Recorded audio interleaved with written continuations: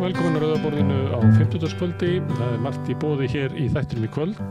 Hjá mér María Lilja Ingveldur Þrastardóttir Kemp. Herðu, það var verið að tilnefna framlag Íslendinga til bókmenntaverðlauna Norðurlandaráðs og þar var bókin Armeló eftir Þórdísi Helgadóttur og líka Náttúrulögmál eftir Eirík Örn Norðdahl. Hann verður hérna aftast í þættinum. Já, mér skilst það. Ætlar að lesa upp úr verkinu? Já, hann ætlar að lesa svolítið ljóð. Það er svona, við höfum talað við nokkur svona skáld, hvort þau væri til í að lesa svolítið ljóð hérna fyrir samstöðina.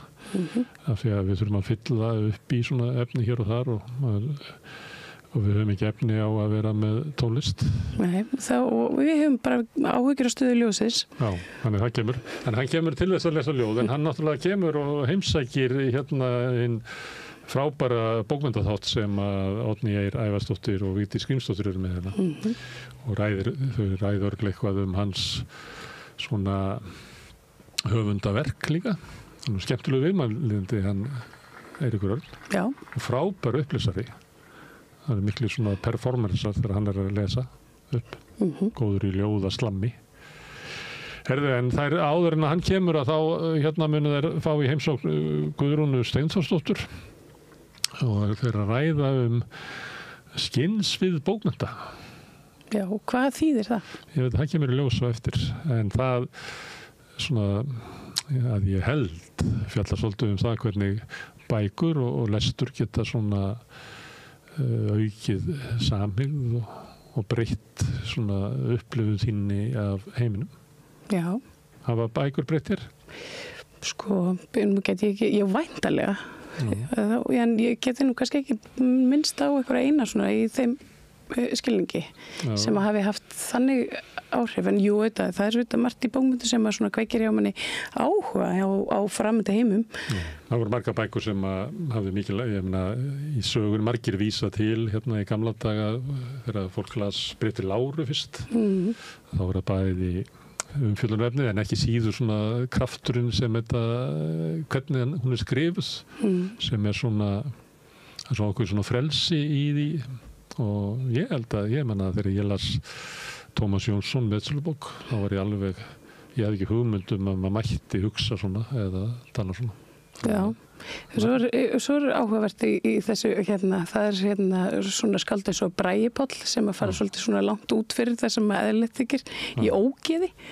Það er hérna, það hefur svo sem áhrif á mann líka, en kannski ekkert í góðs, ég veit ekki. Ég veit ekki, ég er kannski líka orðin svona gamall og kallt í mér hjartað að ég horfi meira á það sem ég var að lesa þegar ég var ungur maður. Já. Sem að ég held að bækur geti breytt manni og bækur breyttu mér sko. Já. Stór hluti af því sem ég er það sem að ég innbyrði í texta. Já. Ég man, þegar ég var 7 ára og þá hérna var ég að staulast þetta gegnum Sölkuvölku og foreldrar mínir voru kallaðir foreldrafund. Það sem þetta þótt ekki viðeigandi, hérna svona lestraritt fyrir lítið barn. En hérna, það ég kláraði nú svo, að lesa Sölkuvölku. Hvað ertu gömul sér það? 7. 7, það er nú frá frekar. Salka er oft einmitt gefin stúlkum í fermingagjöf. Já. 14 ára.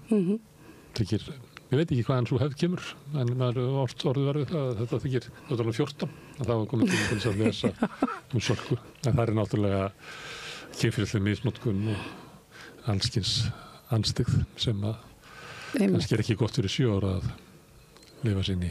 Já, sko maður kannski skilur ekki alveg ef maður er 7 ára. En það er svona, maður setur svona aðeins annan skilning í Sölkuvölku kannski þegar maður er ekki meðvitaður umfyllunarefni. En talandi bækur að það var eitt af því sem að Guðbergur Bergsson sagði einhvern tímann, hann sagði að misskilningur er upp af alls skilnings. Þannig að fólk ætti ekki að óttast það að fara lesa og snemma eða eitthvað, er að setja sig inn í eitthvað annars og skilja það fullkomlega. Því það er leiðin að skilningi er að labba í gegnum mikinn misskilning. Herðu, en áður en að skellur á með bókaspjalli, þá ætla ég að fá hérna 2 til mín. Það er Hilmar Þór Björnsson sem er arkitekt og Ásta Lóadóttir sem er ljósvistar sérfræðingur. Þau eru hluti hóps sem að stendur fyrir undirskriftasöfnun á Ísland.is sem heitir Byggjum betur, ákallum breyttu viðhorf til skipulags og hönnunar byggðar. Og Þú getur skrifað undir og þeir sem eru sammála þessu, þetta nú ekkert langu texti sem þetta en það við undruðu krefist hafðursaðgerðir til að stöðva núverandi þróun borga og bæja hérlendis. Það skipulagningu og uppbyggingu hverfa og húsa sem fyrst og fremst eru mótuð af hagsmunum fjármagns fremur en almannaheill. Og ég ætla að ræða við þau þetta, hvernig hver afleiðingin að svona forræði uppbyggingu borgarinnar. Það náttúrulega fyrst verður svo breyting að áður ef við förum kannski 40-50 ár aftur í tíman, að þá var mikið af því sem var verið að byggja var byggt af fólki sem ætlaði að búa þar. Það voru samvinnubyggingafélög sem byggðu blokkirnar og svo voru það náttúrulega einstaklingar sem byggður aðhús og það var svona fólk sem var að búa sér til heimili með einhverjum hætti og þannig að það var, við getum sagt þetta, það hafi verið valddrift kerfi. En síðan náttúrulega breyttist þetta og það var að vera bjóð blóðir og almenningur hætti að útluta þeim, þannig almenningur hafði ekki aðgengi að lóðunum og þeir sem áttu peningana keyptu lóðurnar og það sprakk síðan allt saman upp og nú eru bara örfá verktakafyrirtæki sem að búa til bara hilluvöru þetta og þau eru eiginlega vara við því að þetta hafi valdið ekki bara skipulagsmistökum að það byggt allt of þröngt, þannig að ljósi kemst ekki inn á neðri hæðir og heldur líka íbúðnar eru þannig að ljósi kemst ekki inn þar, það er alltaf verið dýpri og dýpri og það er eiginlega hætt að taka tillit til þeirra lífsskilyrða sem fólk þarf að hafa í íbúðunum. Já, það var talið þannig að græna gímaldið, það var þeirra páfagaukarnir urðu dabrir. Já, það er bara byggt fyrir og þetta er ekki dæmi þetta. Það er til dæmis, það eru ákvæði í byggingareglugerðum að gluggar þurfa að vera tiltekið hlutfall af gólffleti en það er ekkert það að hvort að sólin skíni þar inn eða ekki. Nei. Og svo er þetta náttúrulega, þetta er bara risa samfélagsleg breyting og mér finnst þetta áhugavert. Þannig er hópur fólki að benda á að það er bara fjármagni sem að stjórnar uppbyggingunni og allt ég spyrju ekki bara út í það að við lifum náttúrulega í kapítalísku ofsatrúar samfélagi sem að trúir því að það sé akkurat ásóknu fjármagsins í ávöxtun og hagnað sem að er bara lífandinn í samfélaginu. Já, systur sem er arkitekt og einhvern tímann þá voru hann að sýna mér teikningarnar eftir sig, þetta var eitthvað svona nýtt hverfi á höfuðborgarsvæðinu og hún var að vesenast með svona litapalettu á klæðningu utan á húsum og ég sagði, af hverju velur ekki bara einhverja aðra liti og þá sagði hún mér það að það er bara hægt að fá ákveðna liti í þessar ákveðnu palettur sem er einhvern veginn búið til reglugerðir í kringum að séu þær einu réttu í þessu samhengi. Þannig að það er einhvern veginn búið að regluvæða litrófið líka. Ég held að þetta fólk sé að biðja frekari reglur. Já. Þeir sé að því að þú ert með verktakana sem er náttúrulega þjösnast á bygginga fulltrúa til þess að fá auka hæð ofan á húsið og fá að byggja þéttar og allt saman. Að þau eru held ég á því að það þurfi að efla reglunar sem gæta almannahag að það sé ekki of þétt byggt, það sé ekki byggt og hátt, þannig að það sé skuggar á götunum og það sé skuggarinn í íbúðunum og líka bara að borgin sé í meira í takt við það sem hendar almenningi frekar heldur þessum verktakafyrirtækjum. Hagsmuni verktakafyrirtækis og almennings fari ekki saman. Nei. Þetta er svona bankanum þykir ekki væntu þig. Verktakinn er ekki endilega að búa til íbúð sem henda þér. Enda er hún kannski bara og dýr, þannig að hvorki ég en þú hefum efnað að kaupa það. Herðu, en þetta er erfiður heimur sem við lifum í og hann Björn Þorláks ætlar að fá hana formann S.A.A. Anna Hildi Guðmundsdóttur til þess að tala það er svona faraldur í samfélaginu að sem að fólk er að taka hugvíkandi efni, hugbreytandi efni sem getur verið sveppir eða getur verið LSD eða getur verið englarík eða. Er þetta faraldur? Já, mér finnst það svona að ég verður svolítið varð við þetta svona, fólk er að tala þetta Bubbi var í gær eða ekki? Jú, þetta er svona eldra fólk sem að verðist vera að einhvern veginn svona uppræta einhverju trámu í sér með einhverju handleiðslu. Þetta er eins og Bubbi sem voru að vera edrú lengi að í svona edrú samfélaginu heyrir maður þetta töluvert að fólk er að nota þessi efni til þess að vinna í einhverju tráma og það hefur verið það er heldur sem bara viðurkennt að hvað heitir þetta, MM eitthvað ég er ekki mikið í þessu sko.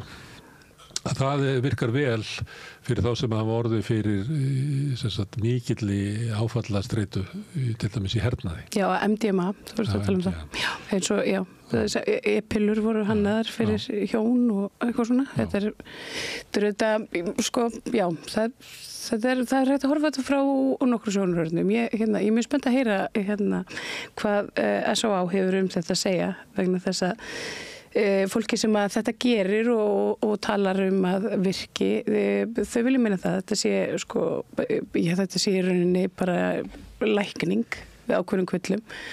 Þetta það, ég hef verið ágætið svona lýsingar á því að einhver hermaður sem var fyrir hryllulegu áfalli að þurfa að vera einhverju mýgvelli að drepa aðra menn og vera í linnulausum ótta við að vera drepinn. Að hann lýsti þessu þannig að þetta er svona eins og farir út úr líkamannum og þannig fekk hann svona smá frið og gat séð sjálfan sig svona utanfrá og gat þá einhvern veginn unni sig út úr þeirri stöð. Þetta er svona þetta er einföldun á bara eitthvað sem er bara fastur inn í einhverju. En svo er þetta sko, svo er þetta svolítið svona tvíegja sko, svo er þetta ánetjast. Það er það sem er andmælt sko, að það var enginn sem var LSD-isti. Nei. Það er ekki, þetta er ekki áanna bindandi.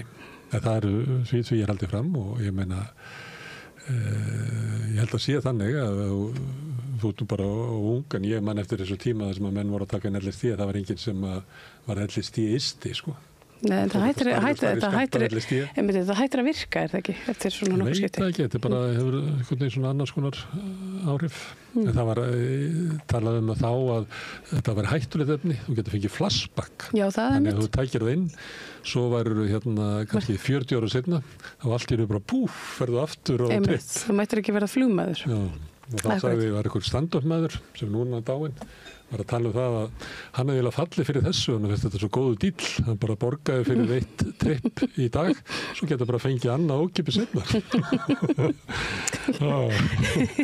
Allt þetta hefur verið sölutryggs en ekki, en þetta er svona áhugavert og það er líka áhugavert að því að hann hefur talað við formann SAH og það er svona sögulega að því að í eldgamla daga að þá var til þess alkoholistum gefið bæði heroín og amfetamin til þess að venja þá af áfengi og það er bara, ef þú þekkir sko jazzsöguna, þá er það persónusaga þeirra margra er að þeir voru settir á sko kókain til að losna við heroínið og öfugt fram og tilbaka og það er náttúrulega gríðarlegt mannfall út af þessu. En samtökin eru til af samskiptum Bill og Bob sem er kallast og Bill var mikill, hann var svona leitandi maður og skrifaði mikið af þessum litteratúr og var svona sölumannstýpa og sannfærandi en alltaf að leita og þegar hann var búinn að vera edrú í einhver 15-20 ár að þá pröfaði hann LSD og talaði um að það hjálpaði sér, kannski bara svipað og Bubber að tala núna. En þetta var alltaf svona mikill órói inn í svona edrú samfélaginu. Já, ég get alveg ímyndað mér að það sé ákveð hræðsla. Stofnandinn var alltaf inn að byrja að pröfa einhver efni, það er nú ekki holdt fyrir okkur. Einmitt. Og hann tók ákvörðun að hætta þessu fyrir heildina. En ég held að nú aldrei, hann hætti ekki að þessu vegna þess að hann óttaðist að hann geti fallið að þessu. Nei. En ég þekki ekki, vonandi kemur það í ljós í viðtalinu sem að Björn ætlar að eiga við hana Önnu Hildi, hvort að þessi svona, ég veit ekki, faraldur eða tískusveifla eða hvað þú kallir þetta, valdi því að fólk sem er búin edrú áratugum saman sé að falla. Þegar það eru raunverulega bara að teygja sig eftir einhverju til þess að líða betur. Herðu, en það sem við ætlum að gera núna eftir hléð, þá ætlum við að tala svona öryggismál á tvennan hátt. Ég ætla að byrja á því að tala við Helen Ólafsdóttur sem við oft talað við um öryggismál, bæði Úkraínustríðið og Mið-Austurlönd og svona heimspólitíkina. Ég ætla að slá á þráðinn, hún býr út í Bretlandi og vinnur sem öryggisráðgjafi eða ráðgjafi í öryggismálum Ég veit ekki hvort að íslensk stjórnvöld hafi ekkert að nota hana en hún hefur skarpa sína á þetta. Hún er hernaðaranstæðingur og er þar alveg kannski með svona annan tón heldur en fólki sem við heyrum oft vera að tala öryggismál í utanríkisráðuneytinu eða í RÚV. Fróðlegt að ræða hann aðeins að ræða venum þessar hugmyndir að stofna íslenskan her sem að þú ætlar svo að fjalla sérstaklega Jú, mikið rétt. Hann kemur til mín, hann Baldur Már og Kristján Þór Sigurðsson. Þeir eru, Baldur Már skrifar grein þar sem hann talar að mikilvægi þess að fara svona huga að því allavega að búa til eitthvað strúktúr og jafnvel hervæða Ísland og Íslendinga og hann sér þetta svona út frá lagalegu sjónum að því að við þurfum að standa ákveðnar skuldbindingar svona alþjóðlega og svo Kristján Þór, doktor Kristján Þór sem er mannfræðingur, hann er skeptískur á þessa nálgun, hann treystir ekki her eða yfirvöld reynilega bara fyrir þessu valdi og sér fyrir sér hryllinga og borðið þann sem á sér stað inn á Gaza og að vopn sem eru svo þróuð í hernaði sem verði seinna meir notuð í löggæslu og annað. Þetta er mjög skemmtilegt samtal. Já, sem að fjallar þessa hugmynd. Ég fór og dundaði mig við það eftir hann Baldur Már kom með þessa hugmynd að skoða hvað eru margir í svona her á Norðurlöndunum. Og það eru til dæmis í Danmörku 14.500 manns í hernum. Já. Sem að myndi jafngilda að væri 947 á Íslandi. Það er einmitt þetta sem hann talar Hann segir að þegar það er talað að ég meina hervæða Ísland verið lítið þjóð, hvað þurfum við þá margir að vera í hernum? Hann segir, herskyldan væri þá kannski ekki endilega, myndi ekki þýða annað en þjálfun kannski 1 ár en það þyrfti ekki allir að vera í hernum og þetta þyrfti við bara svona þú ert þjálfuð og þá ertu skráð sem svona varaliði og þetta kalla á þig og svo erum við svona ýmsar útgáfur og fólk getur neitað því að fara eða vill ekki fara. Akkurat. Ég held að það sé ekki herskylda í neinum af þessum löndum svona þannig að herinn sé byggður upp á fólki sem var neitt í herinn, ég held að það sé ekki. Nei, ég held að það sé ekki. En svo fór ég að skoða því að Norðurlöndunum þannig að meðaltalið þá verið álíka og verið 1300 manns í hernum hérna. En síðan eru lönd í Evrópu sem eru ekki í NATO. Og það til dæmis á þá til þess við Möltu. En Malta er svo fámenn að þá verður náttúrulega hlutfallslega fleiri. Það eru bara 1950 manns í hernum þar. En þau eru bara svo fá, þannig að það myndi jafngilda að veri 1367 í íslenska hernum. En það eru land sem eru nær okkur eins og Írland er ekki í NATO. Akkurat. En þar er herinn 9.500 manns sem var ígildi þess að væri tæplega 700 manns í íslenska hernum. Og sinna, írski herinn sinnir mikið af hernaðarverkefnum út allar Evrópu og líka inn á Gaza hafa þeir verið með svona eins og friðargæslu eða slíkt. Já, til þess að halda sínu liði bara í þjálfun. Luxemburg er svona sem við berum okkur oft saman við, það eru 900 manns í hernum sem er álíka og væri 530 í íslenska hernum. Það eru rétt tæplega 200 manns sem að vinna í landhelgisgæslunni sem yrði skilgreind sem hluta af hernum. Já, væntanlega. En þetta er áhugavert tal og ég meina alltaf þetta kemur upp að þá svona síður svolítið í pottunum í laugunum, þetta er það sem að fólki finnst gaman að tala meira gaman að tala þetta heldur en brennivín í búðir, svo maður tala svona annan mál sem að poppar upp reglulega. En við ætlum að setja fjalla þetta á eftir. Þannig að við ætlum að tala öryggismál og her, hugvíkandi efni, ljótur Reykjavík og bókmyndir í dag. Og þetta hefst allt eftir örstulli en áður en að því kemur að minna á að það eru áskrifundur sem hafa byggt upp samstöðina. Þú getur slegist í þann hóp ef þú telur að samstöðin eigi erindi í íslenskt samfélag og vilt efla hana og styrkja. Þá ættir þú að slást í hóp áskrifenda sem að halda samstöðinni gangandi. Þú gerir það með því að fara inn á samstöðu.is, það er hneppur sem ástendur áskrift. Þar getur þú skráðið fyrir 2.500 krónur sem er grunn áskriftin okkar sem mér er sagt að sé hlægilega lágt verð með við það efni sem við búum hérna til. En þú mátt borga meira ef þú vilt, kemur í ljós þegar þú ferð þarna inn.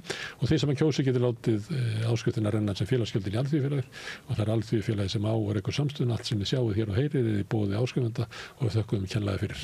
Við ætlum að skjóta inn hérna smá skilaboðum og svo ætla ég að slá á þráðinn til Bretlands þar sem Helen Ólafsdóttir, ráðgjafi öryggismálum, býður eftir símtali.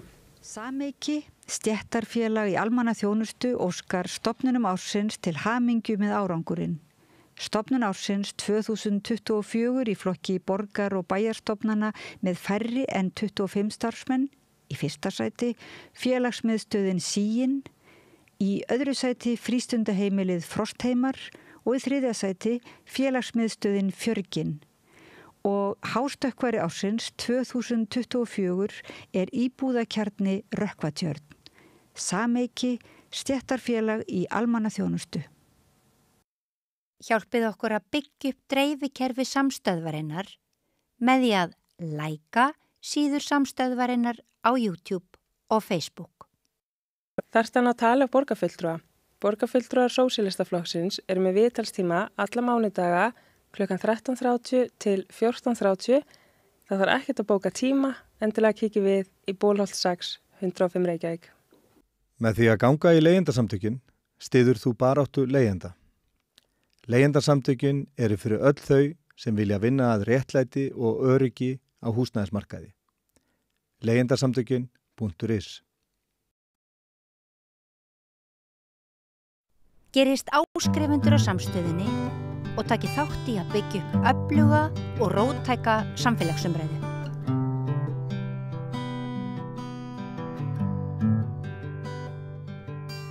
Já, þið þá komið að því að ræða öryggismál í Evrópu, þar sem að einhver sagði að stefnubreyting ríkisstjórnar Trump hafi verið eins og kjarnorkusprengja sem verið varpað inn í Evrópu. Það allt upp í loft.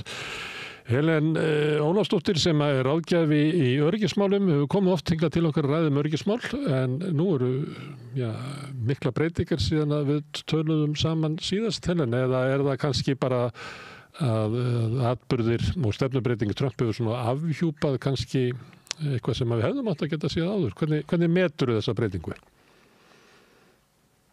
Við heldum tala saman fyrir einhverjum 8 mánuðum öryggismál síðast og það rétt að fyrir mörgum að þá heimurinnum bara verið hreinlega snúið á hvolf og vissulega var það ljóst að þegar Trump var kosinn forseti að þá var vitað miðað við svona orðræðuna sem hefði átt sér stað bara í hans þegar hann var að bjóða sig fram að hvort sem að það var Project 25 sem að fjallar svona einmitt að rífa svolítið í sundur ameríska administrasjón og takast á við þetta deep state og svona, þannig að það ætti í rauninni ekkert að koma neinum á óvart þessar drastískar aðgerðir sem að Trump að hrinda í framkvæmd núna.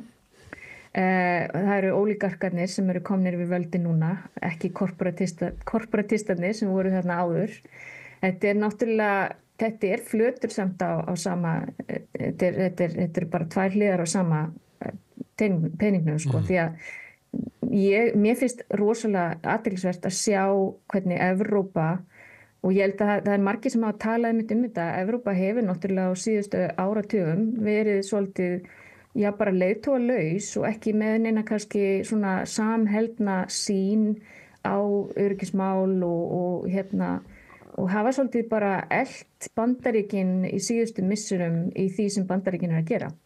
Það má reyndar taka það fram að þegar að Bandaríkin réðist inn í Írak 2003 sem var ólögleg innrás og ég meina þá hefði við vorum partur af þeirri innrás því við vorum hluti af staðföstu þjóðunum sem að kvittuðum undir það að þetta var ólögleg innrás. Þannig að þetta að grafa undan alþjóðastofnunum og okkar alþjóðakerfi ekki nýtt og þetta hefur verið mjög mikið gert á okkar aðalbandamanni og okkar bara samstarfsþjóð sem við erum með varnarsamning frá 1951 sem byggir á kaldastríðstímanum.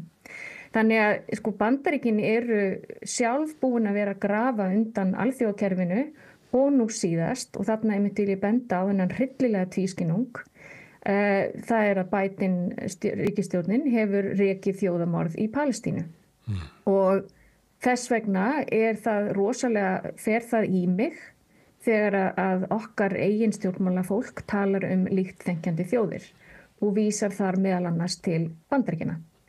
En síðan fólk núna að vakna upp við vondan draum að allt í einu að þá telja Bandaríkjamenn sig núna í þessari ríkisstjórn með Trump sem vissulega var kosinn í kosningu að þeirra hagsmunum sé bara einfallega betur borgið með því að núna setja sig með núna síðasta atkvæðagreiðslan hjá Sameinuðu þjóðunum sýndi það að þeir eru að kjósa með Rússlandi og Kína og Íran þegar að kemur af til dæmis involveringu Rússa í stríðinu í Úkraínu og þetta kemur flatt upp á Evrópuleiðtoga en þeir sem hafa verið að fylgjast með og hafa verið að gagnrýna Bandaríkin einmitt fyrir þeirra skelfilegu utanríkisstefnu sem að hefur knésett, ég veit ekki hvað margar þjóðir, við getum svo sem renti gegnum það á eftir, en þetta á ekki að koma á óvart að við séum komin á þennan stað og eitt sem ég vil nefna er að samtal öryggismál yfirborðskennt.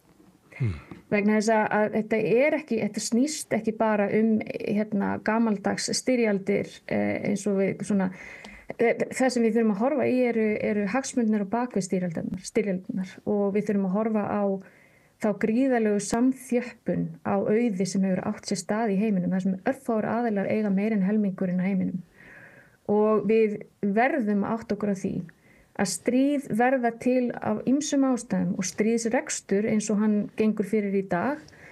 Bara ef við horfum til dæmis á bandaríska þingið, þar eru gríðarlega hagsmunaöfl sem að ráða hreinlega ákvörðunartökum þessara þingmanna þegar að fer að því að veita fé til hergagna iðnaðarins. Þetta verður við líka að tala og horfast í augu við að það er svona undan nýfrálshyggjunni með samþjöppun að fé með ýmsum svona, bara military industry complex er svona kannski best að nota það bara að þetta er miklu flóknara heldur en það að þarna er bara stað einhver svona gamaldags styrjöld. Já. En þú sagðir að maður vantaði í svona sterka leiðtoga í Evrópu, en það svona raunhæft að vera að bíða eftir því að Evrópuríkin hafa bara mjög ólíka hagsmuni og ef að þú ert að kalla eftir leiðtoga sem getur farið að í staðin fyrir að herfaðast að fara að vinna að svona meinunum sem að leiða til stríðaldar, að þá er eiginlega ekki hægt að sjá það í neinu Evrópulandi að pólitíska umhverfið í nokkru Evrópulandi geti búið til slíkan leiðtoga, því að það er bara meira og minna fólk sem er að skottast á eftir þeirri þróun sem að við höfum verið að horfa upp á núna sem að er svona að kapitalismin er að þróast yfir í svona oligarkisma þar sem að menn eins og svona Musk og Bezos og fleiri eru komin bara inn í stjórnsýsluna svipað og er í Rússlandi. Já og svo er þetta svo, þetta er raunni bara þetta er bara miklu opnara. Þetta hefur verið að gerast mjög lengi. Það sem að þessi bilið milli business og stjórnmáluna hefur verið nánast engin í Bandaríkjunum sérstaklega og líka í Bretlandi það sem ég er núna. Það sem Evrópa, mér finnst eiga sér stað ákveðið uppgjör í heiminum og við hefum talað þetta að við erum að flytja okkur frá unipolar heimi yfir í multipolar heim og þessi breyting er erfið vegna þess að það eru svo mikið svona unknowns og það líka við erum átt okkur því að BRICS-löndin til dæmis eru með að verðast, þetta er meiri hluti heimsins er í BRICS-löndunum, þetta er 5 sinnum stærra fjöldin sem býr í BRICS-löndunum heldur en til dæmis G7 og BRICS-hagkerfin eru stærri og þannig að það samkomulag í BRICS er að breyta bara öllum veruleika í tengingu við og mér finnst Evrópa einhvern veginn hafa verið bara ekki bara sofandi á verðinum heldur það er bara ákveðið uppgjörð frá jafnvel nýlendutímanum. Ég vinn rosalega mikið í Afríku og ég er mér finnst eiga sér stað uppgjörð frá bara hreinlega nýlendutímanum varðandi hvernig þessar þjóðir hafa hagað sér og ég meina það er alltaf talað það af hverju er í Evrópa svona rík og af hverju eru Vesturlönd svona rík. Ég meina það er bara búið að vera áratug jafnvel eftir nýlendu tímabilið þá heldur þetta bara áfram gegnum neokolonialisma það sem að Afrika hefur bara ekkert átt séns. Það er allt snýst að draga sem mesta hráefnið út og ég meina ef við til dæmis horfum á styrjaldarna sem eiga sér stað þarna í Afríku sérstaklega við horfum á Kongó situr á alveg ótrúlega mikilvægum málmum og það eru margir sem telja að það er til dæmis bara í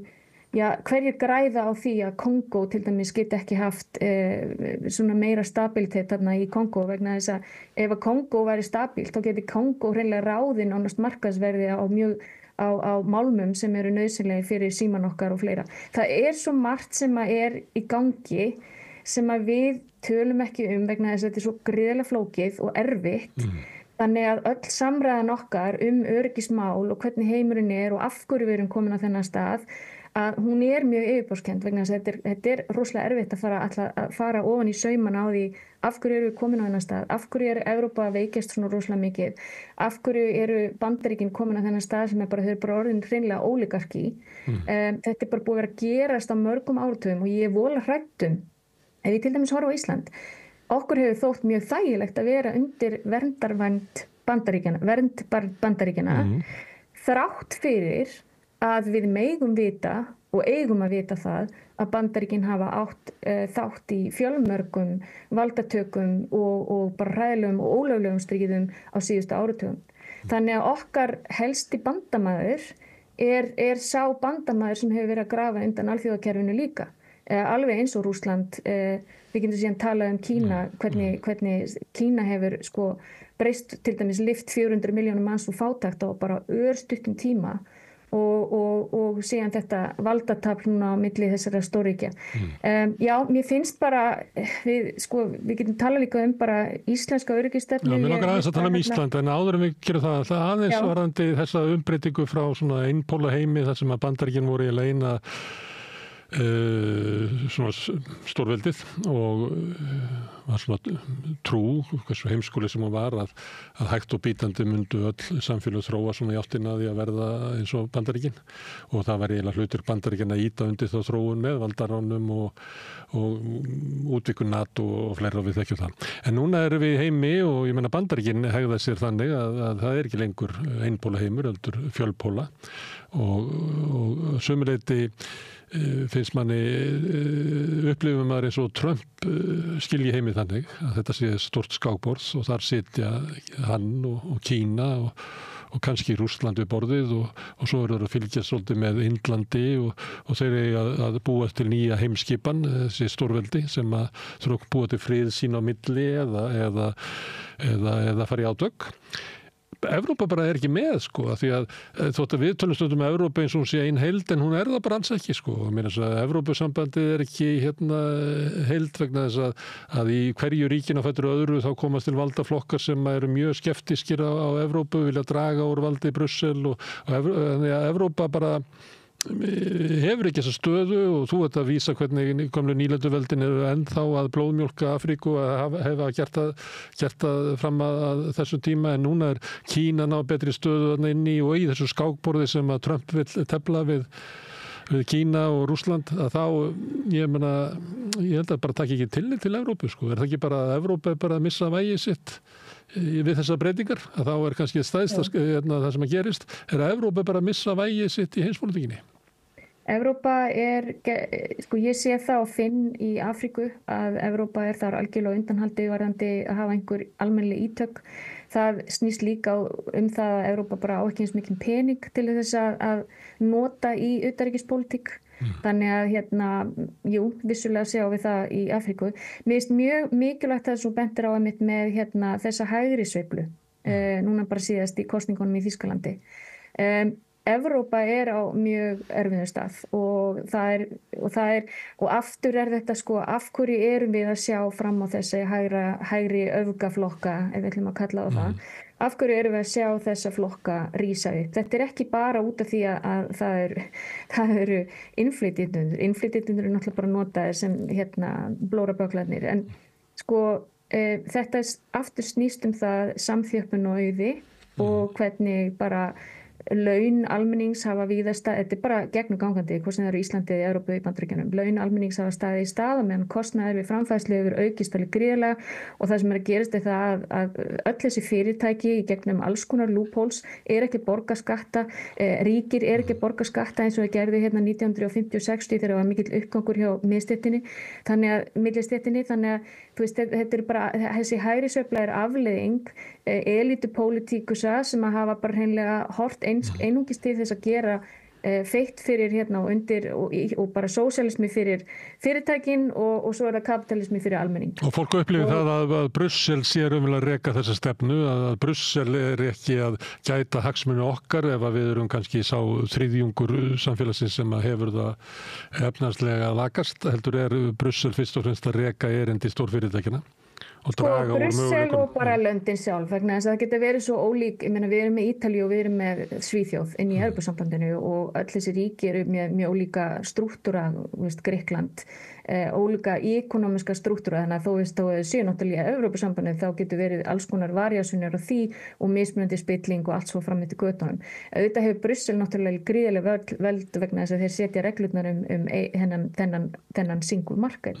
En Brussel athyglisvert vegna þess að Brussel oft með, það sem mér hefur fyndist mjög athyglisvert það þegar að Brussel hefur ætlað að gefa út einhverja yfirlýsingar til dæmis varðandi bara Palestínu og Gaza, að þá hafa ríki innan Evrópusambandsins mótmælt því að Brussel sé að tala alfarið, til dæmis hvað var það utanríkisstefnu fyrir hönd allra þjóða.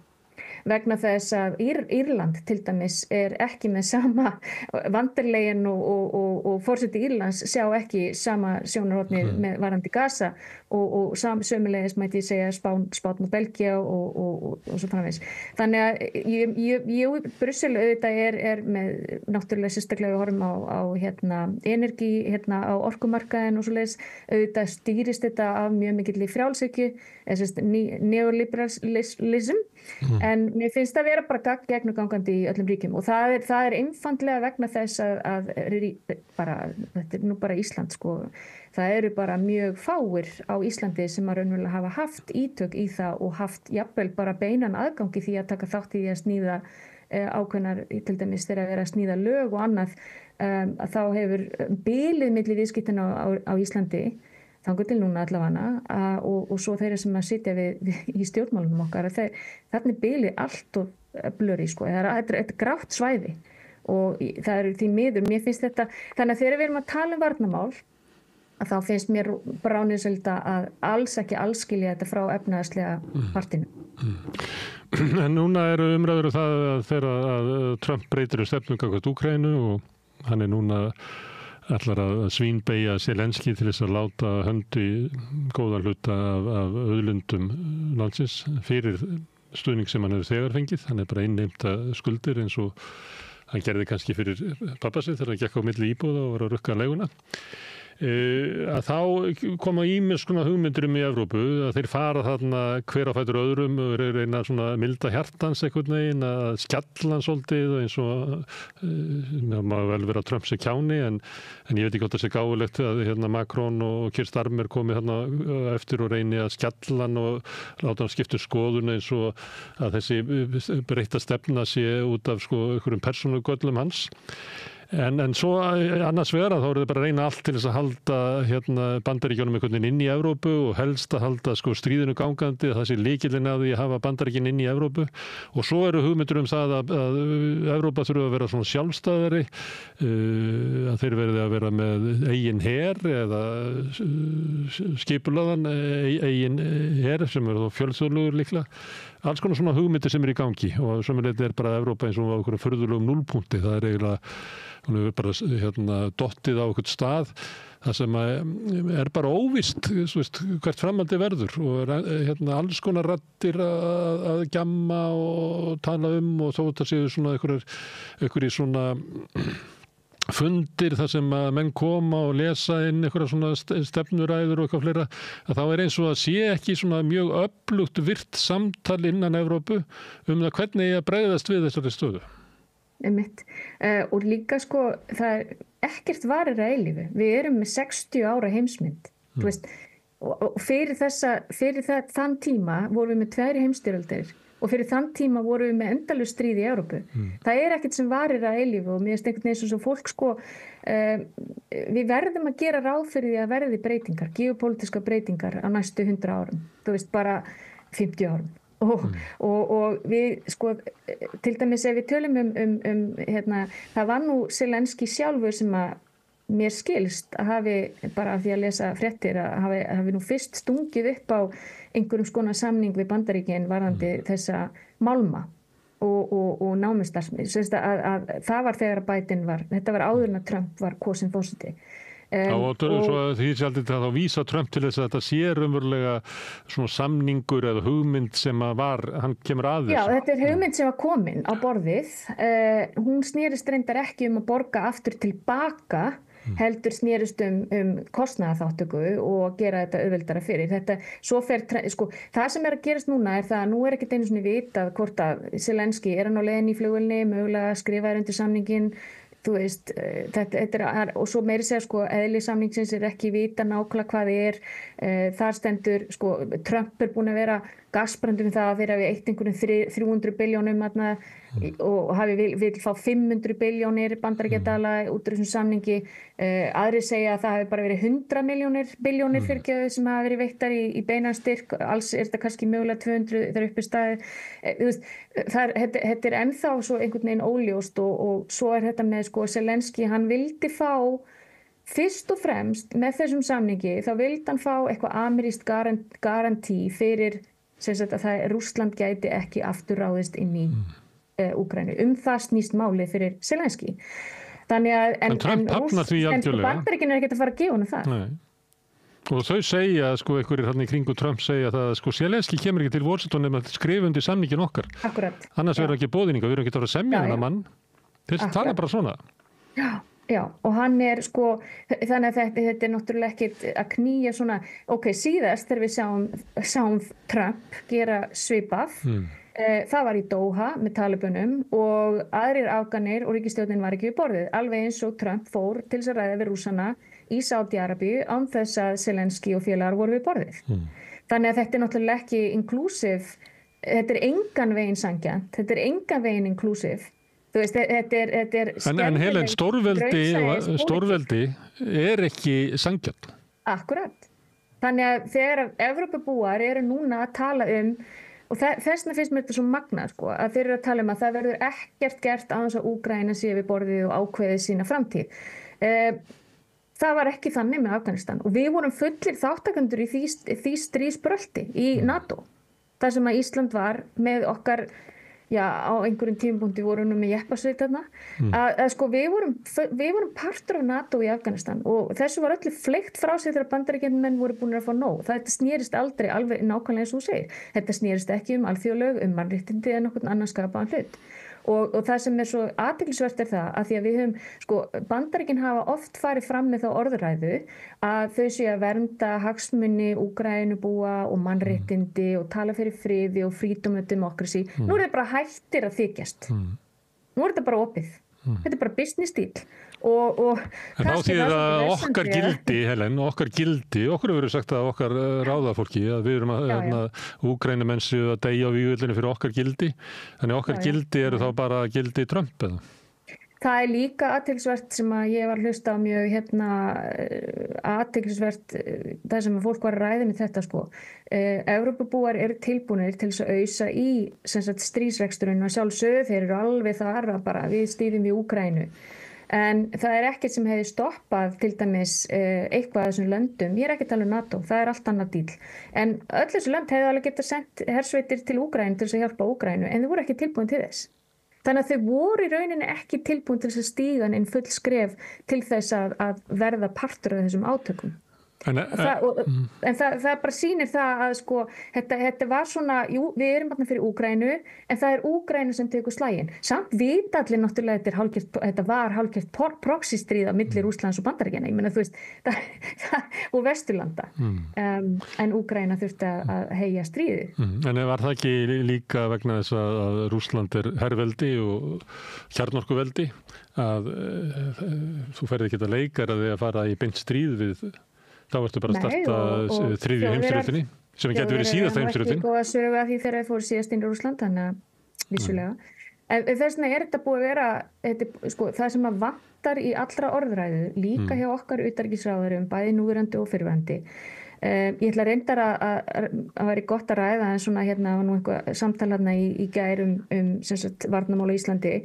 En það vantar áhersluna á diplómasíu og á sem sagt bara það að og þetta hefur vantað. Það hefur alltaf verið sko einhver samtala milli Washington og Rússlands en frá bara 2021 liggur við síðast þegar Biden og Putin hittust síðan ráðast Rússar inn í Úkraínu þá var aldrei samtalinu og við Íslendingar gengum ennþá lengra með því að loka alfarið okkar sendiræði. Það er stór hættulegt þegar við lokum allt samtal og alla diplomasíu af því að það er ennþá algjörlega þannig að þetta stríð verður aldrei fullnaða sigur og nú standa Evrópuþjóðirnar frammi fyrir því sem hafa talað fyrir fullnaða sigri og sem sagt bara raunverulega krafist þess að það sé fullnaða sigur standa allt í einu frammi fyrir því að Bandaríkin segja heyrðu við nennum ekki taka þátt í þessu lengur hér verður samið frið, okkur er alveg nákvæmlega sama hvaða forsendið það er en þetta hættir, af því við erum ekki að fara að styðja við þetta áfram. Og allt í einu stendur Evrópu upp með öll þessi gildi og allt þetta retorik sem búið að vera þarna síðastliðin 2 ár og getur ekki staðið eitt í þessu. Evrópa getur ekki haldið þessu áfram á Bandaríkjanna. Og þú ert alveg viss það, því að Evrópumenn tala svolítið þannig og meðal annars okkar fólk eins og að þessi valkostur að Evrópa bara taki yfir hlutur Bandaríkjanna og styðji Úkraínu og vígvellinum mögulega til fullnaðar sigurs að það sé bara rétt handa við hornið muni rússneski herinn brotna saman og þú kannast við allt saman, þetta er alltaf á að vera nú 3 ár. En borgararnir eru ekki tilbúinir til þess, til dæmis hérna í Bretlandi að það er engin tilbúin til þess að senda breska hermenn á vígvöllin. Það sem var svo athyglisvert þegar Starmer var ennþá gasbrandu það bara fyrir vikunni að auðvitað myndi Úkraína endanum farin í NATO. Svona orðuræði er stórhættuleg á svona tímum.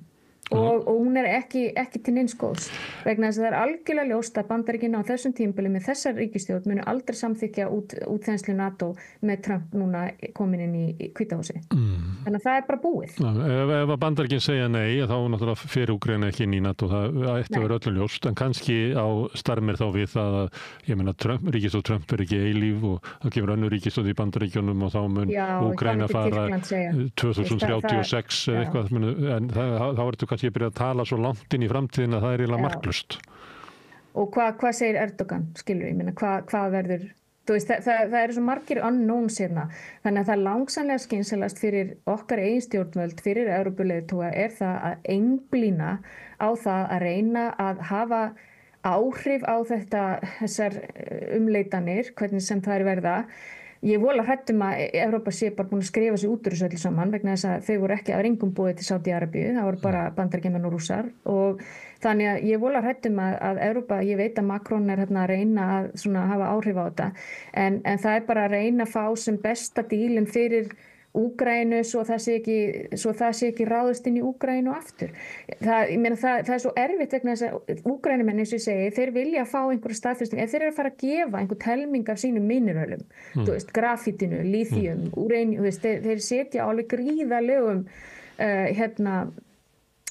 bara gríðalegum minerölum og fágætir málmar sem eru þarna í Úkraínu þannig að þeir eru mjög sterkur stöð að tala þetta séu 12 triljónir bandaríkjadala sem eru kannski mögulega þarna sem er hægt að grafi upp en sko vandamáli er að þó að nú er allt í einu heyri maður nýjasta nýtt og það er meira sem verið að fara að tala hvort það sé verið hægt að grafi upp eitthvað á hernumdu svæðunum Rússlandsmegin sem að Rússarnir eru búin að hertaka Rússland er með 20% af landinu af Úkraínu núna.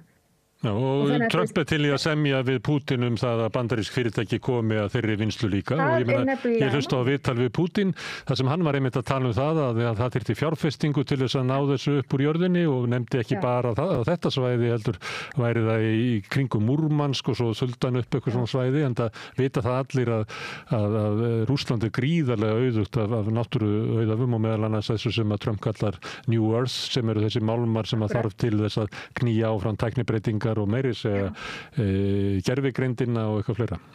Já, og nota bene, við erum komin úr kapitalisma yfir bara í algjört óligarki. Þú veist, ég meina þetta er bara komið að þann stað. Nú eru bara óligarkarnir að koma saman, þeir eru bara farnir að svona ákveða hvernig þeir ætla að skipta þessum milli sín. Þannig að okkar utanríkisstefna og okkar samband við Bandaríkin hlýtur að þurfa að endurskoða svolítið út frá þessu. Ég hjó eftir því að Ingibjörg Sólrún sagði að mættum ekki hlaupa upp til hund og fóta. Það mætti ekki taka þessu ofarlega, við erum að bíða og sjá hvað setur því að við mættum ekki afskrifa Bandaríkin sem okkar bandamann. ég held bara að það hafi verið komin þetta samt svolítið tími á það að með hvernig Bandaríkin hafa hagað sér á alþjóðasviðinu og eins okkar þáttaka með þeim í þessu Íraksbrölti og hvernig þeir höguðu sér í Afganistan. Mér finnst bara að vera fullkomlega eðlilegt að eiga bara honest samtalið það hvort þetta sé eitthvað. Ég meina við erum í NATO og þar eigum við samband en sko samningur frá 51 gefur Bandaríkjunum rosalega mikið svigrúm á Íslandi til þess að athafna sig og ég sko utanríkisráðuneytið náttúrulega þó að það hefur verið skipt utanríkisráðherra þá ertu náttúrulega með sama teymi sem búið að vera að vinna í utanríkisráðuneytinu síðustu ár. Og algjörlega sömu stefnuna sem að með heyrt bæði hjá Þorgerði Katrínu og líka Kristrúnu Frostadóttur þar sem talað að sko að helsta öryggisógn Íslands sé víglínan í Úkraínu og að við verðum að verja hana og þetta byggir líklega á því að svona oft orðað þannig að Pútín Hitler og það sé ekki hægt að semja við hann og ef við verjum þetta ekki þar þá mun Evrópa bara falla eins og dóminó og endanum mun Rússarnir koma hingað líklega að þetta stefna sem að fyrri ríkisstjórn var með og virðist vera stefna sem að núverandi ríkisstjórn er með þótt að hún tali það að efna til opins umfjöllunar öryggismál og að móta öryggisstefnu og vera með svona öryggismat á Íslandi að þá eru þau samt að keyra áfram raunverulega óbreytti stefnu af töluverði svona festu. Já, en þá kom ég mitt aftur á þessu sem að hún benti líka á Ingibjörg Sólrún var það áhættumatið sem við liggur fyrir frá 2008 eða 2009. Þannig að við þurfum að uppfæra það mat sem byggir á einhverjum, sko, af því að ég fór nú í gegnum þetta held ég síðast, en svona fyrir þá sem hlustuð ekki á þann þátt, og þá okkar öryggisstefna, hún sem sagt skiptir þessum vánni í 3 þætti. Það svona það sem mesta og alvarlegasta váin fyrir öryggið okkar. Svo kemur svona kategóri nr. 2, það sem svona, já, eitthvað sem hefur mikil áhrif, en hérna ekki sko, sem getur haft áhrif en ekki alvarleg áhrif. Svo kemur 3. kategórian sem ólíkleg að gerist en myndi hafa gríðarleg áhrif og það hernám eða sem sagt að við lendum í einhverjum hernaðarátökum. Þannig að þetta talið ólíklegt í okkar núverandi áhættumati. Það þarf að uppfæra áhættumati og byggja það á einhverjum raunsæjum eða einhverjum rökum vegna þess að það mjög sko erfitt að það líklegt að Rússland komið til Íslands með einhverjum sko með hermenn, nei. Ekki líklara að það sé til dæmis cybercrimes, að það sé, þú veist, það eru allt annars konar hættur sem stefja að okkur. Öryggisstefnan okkar bara líka almennt séð allt og mikið, hún horfir rosalega mikið bara út á við, en hún horfir ekkert inn á við. Hvað var það Íslands samfélag og það að við erum orðin fjölmenningarsamfélag og slíkar hættur. Það þarf algjörlega að fara yfir áhættumatið og breyta því. Okkar sýn og það sem við verðum að tala og hvernig presentera öll okkar málfærið öryggismálin á Íslandi eru rosalega, finnst mér gamaldags. Við mættum taka okkur meira bara Austurríki til fyrirmyndar og skoða svolítið öryggisstefnu Austurríkis. Það skal reynda að taka fram að Austurríki ekki NATO. Austurríki tekur ekki þátt í hernaðarbandalögum. Austurríki þar leiðandi nútral eins og Sviss sem ekki í NATO. Austurríki með öryggisstefnu sem miðar miklu meira af, þeir tala social welfare, þeir skilgreina öryggi síns fólks á þeim forsendum. Út frá velferð borgarana. Við erum föst í einhver svona kaldastríðsmómenti sko, og orðræðan eftir því og ef við horfum til dæmis bara á síðuna hjá utanríkisráðuneytinu, hún rosalega herlæg og þannig að þú veist, þetta bara varnarmálráðuneyti þegar þú skoðar síðuna hjá öryggisráðuneytinu. Freudian slip. Það ætti að vera diplómatar þar í öllum herbyrgjum, sérstaklega hjá herlausi þjóðs, en það eru svona komin herskártónn í utanríkisráðuneytið. Já, og svo þegar sko, eins og Stefán Pálsson segir í Kastljósinu, ég meina hann bendir á það, þú veist, að það hefur algjörlega maður búast við því að þegar þessi orðræða komin á þetta stig, það sem verið að preppa okkur í það að þurfa að eyða miklu meiri pening til dæmis í varnarmál. Það skiptir máli hvaða varnarmál það eru. Mér varst reyndar ágætt að heyra þegar á þessum fundi sem fór fram hérna í gær held ég að verið öryggismál þar sem að bæði Þorgerður Katrín og hérna fyrrverandi utanríkisráðherrar sátu að það var svona aðeins verið að velta fleiri málum og þar var til dæmis áhersla á að stuðningurinn í Úkraínu, ég heyrði ekki vopnasendingar nefndar, ég er mjög ánægð ef það verður ekki áfram, heldur sé einmitt einblínt á aðra hluti. Það nefndu líka að það að huga landhelgisgæslunni, innviðum, þyrlum, þetta finnst mér bara logical sko. Mér finnst þetta, en þegar ég farin að heyra einhvern bara í, Kastljós að tala íslenska herinn og svona, ok, hvað til dæmis Malta, hann nefndi Möltu í Kastljósi, hvað Malta með marga hermenn, 2000, bara hafa á hreinu. En hvað til dæmis, ef við ætlum að vera með nú þetta eitthvað sem ég vinn við sko, að skoða kostnaðarlið í kringum her og hvaða kostar að viðhalda her og allur búnaðurinn og allur pakkin, hvort sem eru eftirlaunapakkarnir, allur fjölskyldustuðningur, það svo margt sem fylgir því að vera með her, vegna þess að ef þú ert actualt sem að maður myndi gera ráð fyrir ef þú ætlar að fara að beita þessum her erlendis á einhverjum tímpúnti, bara þó að sé ekki nema örfáir menn sem séu sendir út eins og við hefum gert fyrir NATO á borgaralegum forsendum, að þá kostar til dæmis í Bretlandi eitt svona brigade sem kannski bara 3-5.000 hermenn. Þetta 130 milljónir punda að viðhalda svona batteríi sko. Þannig að þegar maður segir svona, já við getum verið með her, þá þarf að fara í, þú fyrst aðeins að skoða analýsingur á bakvega, hvar okkar fjármunum best varið þegar kemur að ég styrkja stóðir og ég miklu meira á því að einmitt að loftvarna eftirlit, cyber eftirlit, það eru aðrir hlutir sem eru miklu meira betra að eyða peningunum í heldur en einhverja gæja hlaupandum með byssur. Það er bara staðreynd. Við erum með Víkingasveitina, við getum hort upp á það að kannski efla hana þó að það hefur nú verið tilraun til þess að efla vopnabúr íslensku lögregluna núna upp á síðkasti, en það má bara endurskoða það allt. Það líka ágætt að heyra svo sem að það orðið eitthvað svona samheit starfsemi varðandi öryggismál inn í öryggisráðuneytinu, það kannski skoða betur hvernig þeim málum betur farið, en samt sem áður, allt málfarið samt í kringum þessa NATO-styrjöld og heimsmyndin sem okkur presenturuð, hún ennþá svolítið gamaldags, hún fer ekki nógu djúpt ofan í hvað raunverulega vandamáli, hvað að valda þessum átökum, þannig að mér finnst við eiga, og þetta, nú nefndi utanríkisráðherra að það þurfa að eiga sér samtal við þjóðina, það þarf þá að vera samtal, að með ekki vera drottningaviðtöl.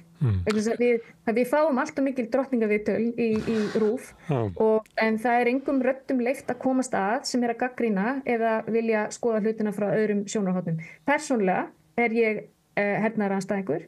Ég tel ekki endilega að okkar hlutverki sé endilega betur að okkar staða sé betur borgið innan NATO. Þetta bara mín persónuleg hvað ég trúi á sjálf, að við eigum að vera friðelskandi þjóð, að við eigum ekki að vera með her, við getum verið í bandalögum, við getum alveg eins og Austurríki og Sviss það eru bandalög sem þeir geta, ekki Austurríki, en til dæmis Malta í bandalagi við Breta, við getum verið áfram í einhverjum bandalögum. Mér finnst að við eigum að styrkja gríðarlega okkar bara samvinnu við Norðurlöndin, sérstaklega Danmörku út af Grænlandi og Noregi út af Norðurslóðum. Mér finnst að við eigum að vera einmitt að tala fyrir friði, diplomasíu. Mér finnst við ekki eiga erindi í þetta vopnaskak og þú veist, það er alltaf verið að tönglast á þessu að við eigum að vera verðugur bandamaður. Þú veist, þetta er hugtak sem að Þórdís Kolbrún bjó til. Já, og þetta finnst mér ekki verðugur bandamaður.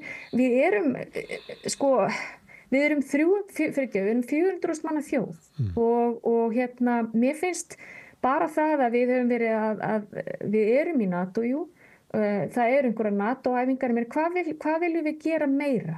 Þetta byssukúlu kaup árið, þetta svona dæmigert það sem við erum að reyna, við getum ekki staðið öðrum þjóðum til jafns. Sorry, við erum bara 400.000 manns.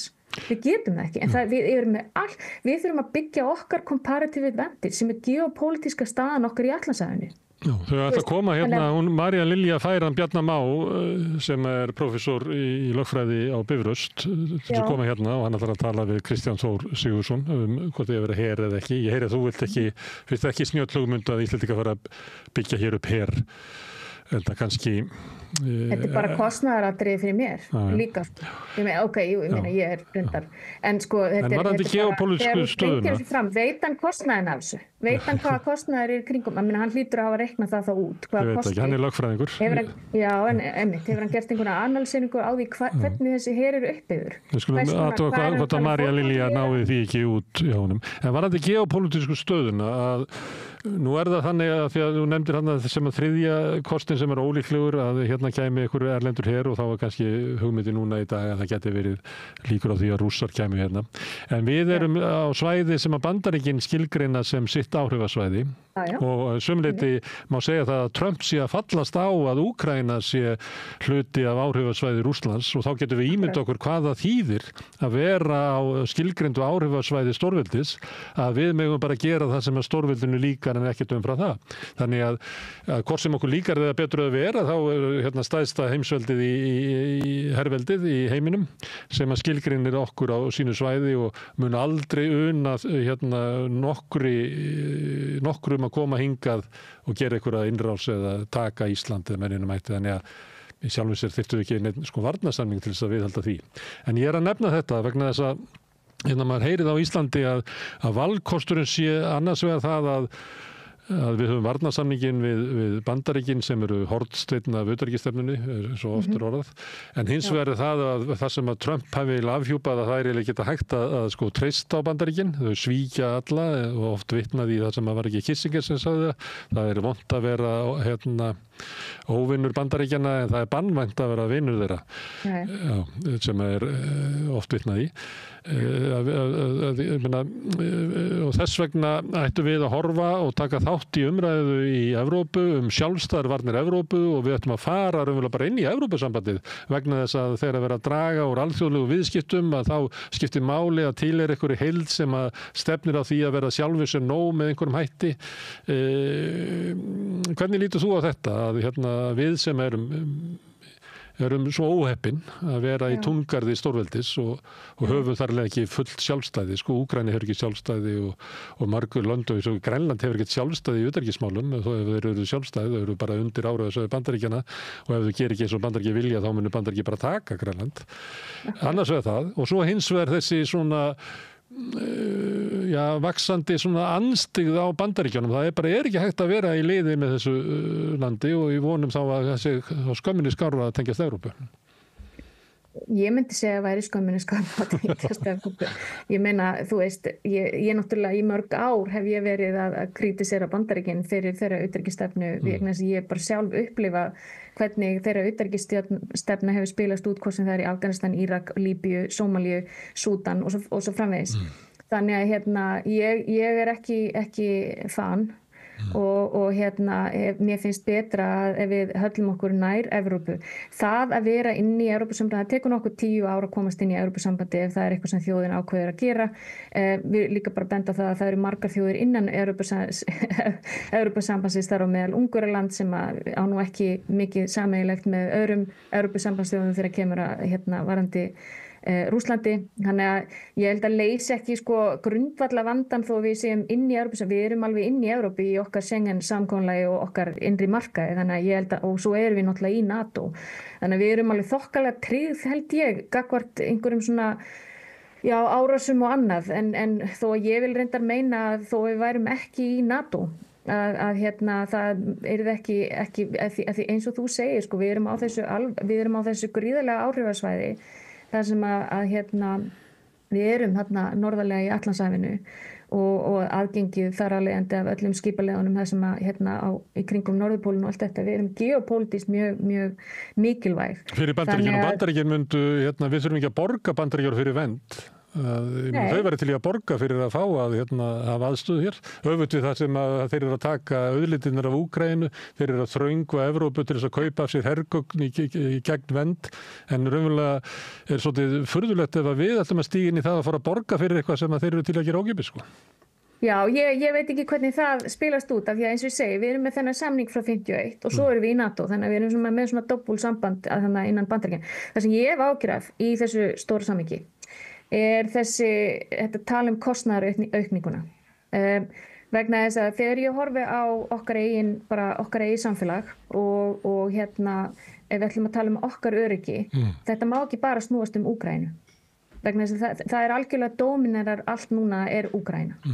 Það sem að skipti máli það að þegar þú tekur pening út úr okkar hagkerfi sem að gæti farið í það að rétta við hlut þeirra sem að minna mega sín, sem gæti sem sagt farið inn í að styrkja innviðina og þegar þetta sett í annars konar, ef við erum að virkilega tala um að fara að breyta því að setja þessi peninga fyrir utan jafnvel hagkerfið eða setja þetta í einhverja stríðsmaskínur og eitthvað sem ekki núna verið að ekki partur af þá innviðabyggingun okkar, að þá þurfum við að spyrja okkur alvarlega what's the value for the money? Hvað erum við að fá fyrir þennan pening? Og hvernig væri honum mögulega betur varið. Vegna þess að þegar að vera að tala um það verður að hækka, Evrópuríkin verður að hækka upp í 5%. Hvernig ætlum við að gera það? Meina án þess að hafa bara gríðarlega, hvar ætlum við að taka þann pening? Það svona 230 milljarðar sem eru þá fluttir yfir í hernað úr öðrum grunnkerfum samfélagsins.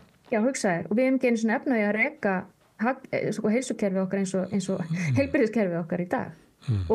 Og við erum, það alveg sama hvar þú stígur niður. Það vanfjárfesting í mörgum innviðum Íslands núna og það líka eitt sem þarf að horfa alveg greiðlega í, eins og ég nefndi áður, það fjölmenningarsamfélag. Ef við hlúum ekki af þessu fjölmenningarsamfélagi okkar, þá verður þessi aukna skautun og ég hef eftir það að ef að þessum 3 stjórnmálaflokkum sem núna eru við ríkisstjórn tekst ekki að brúa aðeins bilið milli ríkra og fátækra, að þá verður hér stærri partur, hægri flokkur, eins og til dæmis lýðræðisflokkurinn mun komast inn á þing næst og við munum sjá uppgang Miðflokksins. Alveg klárt mál. Vegna þess að þetta ástæðan fyrir þessari hægri sveiflu það vegna þess að fólki finnst vera á sig halla, það hefur ekki lengur efni á því að lifa, hreinlega. Það fær ekki þá þjónustu, það að greiða skatt og það fær enga þjónustu fyrir peningin. Þannig að við munum sjá uppgang hægri afla á Íslandi. Þannig að þetta sem að þessi ríkisstjórnarflokkar sem eru miðju hægri flokkar eru núna að agitera fyrir ekkert sjálf gefið að í næstu kosningum verði jafnvel okkar eigin utanríkisstefna. Vegna þess að ég get ekki betur séð en að til dæmis að ef við fengjum miðflokk, lýðræðisflokk og sjálfstæðisflokk við völd næst eða framsókn sem alltaf til ég að fljóta með, ef við fengjum einhverju svoleiðis samsetningu á flokkum, þá myndi okkar eigið pólitíska landslag gjörbreytast á einni nóttu. Þannig að við þurfum sem samfélag svolítið að hugsa að hvar erum við að eyða peningunum? Hvernig samfélag viljum við vera í? Og mér fannst frábært að Stefán Pálsson nefndi eitt í sinni orðræði í Kastljós í gær. Hann sagði það er rosalega sérstakt og sértækt að vera ekki samfélag sem sendir unga menn í þá aðstöðu að vera jafnvel að drepa aðra unga menn. Það er mjög, Kosta Ríka ákvað það að leggja niður sinn her. Við þurfum ekki að kaupa þessa heimsmynd sem mér finnst svolítið verið að reyna að, eins og ég var í sjokki þegar ég horfði á RÚV einhvern veginn 5 kvöld í röðleiku. Það sem var bara svona eins og að vera að tróða einhverju propaganda ofan í þjóðina hættu stríðs og hvað væri mikilvægt þessi samskipti og NATO. Þetta var svo augljóst hvað þetta var. Þetta var vísvitandi gert. En RÚV bara heldur því fram að öryggishagsmunir Íslands og Úkraínu séu óaðskildir. Að það sem eru öryggishagsmunir Úkraínu eru jafnframt öryggishagsmunir okkar. Já, þarna hefur einhver bara stungið upp á að gera fréttaserju með utanríkisráðuneytinu, x-marka nætur í röð og manni fannst þetta, maður leið bara eins og þetta verið svona propaganda til þess að mýkja okkur í þá átt að samþykkja síðan hvað yrði miklu peningum í þessa hernaðarhyggju. Og þú heyrðir Þorgerði Katrínu að því að þú varst að minna þá hana fund sem var í Norræna húsinu, hann var fundur sem utanríkisráðuneytið hélt með Varðberg, félag vestræna samvinnu og þá sagði Þorgerður Katrínu að það yrðum að auka útgjöld okkar til hermála. Kannski ekki strax upp í 2%, þannig að þarna mér þau ekki hafa komið fram svona skýrt og segir bara eins og það sé óhjákvæmilegt að við förum þessa leið og 2% sem hún að vísa til eru núna reyndar orðið 5% í kröfum Trump. Þannig að það er eins og stjórnmálastéttin okkar sé búin að fallast á það að við þurfum að fara þessa leið. Án þess að það sé áhættumat fyrir og hún nefnir líka þarna að reyndar hafi NATO, það vitamál að það búið að vera að ausa peningum í NATO síðustu árin. Það hefur aldrei verið til jafnmikill peningur í NATO eins og núna. skilst mér. Þannig að það þú veist, þetta hérna, en þetta svo skrítið vegna þess að sama tíma erum við að tala um það að það verði samið frið í Úkraínu, milli Úkraínu og Rússlands. Af hverju erum við þá og þá þetta bara Trump sem að ýta eftir því að við eigum, hvert eigum við að, manni líður þannig að hann að biðja að þessi 5% verði þarna svo að við munum vera að kaupa vopn af Bandaríkjunum. Þú veist, af hverju hann að, það það sem að hlýtur að vera, af hverju væri hann ekki drullu sama þó að væri allir myndu auka einhvern 5% og setja sína eigin hergagnarframleiðslu í Noregi eða í Þýskalandi. Það eitthvað annað sem býr þarna bak. Allir herir NATO-ríkjanna eru sko samstiltir í bara tækjum og tólum og þetta meira og minna það sem framleitt í Bandaríkjunum, þannig ef að Pólverjar eru með 5% í hernað í sínu landi þá fara 2/3 af því til kaupa á bandarísku dóti. Og þetta segir Trump bara innanlands. Frábært við setjum 5% á okkar hagkerfi í það að kaupa bandarísku vopn og tæki, bara frábær fjárfesting fyrir okkur, ekki satt. Jú, og þetta sagði Biden raunverulega líka, hann sagði við sendum bara herdótið okkar til Úkraínu og þá þurfum við að framleiða nýtt og það verður gert í þínu kjördæmi, kæri þingmaður, saman við þingheim þar. Þannig að þetta alltaf... Ég náttúrulega, ég er búin að starfa lengst af ef ég starfa fyrir Sameinuðu þjóðirnar og ég hef þar náttúrulega mantran bara svo að í hverju einustu styrjöld vegna þess að kostnaðurinn við stríð svo hrikalegt og það svo gríðarlegt að það hlýtur alltaf að vera markmið í sjálfu sér að semja frið sem fyrst. Jú, það alltaf kveðið á sjálfsákvörðunarrétt fólks þó að það sé oft virt að vettu í. En sko þess vegna finnst mér bara horfandi á þetta stríð núna 3 árum seinna og það ekki það bara ekki forsenda fyrir því að halda áfram svona stríðsrekstri. Við erum að fara að kljást við svo stórar og alvarlegar bara til dæmis, það algjörlega ekkert verið að tala loftslagsvána. Það ekkert verið að tala að þú veist, biodiversity í heiminum að hrynja sem að sko áhrifin af því að 90% lífið í evrópskum ám dautt. Býflugurnar að hverfa. Þú veist, það engin maður keyrir þvert og kruss alla England og fær ekki eina einustu flugu á framrúðunni hjá þér. Sko, við erum að fara inn í heim þar sem og fyrir utan artificial intelligence, þú veist, og við erum að tala sjálfvirkni, jobbin sem þú veist, við erum svo upptekin af þessari styrjöld. Og því miður í samtal okkar líka, Helen, að allt sem að þú ert að telja núna sem við ættum kannski frekar að vera að tala að við vorum ekki að tala það, við vorum að tala Úkraínu og Trump. Já, svona virkar þetta. Þarna sérðu. En því að þú ert búin að starfa mikið í Afríku og eitt af því sem að Trump að gera, hann að loka eiginlega eða kæfa niður USAID Agency of International Development. Hvers konar fyrirbrigði þetta? Sumir segja þetta sé bara tæki í höndunum á CIA til þess að stuðla valdaránum hér og þar í heiminum. Aðrir segja þetta sé mannúðar aðstoð Bandaríkjanna og með því að draga hendurnar að þá muni fjöldi fólks bara farast. Já. Hvað þetta? Sko, ég hef ekki unnið fyrir USAID en ég hef unnið með USAID. Það að segja að ég hef unnið í sama umhverfi og til dæmis þegar ég var í íraska þinginu að þjálfa þar þingmenn og var með prógram þar fyrir þingið, þá var USAID þar með svipað fyrirkomulag. Og það sem gerist það að þetta bara, þeir útluta síðan verkefnunum til einhverja fyrirtækja sem að síðan bara, þú veist, implementera prógraminu.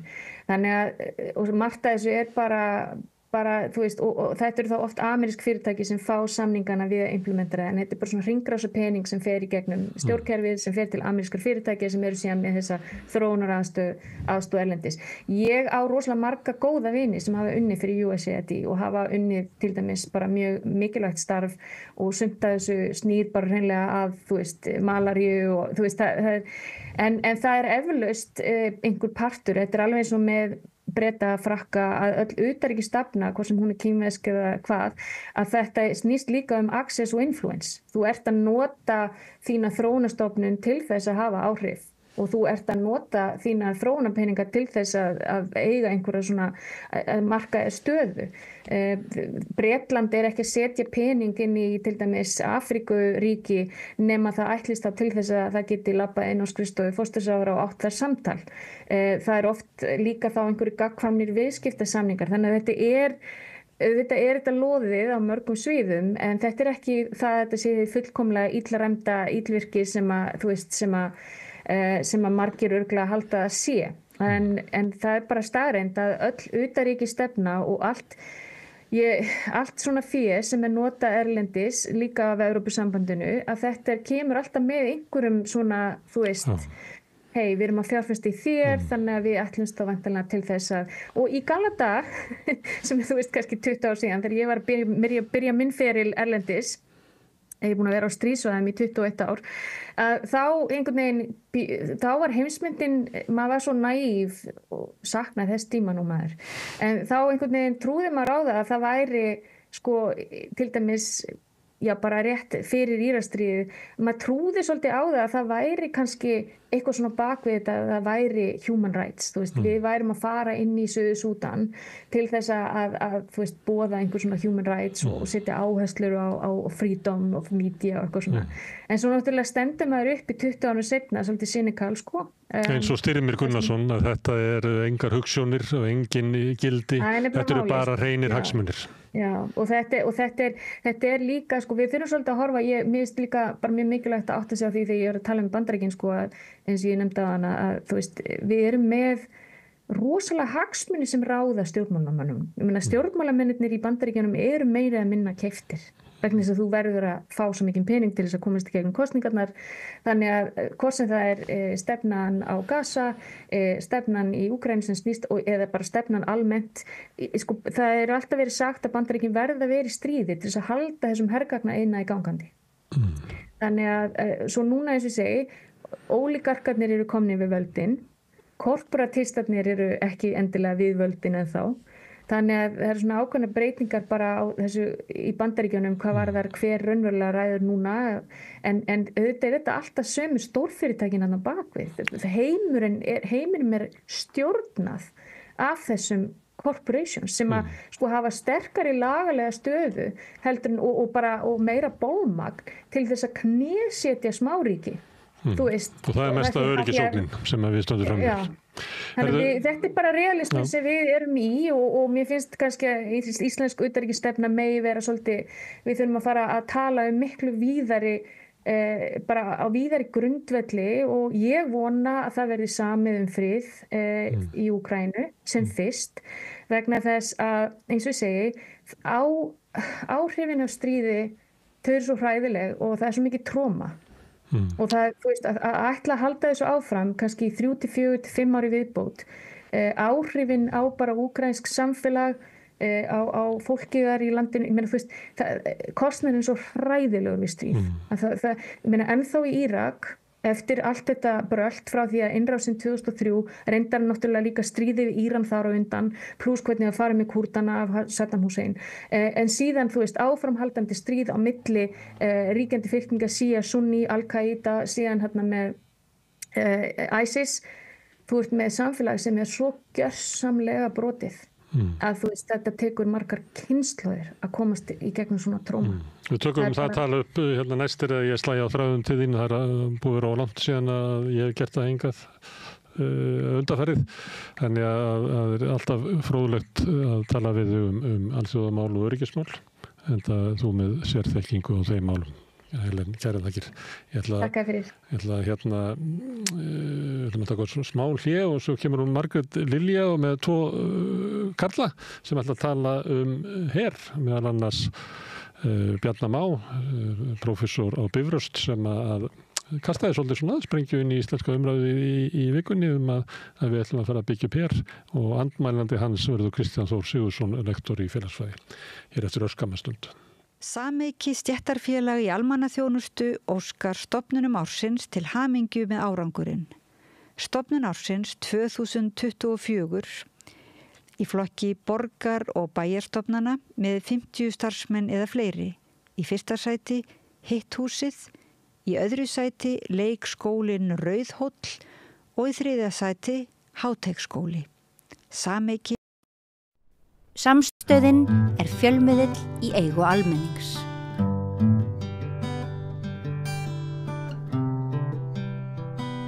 Já, komið sæl aftur og þakkaði fyrir Smári og Helen fyrir gott spjall. Hingað erum við komin með áframhaldandi umræðu hermál og annað því tengt. Hjá mér eru góðir gestir. Bjarni Már Magnússon, prófessor við lögfræðideild á Bifröst og Dr. Kristján Þór Sigurðsson, mannfræðingur. Verið velkomnir. Takk hérlega. Ég hafði nú samband við ykkur svona, eftir að hafa lesið greinar eftir sikkúra greinina, það að segja, sem að svona í mínum huga köllust svo litið á. Annars vegar, þú talar kannski mikilvægi þess að fara að skoða að kalla saman íslenskan her út frá þá lagalegu sjónarmiði, svona í alþjóðarétti. Og svo þú, Kristján Þór, þú talar þessa svona, hvað ég var að segja, svona hliðar sjálf hernaðarins sem að þegar að herinn svona fer að snúast svolítið gegn borgurunum og lögreglan fer að hervæðast eins og við höfum séð á Gaza. Og mér fannst þetta svolítið svona skemmtilegur, eða ekki skemmtilegur, það kannski ekki rétt á orðið, kontrast svona, við kannski byrjum á þér. Hvað varstu eiginlega að hugsa? Hvað er að spá? Hvað er að pæla með? Hvað gengur þessu mannin til? Er hann brjálaður? Því að nú sé ég að þú varst í Kastljósinu í gær og það hefur nú svona þessi grein, hún hefur nú farið aldeilis á flug og vakið upp sterkar tilfinningar svona beggja vegna. Þetta er auðvitað ekki fyrsta skipti sem að við þessi umræða kemur upp að að búa til íslenskan her. En bara svona, mér langar svo að heyra frá þér, hvað meinaru með her? Já, og kannski komi bara aðeins inn á svona undirliggjandi hugmyndir og það sem ég tel mjög mikilvægt í þessu að skoða stöðuna eins og hún núna. Hvað í gangi? Hvernig hafa þessi mál verið skipulögð hérlendis í stað þess að horfa á svona hugmyndir að það sé ekkert í gangi. Og það oft eins og fólk halda að það sé ekkert í gangi í þessum málflokki hérlendis að því að Ísland ekki með stofnun sem nefnist her. Og þetta kannski svona ég sé svona samlíkingu við umræður aðild að Evrópusambandinu. Það sem að gleymist að Ísland hluti af EES. Já. Það ekki sem náttúrulega langt komin þá inn í Evrópusambandið. Og ég sé þetta svolítið svipað með það sem í gangi hér að það töluverð starfsemi á sviði öryggis og varnarmála en bara ekki í þessari stofnun sem nefnist her. Og það sem svo ég útskýrta bara svona frá A til Ö, að því við höfum ágætis tíma hérna, að þá það þannig að flestir ríki skipuleggja sín öryggismál, öryggis- og varnarmál út frá herjum. Og við gerum það ekki, vorum eitt af fáum ríkjum sem erum ekki með her og þá sem náttúrulega ákveðnar sögulegar skýringar, en hins vegar þá sinnum við margvíslegum verkefnum á sviði öryggis- og varnarmála. Við stofn meðlimar að NATO og erum svo með varnarsamning við Bandaríkin og eigum í auknu samstarfi við Norðurlöndin og eins Bretlandseyjar í varnarmálum. Það sem hins vegar gert hérlendis og það þetta tabú við að ræðum stofnunna her að þetta gert eða þessi verkefni sem Ísland sinnir á sviði varnar- og öryggismála eru sett í borgarlega stofnanir eins og Landhelgisgæsluna og lögregluna og þetta kom bara skýrt fram í umræðum og Alþingi síðastliðinn 5. dag þegar að ræða þegar utanríkisráðherra gaf munnlega skýrslu öryggis- og varnarmál. Og af hverju þetta eitthvað Já, okkur það ekki lægi, einmitt? Af því að það til eitthvað sem, og bara grundvallar prinsip í alþjóðlegum mannúðarrétti, það að greina á milli hins borgarlega frá hinu hernaðarlega. Og hugmyndin svo að hið borgarlega á að vera verndað frá hernaði, sem gengur náttúrulega misjafnlega, en það alltaf grunn hugmyndin. Má ég þá aðeins skjóta inn í að því að ef við til dæmis tölum herskyldu. Já. Hvernig greinur þá borgarana frá hernum? Já, það kannski ekki alveg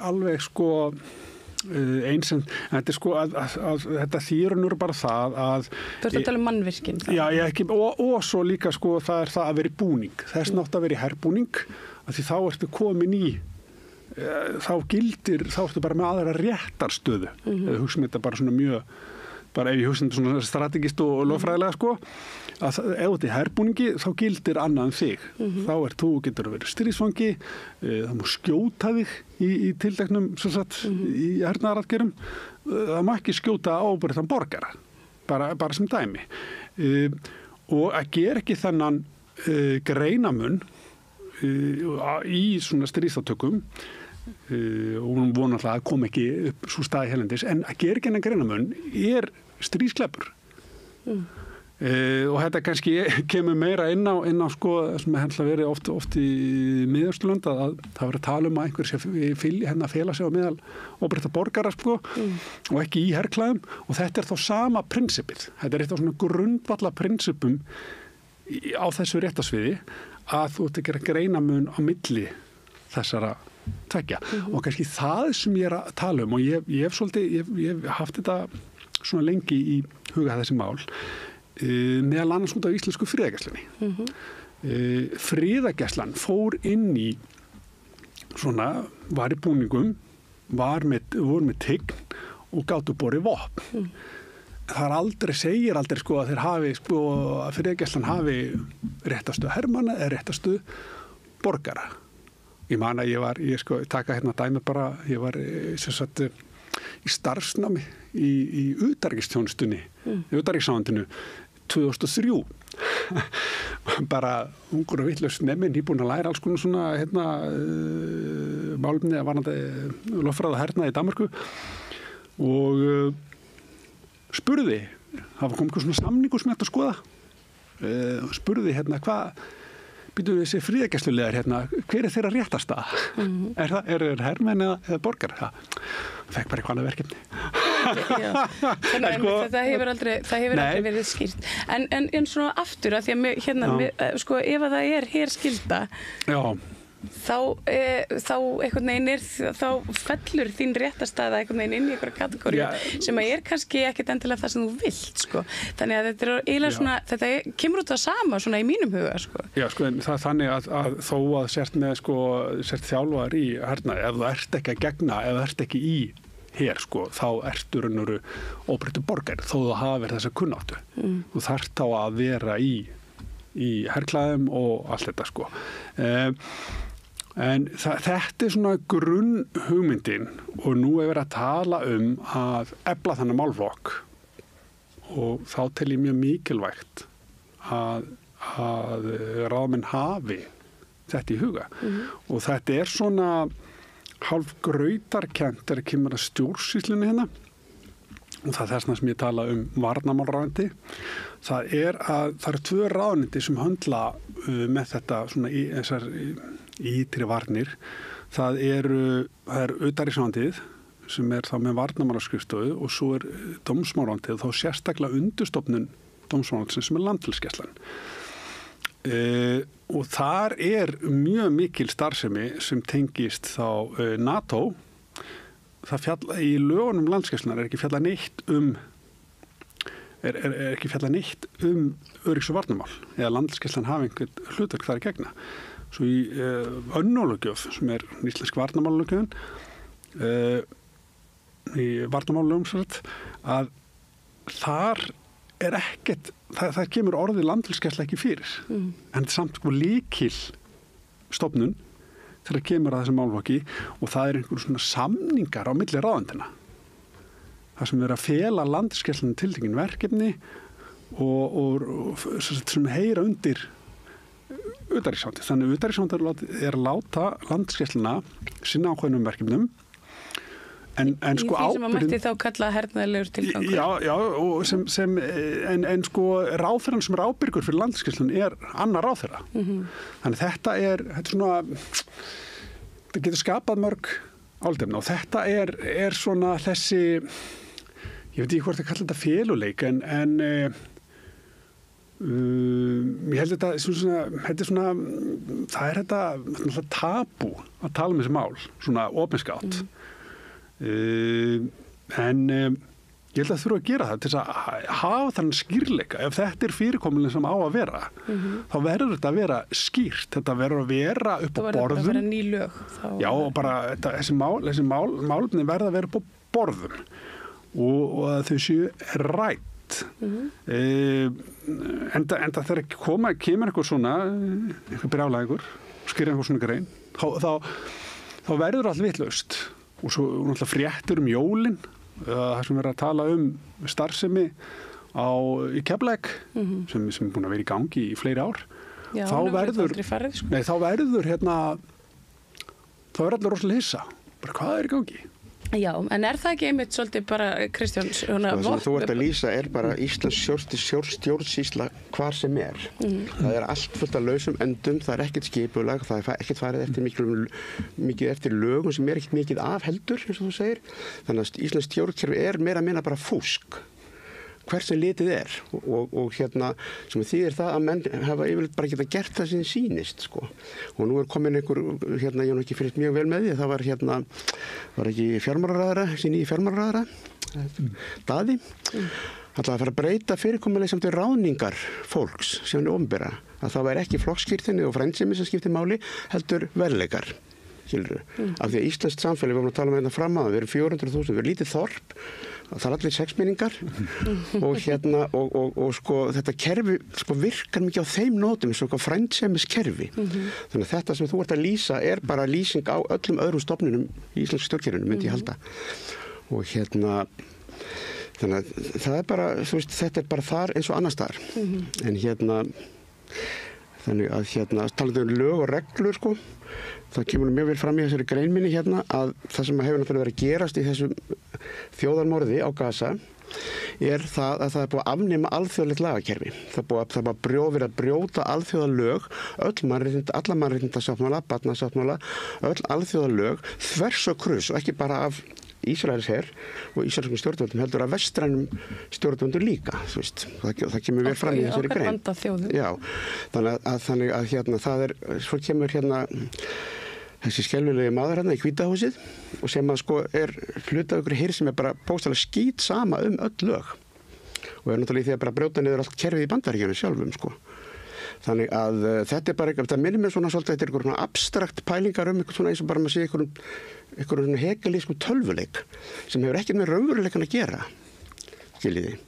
Og svo þegar á reynir þá er ekkert að marka þetta, það er ekkert að marka sko þessi alþjóðalög, sáttmála Sameinuðu þjóðanna og allt það kerfi, það er alveg búið að leggja það niður. Af því það bara, við getum gert það og við þurfum að gera það. Það hentar ekki okkar hagsmunum og hagsmunir er náttúrulega lykilorð í þessu öllu saman. Já, við sjáum það einmitt að það fer kannski, það er ekki borin mikil virðing fyrir lagabókstafnum inn á Gaza til dæmis. Já, sko, það er náttúrulega alveg skeld ástand. Það er búið að drepa sko 100-200.000 almenna borgara eins og það talum og það er bara talið allt í lagi. Já. Og í því samhengi þurfum við þá einhvern veginn að skerpa þessu lögum. Ég meina, er þetta ekki bara þannig að ef það brýst út eitthvað stríð, þá bara gerist eitthvað. Það verður bara eitthvað svona þróun. Já, þetta er eitthvað sem er oft bent á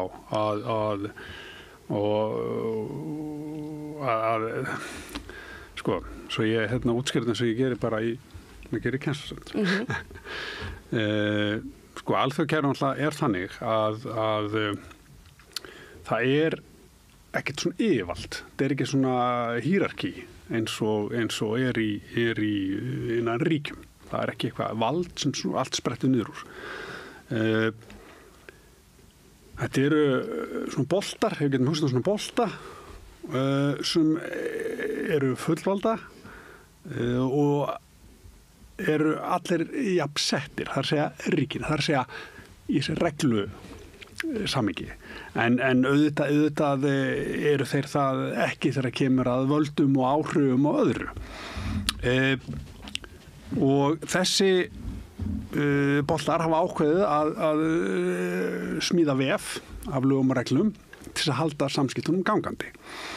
Og sem betur fyrir það nú yfirleitt þannig að flestir ríki telja það sé mjög gott sko að vera að vinna saman og það sé raunur hagsmunir þeirra að halda þessu gangandi og virða þessar reglur og það náttúrulega aðferðir til þess að koma því verk að það sé ekki gert sjálfsvörn, máttu verja þig einhver aðstæði.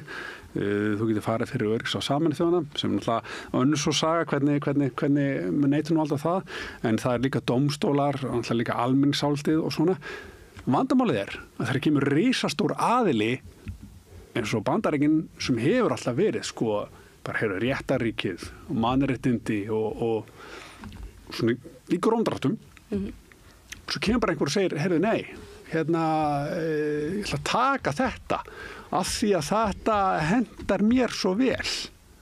Það það vandamál og eins og sjá þetta á Gaza, þessar tillögur að þetta verði eitthvað á Rífverja og að eigi hans í persónulega eigu, sko, hvaða vitleys þetta? Alveg óháð því hvaða afstöðu hefur til þessara mál og hvernig að leysa þessi mál og allt það, sko. Ég held að Trump sé að gera sama þú, sko, að henda fram einhverjum fílubápum til að láta gera allt vitlaust.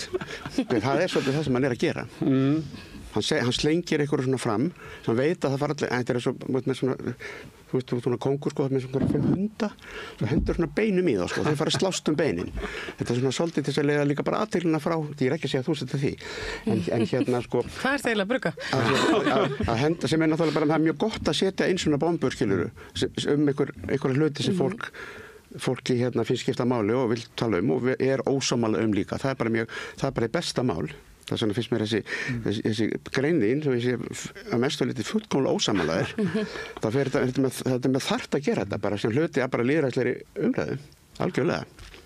Sko, eins og ég sé þetta, þá ég skil sko þessi sjónarmið að sko ef við ætlum að vera með þáttakendur í einhvers konar alþjóðlegu lagakerfi, þá þurfum við að vera bara með reglur í samræmi við það sem í löndunum sem við viljum vinna með og samkvæmt þinni grein þá erum við kannski bara ekki alveg þar.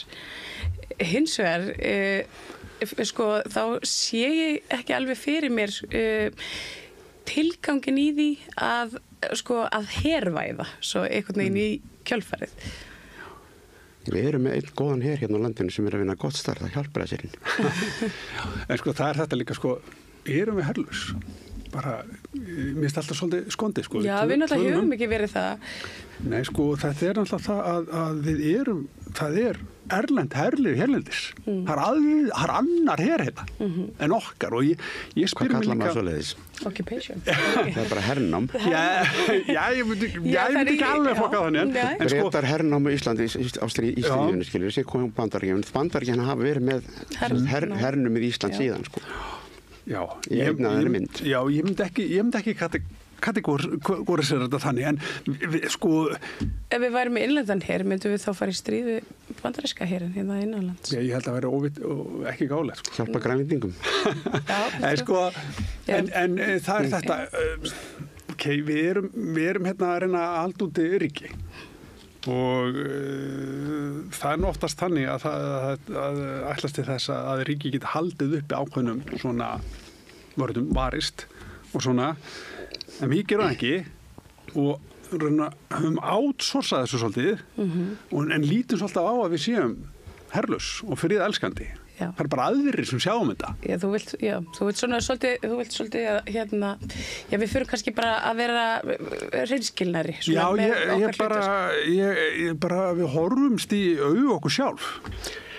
Þegar ég bjó í Danmörku í Kanada, þá kom frá stjórnmálamaður sem hét Mogens Glistrup, stofnaði Dansk Folkeparti sem var svona fasistaflokkur og ennþá til. Hann kom með þá tillögu, hann sagði það alltaf dýrt að vera með her. með þess að Danmörk sem eru 5 milljónir manns. Alltaf dýrt að vera með her. Ég mæli með því að við fjárfestum í góðum símsvara. Þannig að þegar rússarnir koma, þannig að það er alltaf rússarnir sem koma, að þá er bara svona símsvari sem stendur bara, við bara gefumst upp. Já. Sleppum þessu stríði bara.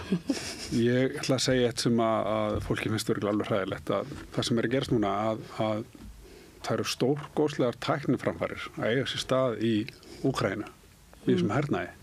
Og Gaza. Já, og það er alveg dróna. Það er ofbóðslega tækniframfarir í þetta er ísraelska græður. Í þessu. Ég var á ég er í verkefni sem stýrt af NATO varandi sæstrengi og varnir.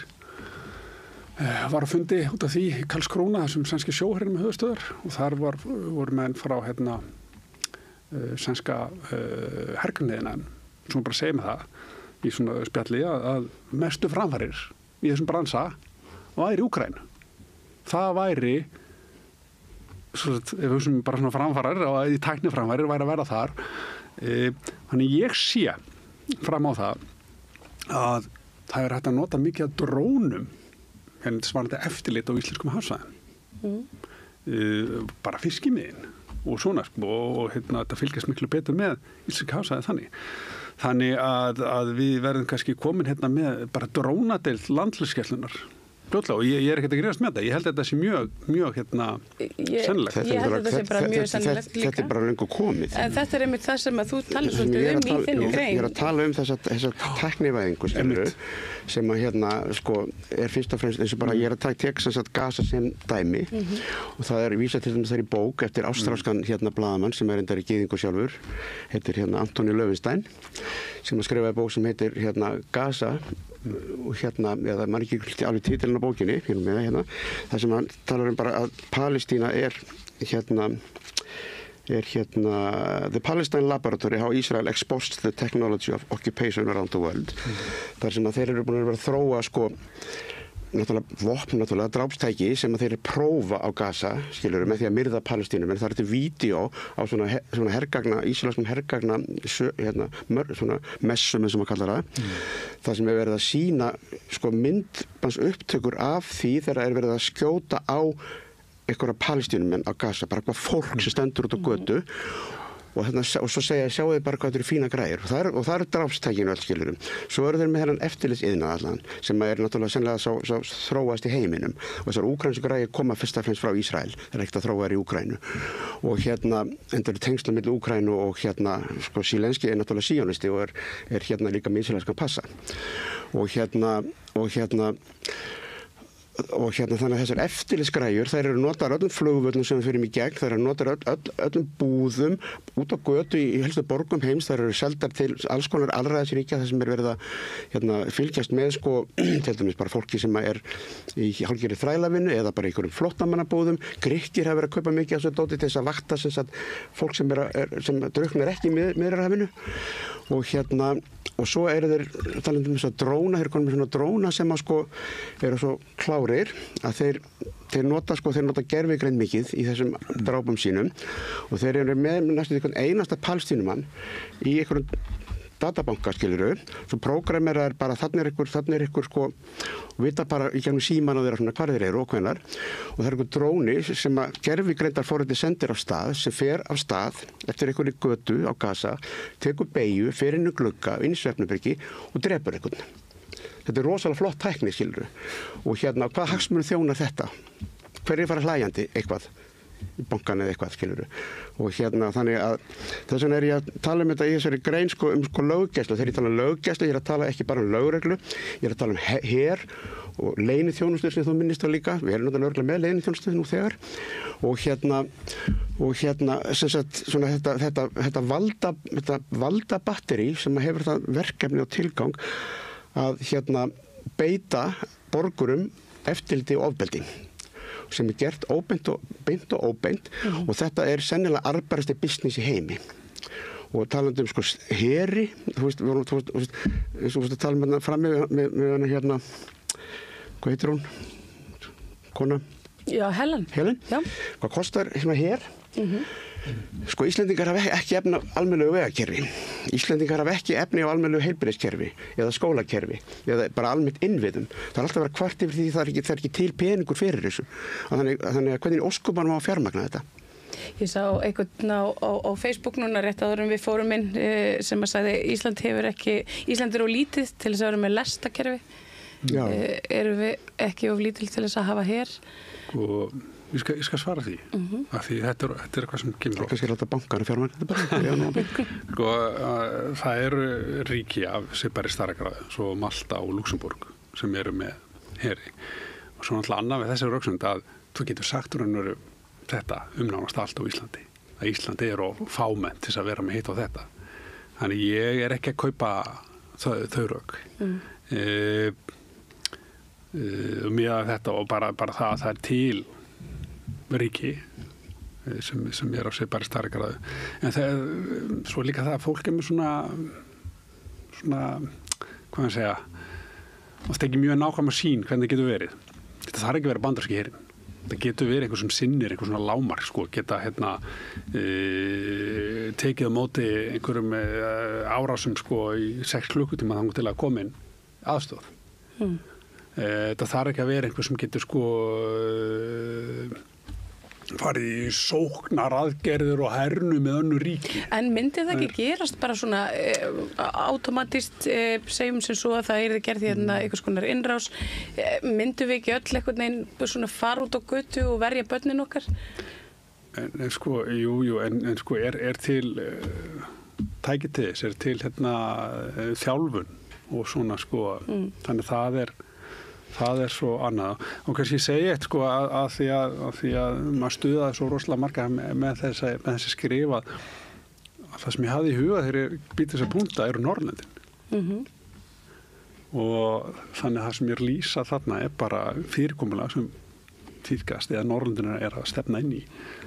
Þannig En kannski, sko, svolítið ástæðan held ég fyrir því að þetta svona stríkur mörgum öfugt. Þetta að við gefum okkur út fyrir að vera herlaus þjóð og friðar þjóð. Sko, þetta náttúrulega, þetta er svolítið, mér finnst þetta alltaf mjög fyndið. Og mér finnst náttúrulega kannski margt fyndið sem öðrum finnst ekki fyndið. En það er önnur saga. Við erum náttúrulega í NATO og við erum að varnarsamning. Við erum ekki aðildarríki að samningi sem lýsir gegn kjarnorkuvopnum. Við erum ekki, svo erum við hérna með fyrirvara við sáttmála Sameinuðu þjóðanna borgaraleg stjórnmálaréttindi. Við erum með fyrirvara við bann við stríðsáróðri. Við teljum að það sé óæskilegt að banna stríðsáróður út af tjáningafrelsis sjónarmiðum. Og það er mjög fá sem vita af þessu, og Ísland er eitt fárra ríkja sem er með þennan fyrirvara, þannig að Er það bannað að vera með friðaráróður? Nei, það er til dæmis hérna þegar Rússar reiðust að gera þessa ólöglegu innrásina í Úkraínu, og þá var fekk ég þetta tilfinningu, sko, og ég hugsaði betur, síðan hvenar hefur heimsbyggðinni, þjóðarleiðtogum í Íslandi verið bara nokk annað en bara skít saman Úkraínu. Lítið er svona fátækt spillt ríki, skiluru. Ég held að það hafi verið miklu meira það að þetta voru Rússar. Þetta var gamaldags svona gamalgróið svona rússahatur og rússafóbía sem æsti alla upp, og svo ef maður fór eitthvað að reyna að setja þetta í svona eitthvað víðara samhengi og taka ekki þátt í þessum stríðsansingakór sem bara þið muni það, sem bara gausu, þá var maður stemplaður einhver pútinisti eða rússadindil eða eitthvað. Sko, ég bjó að hluta til í Moskvu í 5 ár og ég var þar þegar þetta seinna Tjetjeníustríð var, sem var alveg hryllilegt, sko, alveg bara hryllilegt. En þá var Pútín vinur Vesturlandana af því hann var að taka þátt í stríðinu ekki að hryðjuverkum, skilurðu. Þannig að þetta er bara selektíft, sko, hvernig menn eru stemplaðir. Og ég bara taka fram, ég er ekki aðdáandi Pútíns og ég hef ekki, þessi innrás voru náttúrulega, sko, maður getur orðað þetta svona sýnist, sko, að alveg opaslega mistök hjá honum sjálfum að gera þetta. Fyrir utan náttúrulega bara afleiðingarna sem eru eins og öll bara stríð, hryllingur, sko. Og Þannig að þeir sem hafa verið að tala fyrir því eins og núna sko, að semja til dæmis bara, nú bara eins og Trump búin að vera að tala skiluru, ég heldur ekki aðdándi hans, við takkum það fram, að semjum frið, skiluru. Þá gís þetta aftur upp. Nei, við þurfum að berjast til síðasta Úkraínumanns, við þurfum að sigra Rússa sem náttúrulega svona veruleika fyrir kjaftaði því. Hvernig lítur það út? Já, þetta orðið mjög áhugaverð. Já, þannig ef maður eitthvað andmæla þessu, þá ég get flokka það sem friðar áróður, að þá ég bara eitthvað pútinisti sem ég náttúrulega ekki. Skilur, þannig að er ekki að setja það bara jafnliða þessum sem þú ert að tala Já, kannski ekki alveg. Það má ekki banna friðar áróður. Sko, ég myndi nú, allar, sko, það alveg skýrt að sko að þessi tala með innrás og Rússa, hún alveg kolóðleg og það sem alltaf líka áhugavert í því samhengi, það þetta Budapest samkomulag að sem kemur fram að Úkraínumenn láta af hendi kjarnorkuvopn og gegn því að það sé landamæri þeirra sé virt. Bandaríkjumenn, Bretland og Sovjetmenn eða Rússar á þeim tíma undir þetta. Þetta er ekki bindandi, þetta er ekki svona alþjóða samningur, heldur þetta svona pólitísk yfirlýsing, múna ákveðin mistök. Og líka það kemur líka fram í þessu Budapest samkomulagi að það ekki beita efnahagslegum þrýstingi með Bandaríkin skuldmennsi til þess að beita ekki svona pólitískt ekki beita efnahagslegum þrýstingi sem svo sannarlega gera núna gagvart og færa Úkraínu. Og vera með herstuðar í svona nálægð við þessi gömlu Sovétríki. Ég ætla ekki að sjokkið sé bara þetta að menn hafa haldið að flesti ríki væri farin að virða bara landamæri og ég bara tekið svona dæmi af sjálfum mér að ég fer í nám til Bandaríkjanna 2006-07 og þá var allir að pæla í eitthvað sko alþjóða viðskiptastofnunni og eitthvað voða flókin svona einhver tolla og alþjóða viðskipti og einhver óbúrslega flækjur. Í dag erum við bara að tala eitthvað sem er gerst úr 19. öld. Sko, kaupa landsvæði, taka landsvæði af öðrum og eitthvað svona. Þannig við erum komin eitthvað sko í þessu alþjóðasystemi, þá erum komin eitthvað annan, þá er bara, þetta er svo myndina Back to the Future. Mjög áhugavert að sjá þetta. Eða hurfum kannski bara aldrei frá því. Nei, þetta snýst náttúrulega sko, eins og ég nú líka að kenna sem sagt, þess að ég segi stundum við nemendur mínar, sko, hættulegasta hugmyndafræði heimi er þjóðernishyggja. Það voru 2 heimsstyrjaldir hafa verið á síðustu öld í Evrópu út af þjóðernishyggju, út af landamærum, út af réttundum og sjálfsákvörðunarrétti ríkja sem að svo færðu svo einhvern veginn til sem það hafa gert allan tíman og eins og Dag Sigurðarson sagði einu sinni heitinn skáld við mig fyrir löngu síðan að stærstu mistök í mannkynssögunni það var fyrsta girðingin síðan hefur verið stríð og þannig að þjóðríki náttúrulega þú veist það tekur sér svona eignarrétt á einhverju landi það tekur sér eignarrétt á einhverju hugmyndafræði sem er yfirleitt mjög rasísk og það er út af því sem þessi stríð eru. Þannig að ég myndi leggja til þess að þjóðríkið er lagt niður og stríð er afnumin og við myndum bara klappa og klóra hvort þau eru. Ég er með ketti, skiluru. Maður með pæli, sko, af hverju eru kettirnir alltaf nálægt okkur. Ég er með þá teóri að kettirnir séu komnir til þess að kenna okkur. Mjög mikilvæga hluti. Ég og kísur sem þær eru friðelskandi, þær vilja réttlæti en þær vilja kærleika, þær vilja klappa sér og klóra sér, borða góðan mat og í staðin fyrir að vera slást, skilur við hvorki saman eða við mig. Og þess vegna vil ég vera með, sko, ég ger mér alveg grein fyrir því af hverju stríð verða, skilur við, og það er ekkert að koma vekk fyrir þau. En það er hægt að vera með friðar áróður líka, sko. Og mér finnst að Ísland sem svona lítið ríki, þetta er bara eins og útkverfi í London, sem hefur, í staðan fyrir að vera með eitthvað hernaðabröld, skiluru, að leggja þá peninga eða bara orku og vitsmun í það að reyna að stöðla að friði, mæla með friði, í staðan fyrir að vera senda einhverja 200 milljarða í vopnakaup, skiluru, í Úkraínu, að setja kannski áleika pening í það að reyna að fá fólk til þess að stríðandi aðalega þess að tala saman. því að þetta stríð mun enda, þú veist, ekkert stríð er að eilífu, skilur, það mun enda, það er bara spurning hversu hrikalegt verður þetta fyrir Úkraínumenn, því lengur sem þetta er því verra verður þetta fyrir þá, þannig að Íslandingar þetta nýta, taka bara hjálpara sér með í máli líka, sko, og þið getið svona spilað gítar og sungið friðarsöngva, sko, og í staðin fyrir að þykjast vera, sko, með stóru strákunum í hergala, sko, og svo vilt hvað herskildu, hverjir eiga að fara í herinn, synir þínir, eða þú? Já, það sem er svo áhugavert við, sko, eins og þegar hann Michael Moore gerði myndina um Stupid White Man, held ég að vera út úr þeirri bók. Þá fór hann í þingið, þá var náttúrulega Íraksstríðið að fullu, hann fór í þingið og reyndi að taka tali þessa pólitíkusa sem að voru stríðsheitastir og hann spurði það, er sonur þinn í þessu stríði? Nei. Hverjir eru sendir í stríð? Jú, fátakra hverjir eru bara tæmt sem fallbysufóður hinn með hann á jörðinni að drepa aðra unga menn. Þannig að mér finnst að þetta fólk sem er með þennan stríðsáráður, að ég bara fari galla, finna sér einhverja kindabissu sem er hann í skúfu og fara, hver sem það vil fara til þess að láta drepa sig, sko. Eða fara og segja, vil ég hætta þessu? Myndur þú fara í herinn? Þetta er ekki tölvuleikur, sko. Myndi ég fara í herinn? Já, bara ef það er skylda. Það bara myndi ég gera það. Við talum Ísrael, sko.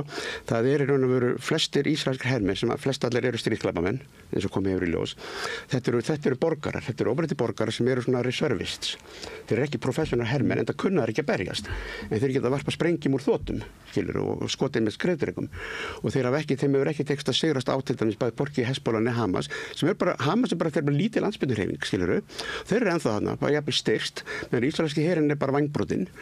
Og það er hvar er skilunum milli borgara og hers þar, bæði í sambandi við þá sem eru að drepa palestínumenn og alla þessa 20.000 ef ekki 100.000 sem að almenna borgar sem þeir eru búinir að drepa. Hvar eru þessi skil? Þannig að vera að tala um, sko, svona einhver lög í sambandi við þetta er bara merkingarlaust þvaður, sko.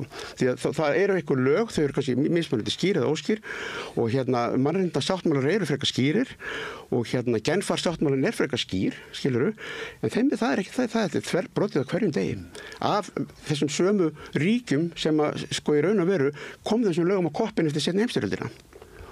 Þannig að, sko,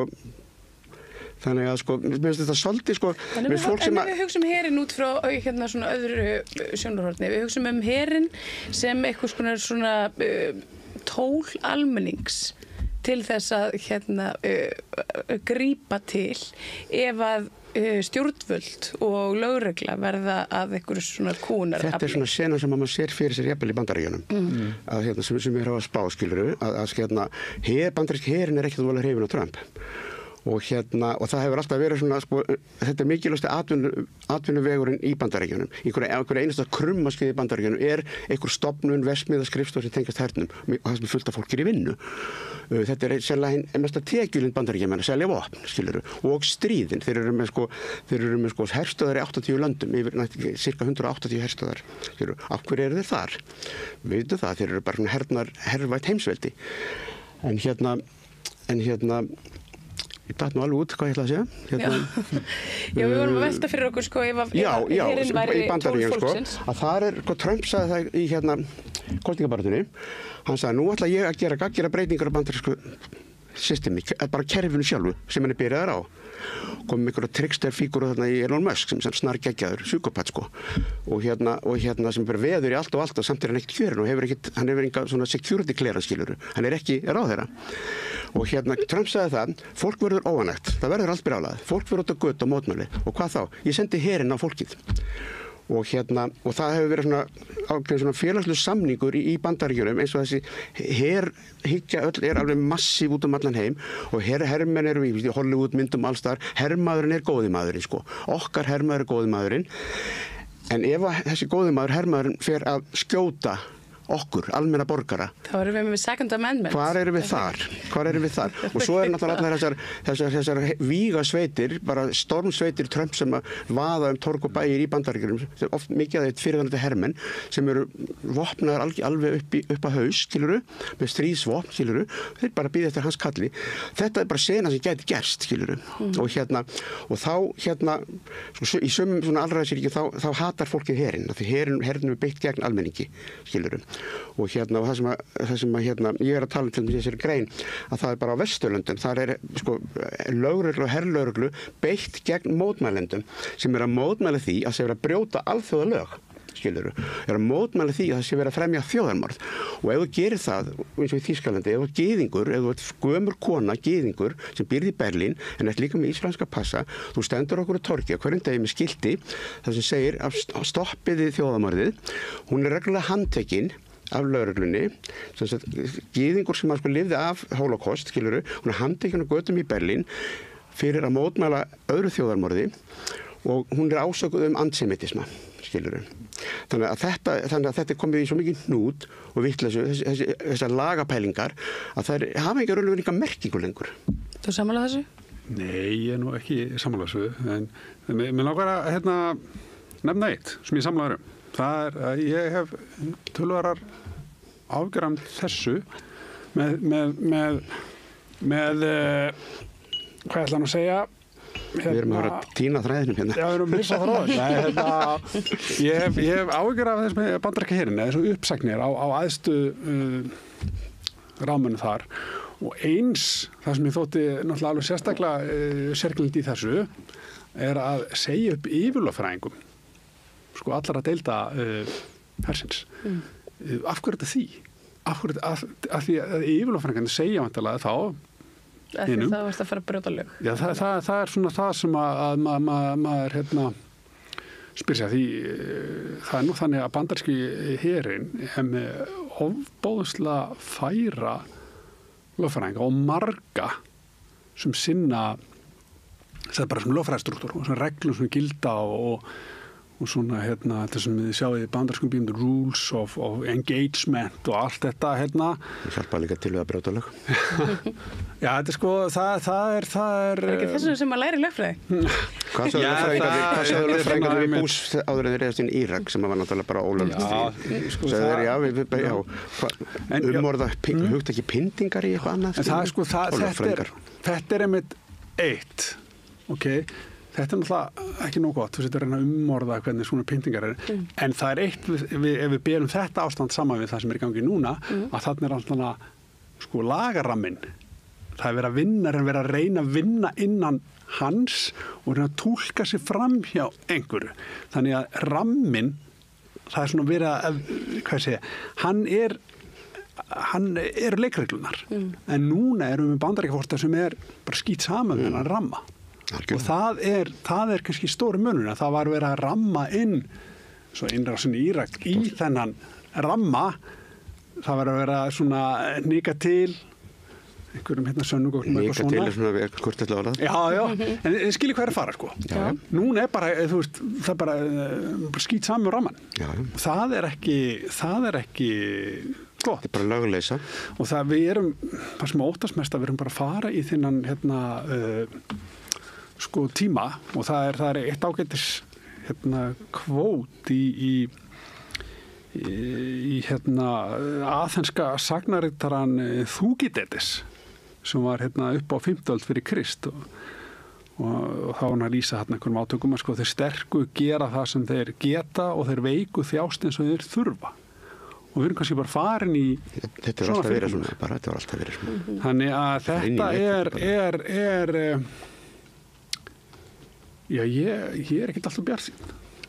Nei, ég er sammálaður þar, mér finnst þetta ekki lítið að vera. En þú talar um þetta stjórnvöld, svona, þegar það kemur einhver ráðamaður sem að tekur sér ákveðið vald, þá mega reglurnar sín lítils og þar að leiðandi verður herinn að vopni gegn almenningi.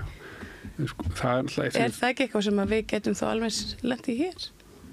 Sko, það náttúrulega það sem náttúrulega það er þessi kúltúr og menning sem að hélt að væri í Bandaríkjunum, þessi virðing fyrir lögum og reglum.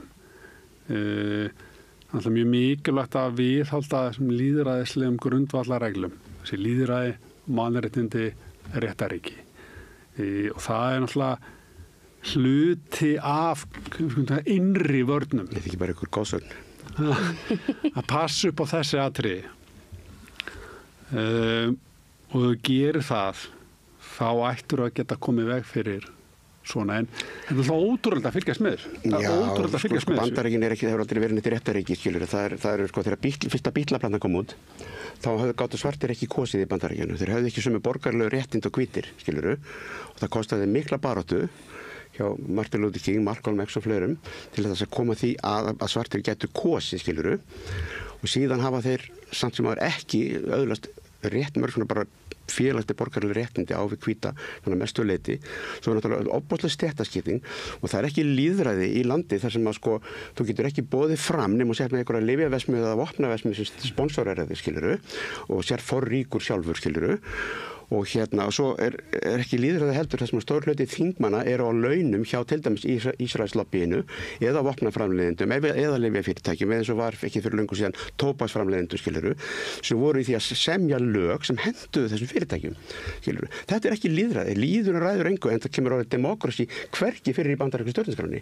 Og þeir sem sömdu þessa stjórnarskrá á 18. öld, þeir voru allir þrælaeigendur en byrjuðu því að segja það að allir menn séu fæddir jafnir vegna þess að svartir sem voru þræl, þeir voru ekki menn.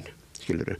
Og þetta er bara hugsunarháttur og þetta voru ríkir landeigendur sem hönnuðu líka kosningakerfi sem að mismunar fólki eftir þjóðfélagsstöðu sem kemur bara í ljós að þú getur unni kosningar og þú sett með 3 milljónum færri atkvæða, skiluru. Og þannig að lýðurinn hefur mjög lítið þetta að segja en samt með að Bandaríkjamenn eiga það sem gæti líka orðið til þess að það fær allt í hund og kottarna að þeir fara yfirleitt út á götu og mótmæla þegar mikið er í húfi og þeir hafa gert það. Öll þessi réttindi sem hafa látið Bandaríkin líta út sem einhvers konar réttaríki, þetta kemur ekki að ofan. Þetta kemur frá götun, þetta kemur frá allskyns félagsamtökum, verkalýðshreyfingum, kirkjusamtökum og sem að hafa hreyft þennan massa til. Það stóð aldrei til þegar Bandaríkin voru stofnuð eða bara önnur þjóðríki að lýðurinn ætti yfirhefðu að ráða nokkuð skopnum hlut. En það þurfum að láta að líta þannig út. Það verður með reglulega kosningar og þú getur verið einhverju þjóðríki þar sem eru reglulega kosningar en það er ekki lýðræði. Lýðræði og kosningar er bara ekki það sama. Mér minnir þessum þessar kosningar í Norður Kóreu. Það voru kosningar í Írak þegar Saddam Hussein var. Það var ekki lýðræði, skilur. Þannig að við þurfum það, og það er þetta sem við fyrir svolítið í töðunar með svona klísukent orðræða, að við erum að tala maður heyrir bara fréttamenn tala svona og stjórnmálamenn, það er að tala til dæmis eins og Bandaríkin, alltaf er hægt að vera að tala Bandaríkin og Ísland er alltaf að vera að tala Sjálfstæðisflokkinn, eins og hann skipti ykkur máli í dag. Og þetta er eitthvað svona þráhyggja, þetta er eitthvað svona kækur að vera að tala að Bandaríkin voru að gera innrásir í ég veit ekki hvað mörg ríki, velt alls konar stjórnvöldum, myrt fjöldamann, stofna hryðjuverkasveitir í Mið-Ameríku og Miðausturlöndum til þess að myrða andspyrnu hópa, skiluru. Þannig að bara réttar ekki my arse, þú veist. En það er alltaf talað þetta þannig, þetta er svona einhver heilalösa klísjur. Aðeins að skoða hlutina bara eins og þeir í raun og veru eru. Og það góða við Trump er það að ég hef verið að segja fólki það að Trump er hinn fullkomni Bandaríki forseti. Í Trump þá líkamnast saga Bandaríkjana, allur þessi rasismi, kvenfyrirlitning, ofbeldi og lögleysa í raun og veru, þáttur það sem þú ert að segja. Hún bara líkamlega, þannig að Trump er bara rödd Bandaríkjana. Og hann er að segja núna okkur er skít sama ykkur. Evrópa bara, go fuck yourself, sko.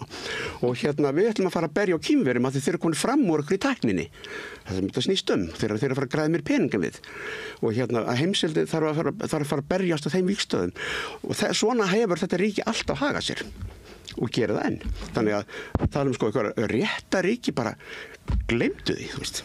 Þetta bara látið líta þannig út og þú veit með fullt af lögfræðingu til dæmis til þess að réttlæta það að það sé þetta pynta fólk sem ég kom inn á áðan þannig að bara kallar það eitthvað annað svona waterboarding og svona allt sem er svona bannað samkvæmt bandarísku lögum það er bannað samkvæmt bandarísku lögum að selja Ísraelsmenn eða láta Ísraelsmenn fá vopn af því samkvæmt bandarísku lögum það má ekki selja vopn til ríkja sem er að fremja stríðsglæpi skilurðu þannig þeir þverbrjóta eigin lög á hverjum einasta degi fyrir utan það þverbrjóta alþjóðalög líka á hverjum degi réttaríki nei takk Þurfum við þá hér til þess að bara svona standa ykkur hórna á... Ísland er bara á bandarísku áhrifasvæði, bara landfræðilega, þannig að ef eitthvað kemur upp á, nú er Trump að tala Grænland sem ég held að það er bara eitthvað djók hjá hann, sko, ég veit ekki hvernig hann ætlar að gera þetta, og hvað myndi, þú veist, ég hef ekki trú á því að það gerist, en Ísland er á þessu, þú veist, þegar norður heimskauti fyrir að verða sko mikilvægara og mikilvægara. Ísland er bara til þessu svæði, þannig að ef sko Bandaríkjamenn má fá pata því að einhverja aðrir ætla að fara að koma hingað, þá koma þeir hingað, bara vernda ekki fyrir okkur, bara vernda sína hagsmuni. Þeir eru bara að vernda sína hagsmuni. Þeir eru ekki vinir okkar. Ríki eiga ekki vini. Ríki hafa hagsmuni. Já. Kannski segi eitt, sko. Því það er sko, Bandaríkjamenn langt frá að vera fullkomin ríki. Það sem stjórnkjara hefur verið mjög gott er þetta checks and balances sem vísa oft í. Þessi forseti ræður Hæstarétt. Já, sko, það er svona, það þarf alltaf... Það er ekkert annar mál, það er aðalatriðið. Það þarf alltaf einhver að skipa dómara. Það er þannig. En sko þetta hefur verið þannig að... Það er ekki einhver sem þarf að skipa dómara. Það er forsetinn sem skipar dómara sem eru á sama pólitísku línu og hann. Svo ég haldi aðeins áfram hérna, að það hefur þá verið þannig að þessi þrígreiningu ríkisvalds, það eru svona, þá tjekka hvort hann af. En það sem er náttúrulega hættulegt núna er að það er verið að reyna að taka þessa checks and balances í burtu. En það er kannski eitt varandi Hæstarétt Bandaríkjanna þú kemur inn á þetta er að sko hugmyndum Hæstarétt Bandaríkjanna er að hafi meira pólitíska vikt en Hæstaréttar í mörgum öðrum ríkjum. Hann reynilega hafi pólitískt hlutverk. Þetta komast að niðurstöðum sem annars þar þetta er mjög eðlilegt að væri ekki teknar af dómstólum heldur af þjóðþingum. Og kannski nefni hérna með réttarríki, sko réttarríki þýðir ekki hvað sem er, sko þetta eru svona ákveðin atriði sem þarf að vera í réttarkerfum þegar við erum í vísa það er að ljós séu birt og svo framvegis. Þannig að þetta er svona meira formlegs aðlis þegar þetta tala réttarríki heldur en að sé vera þerbrjóta hitt og þetta. En vissulega er þannig að það er ýmislegt sem Bandaríkin hafa gert á alþjóðsveginni sem orka tvímælis. En ég vil samt sem maður segja að þetta er svolítið áhugavert kerfi að þú ert með þessi fylki, þú ert með alríkið, svo ert með dómstóla í fylkjónum og dómstóli í alríkinu. Þannig að fólk getur leitað réttar síns og þetta er ekki fullkomið, þetta er alls ekki fullkomið kerfi en þetta er sko en svo við kannski víkjum aðeins aftur að hernaðinum hérna á Íslandi sko Helen Ólafsdóttir var hérna á undan okkur í viðtali við Gunnar Smára og hann langaði að spyrja þig hérna hvort að þú getur svarað því hvað kostar að halda úti her eða bara einni herdeild? Ég hef ekki hugmyndu það og það er líka það fyrir væntanlega eftir hvernig hann er byggður. Það og hvað er í honum og hvað annað sko. Þannig að ég veit það ekki. Það þyrfti einhver kostnaðargreining að fara fram. Enda er ég náttúrulega bara einhver maður til bæ. Ég er ekki ríkið. Bara þannig að það, og kannski ekki rétt að koma fram að ég bara tengist ríkisvaldinu. Þú ert ekki Lúðvík XIV. Já, ég er ekki Lúðvík. Ég bara tengist ekki, sko. Ég er maður til bæ sem skrifaði grein. En hvernig sjáu þið, segjum svo að hérna, við myndum leggja eitthvað svona grunn að hér á Íslandi. Eitthvað staðar þyrftum við að fá fjármagnir. Eitthvað staðar þyrftum við að fá fólk. Og eitthvað staðar þyrftum við að fá fólk. Hverjir eiga að vinna vinnun? Það er eins og til dæmis í Ísrael skilur eftir að þeir reiðast á Gaza fyrir bara dálítið löngu síðan að það þurfti að virkja alltaf fleiri og fleiri svona reservista í herinn til þess að sinna þessu þjóðamorði sem þýddi það að það hvarf fullt af fólki úr bara atvinnulífinu. Þannig að alls konar fyrirtæki og stofnir bara lömust, skilur, og þannig að fjárhagur Íslands er bara í rusli meðalans út af þessu. Hvað ætlar að vera með 2000 manna her eða 100.000 manna her? Hvaða her getur skipt einhverju máli í þjóð sem er 400.000? Hvað þurfa þetta? Og hvaða strákar eru þetta og stelpur sem eiga að færa í herinn, skilur? Og hvað eru þau mörg? Og hvað munu þau geta gert ef eitthvað gerist? Þetta er bara sko, það er bara að svara þessu spurningum sko. Já, þetta er hérna hann Arnór Sigurjónsson, er ekki Arnór Sigurjónsson, fyrkarinn hérna Sigurjónsson. Já. Jú, Arnór Sigurjónsson gaf bókina Íslenskur her, mjög áhugaverð að því hann lýsir svolítið stöðunni eins og hún í dag og það hann með annars þessar pælingar, hvað þarftu marga íslenskan her? Ef ég mann rétt, þá talaði hann 1000 manns og einhvers svona 500 manna varalið og þá hugmyndin að geta varist skamma hríð áður en kemur aðstóð. Það sé megin svona hugmyndin. Það bara svona eins og að vera Hamas. Þetta náttúrulega Arnór og fleiri hans línu í pólitík sem eru á móti innflytjendur vilja loka Íslandi. Þetta náttúrulega verið heldur betur ástætt þess að hafa bjóða innflytjendum að koma hinga. Það var hægt að stofna bara vera með einhverja fullt af einhverjum bara einhverjum Pólverjum og Úkrænumönnum og litáum í hernum bara. Kemur í ríksfang bara og senda þá bara aftur heim til sín að berja, skilurðu. En með íslenska fánan á öxlinni, En treystu við ráðamönnum fyrir hér? Já, bara eins og með öllu varandi ríkisvaldið, þetta þannig að vera almennileg umgjörð utanum hlutina. En hvernig ég vissum að ég búin að vera að ræða þetta svona, núna bara í gær og í dag við fólk svona sem ég þekki og ég get sagt þér að flestir eru algjör farið á móti þessu. Ég held að almenningum myndi sé upp til hópa ekki sammála þessu, en þú ert að setja fram sig og mér finnst þetta bara mjög gott útspil hjá þér. Mjög svona gagnlegt, skilurðu, en það var ágætt að fá svarið því hvernig myndur þú vilja láta gera þetta, hvernig myndur þú gera þetta, hvað kostar þetta og hverjir eiga að sinna þessu, þú veist, og með herskildu, hvað ætlar að taka það fólk? Bara 19 ára, ferði í 8 mánuði í herinn, eitthvað svoleiðis, bara svipaða fyrirkomulega og á mörgum öðrum stöðum. En hvernig vil ekki fara? Já, það er svona mál og það er sumstar hefur verið boðið upp á og getur unnið á hjúkrunarheimilum eða séð gera hvort þeir. Það myndi ekki verið að vinna þar. Nei, þetta er svona, ég sé bara framkvæmdina mjög svona af því að ég alveg sammála af því að samtalið gott og ég sammála því að greinin var fín það þarf ekki að vera sammála öllu því sem að þú setur þar fram og ekki frekar en í þinni grein, Kristján. Mín reyndabygging nú mikið bara á stærendum, sko. Já, hún reynda að gera það. Svo segi ég ekki með nákvæm útfærslu. Nei, en þú kallar eftir henni. Já, þetta og þetta er náttúrulega ofboðslega útfærsla atriði að vera farið í þessi mál. En mér finnst mjög mikilvægt að taka þessa punkta sem ég tók lið fyrir lið og ræða á. Bara eins og við höfum ekkert komið inn á það er þau fyrirtæki hérlendi sem er að starfa í eða að vinna eða selja mikið af sínum afurðum til herja.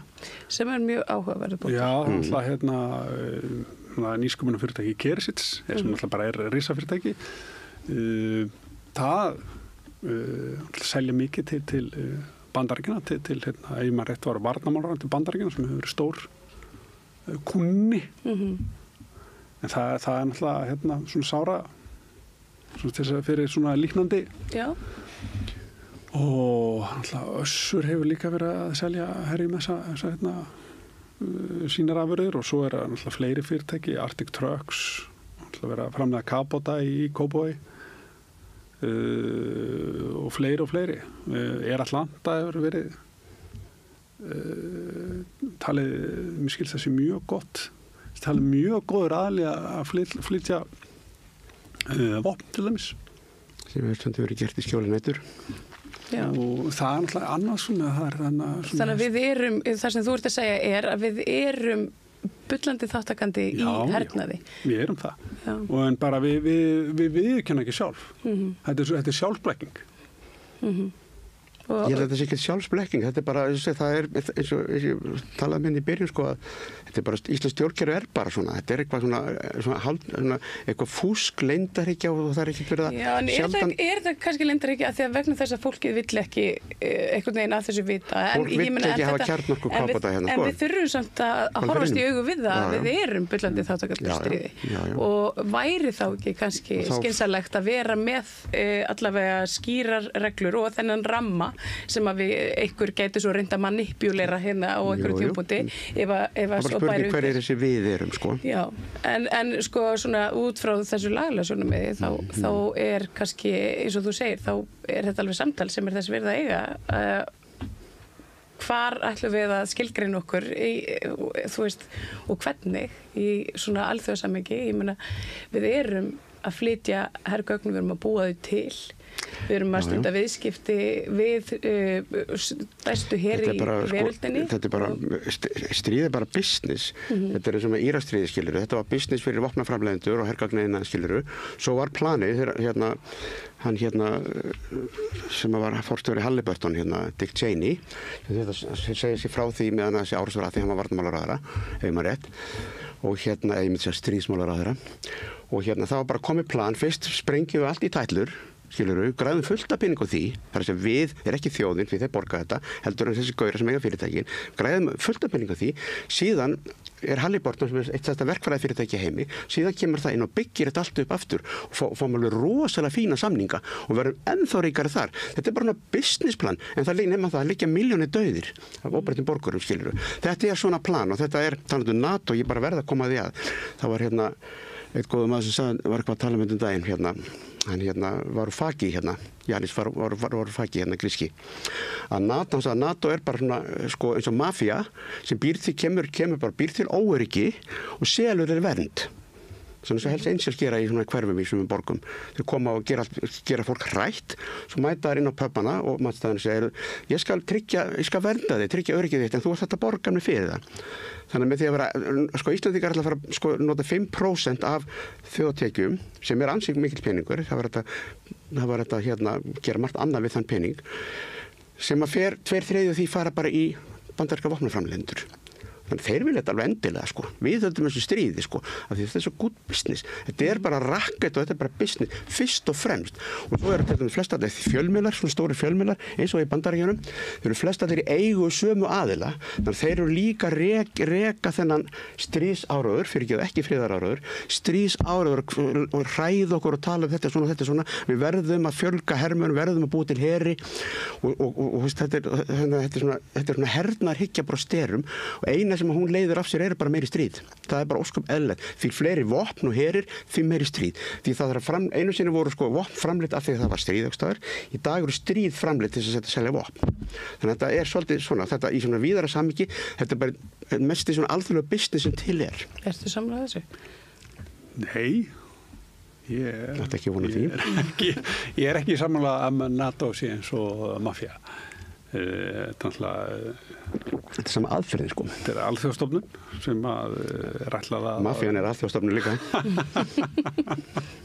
Já, jú, en... Þú kemst ekki að þinga á Ítalíu nema að tala um mafíuna. Já, fullvalda ríkja sem ætlað er að tryggja frið og öryggi. Já, aðildarríkjum bandalagsins. Hafa þær gert það? Líbía var friður og öryggi þar. Afganistan, Írak, er friður og öryggi í þessum löndum? Nei, þeir tryggja sitt eigið. Sitt eigið, já. Sinna aðildarríkja. Þeir eru búin að senda alla 19 strákana. Þetta skjóta sig. Já. Nú datt ég út. Við erum búin að taka þetta svona kollektív hérna yfir borðina. Þá þátturinn laus í þráðurinn. Já, hér eru allir með athyglisbrest. En kannski bara svona lokum, sérðu fyrir þér, ég meina hefur fengið eitthvað viðbröð bara frá íslensku ráðafólki varðandi útfærslur og svona lagatæknilega atriði við þessar pælingar þeinar? Ég fengið tvennskonar viðbröð, þrennskonar viðbröð.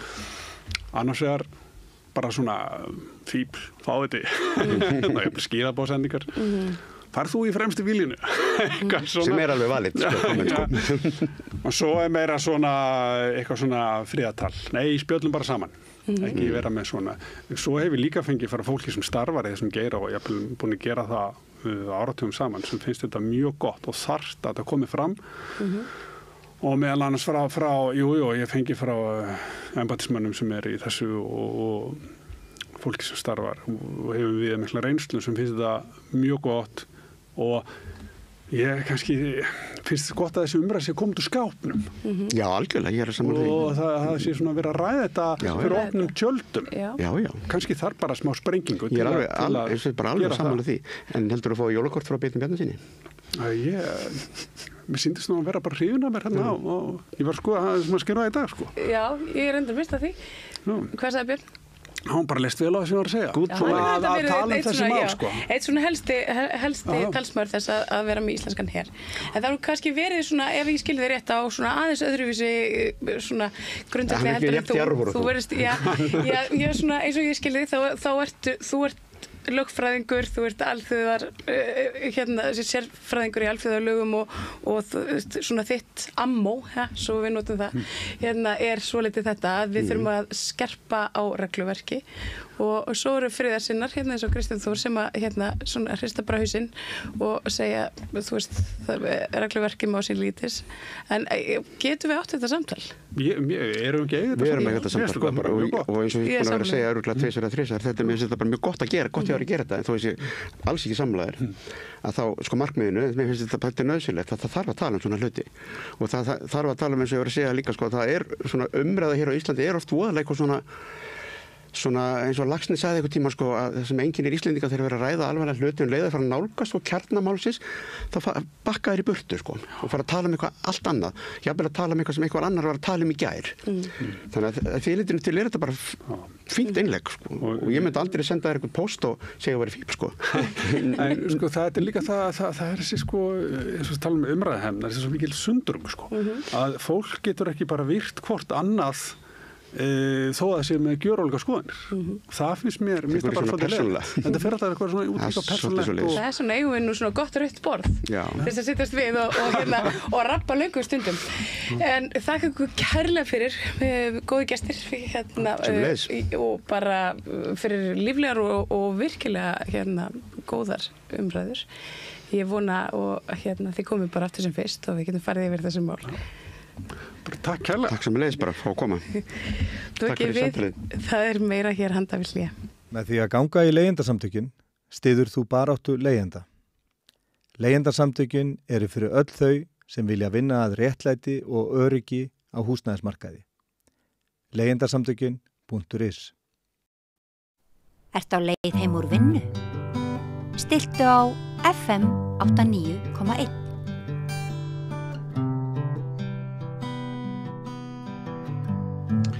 Já, komið í sæl. Við ætlum að ræða mál sem að hefur verið á vörum ansi margra landsmanna undanfarið, að minnsta kosti í ákveðnum kreðsum. Þetta eru sveppir, hvort það að mikrodósa sveppi lægi áföllin okkar, hvort það komi jafnvel í stað áfengismeðferðar. Það er ekki lengur feimnismál að þú prófir sveppi og segir frá því. Þannig að það hafa svona verið samfélagsbreytingar og einn er svo hópur landsmanna sem ég þekki ágætlega, það eru óvirkir alkóhólistar og ég veit að í þeim hópi þá er svona, við getum sagt að þessi kannski pínulítill kurr eða ólga, fólk er svona að reyna að spyrja þeirra spurninga, ætli sé í lagi að ég prófi þetta eða hvernig er það? Og svona til þess að fara aðeins yfir þessi mál í einhverri mynd hef ég fengið formann SAA hér að Rauðaborðinu. Vertu velkomin, Anna Hildur Guðmundsdóttir. Takk hérlega. Þú heyrðir inngangi minn. Já. Kannastu við þetta sem ég nefndi til dæmis að svona í alka samfélaginu, hjá alkum í bata, þá sé svona að það séu ansi margir að pæla í þessu? Já, ég er alveg, maður fylgist alveg með og maður heyrir þetta svona utan að sér, sko, þannig að það maður heyrt þetta. Já. Svo sannarlega. Þú ert í forsvari fyrir SAA og þið eru með fólk í áfengismeðferðum. Já. Og það var alltaf kona í Ríkisútvarpinu sem sagði ekki alls fyrir löngu, ég fór ekki á Vog en ég fór í meðferð með hugveikandi efni. Þannig að þetta kemur ykkur við beint eða óbeint, ekki satt? Jú, já og nei, já.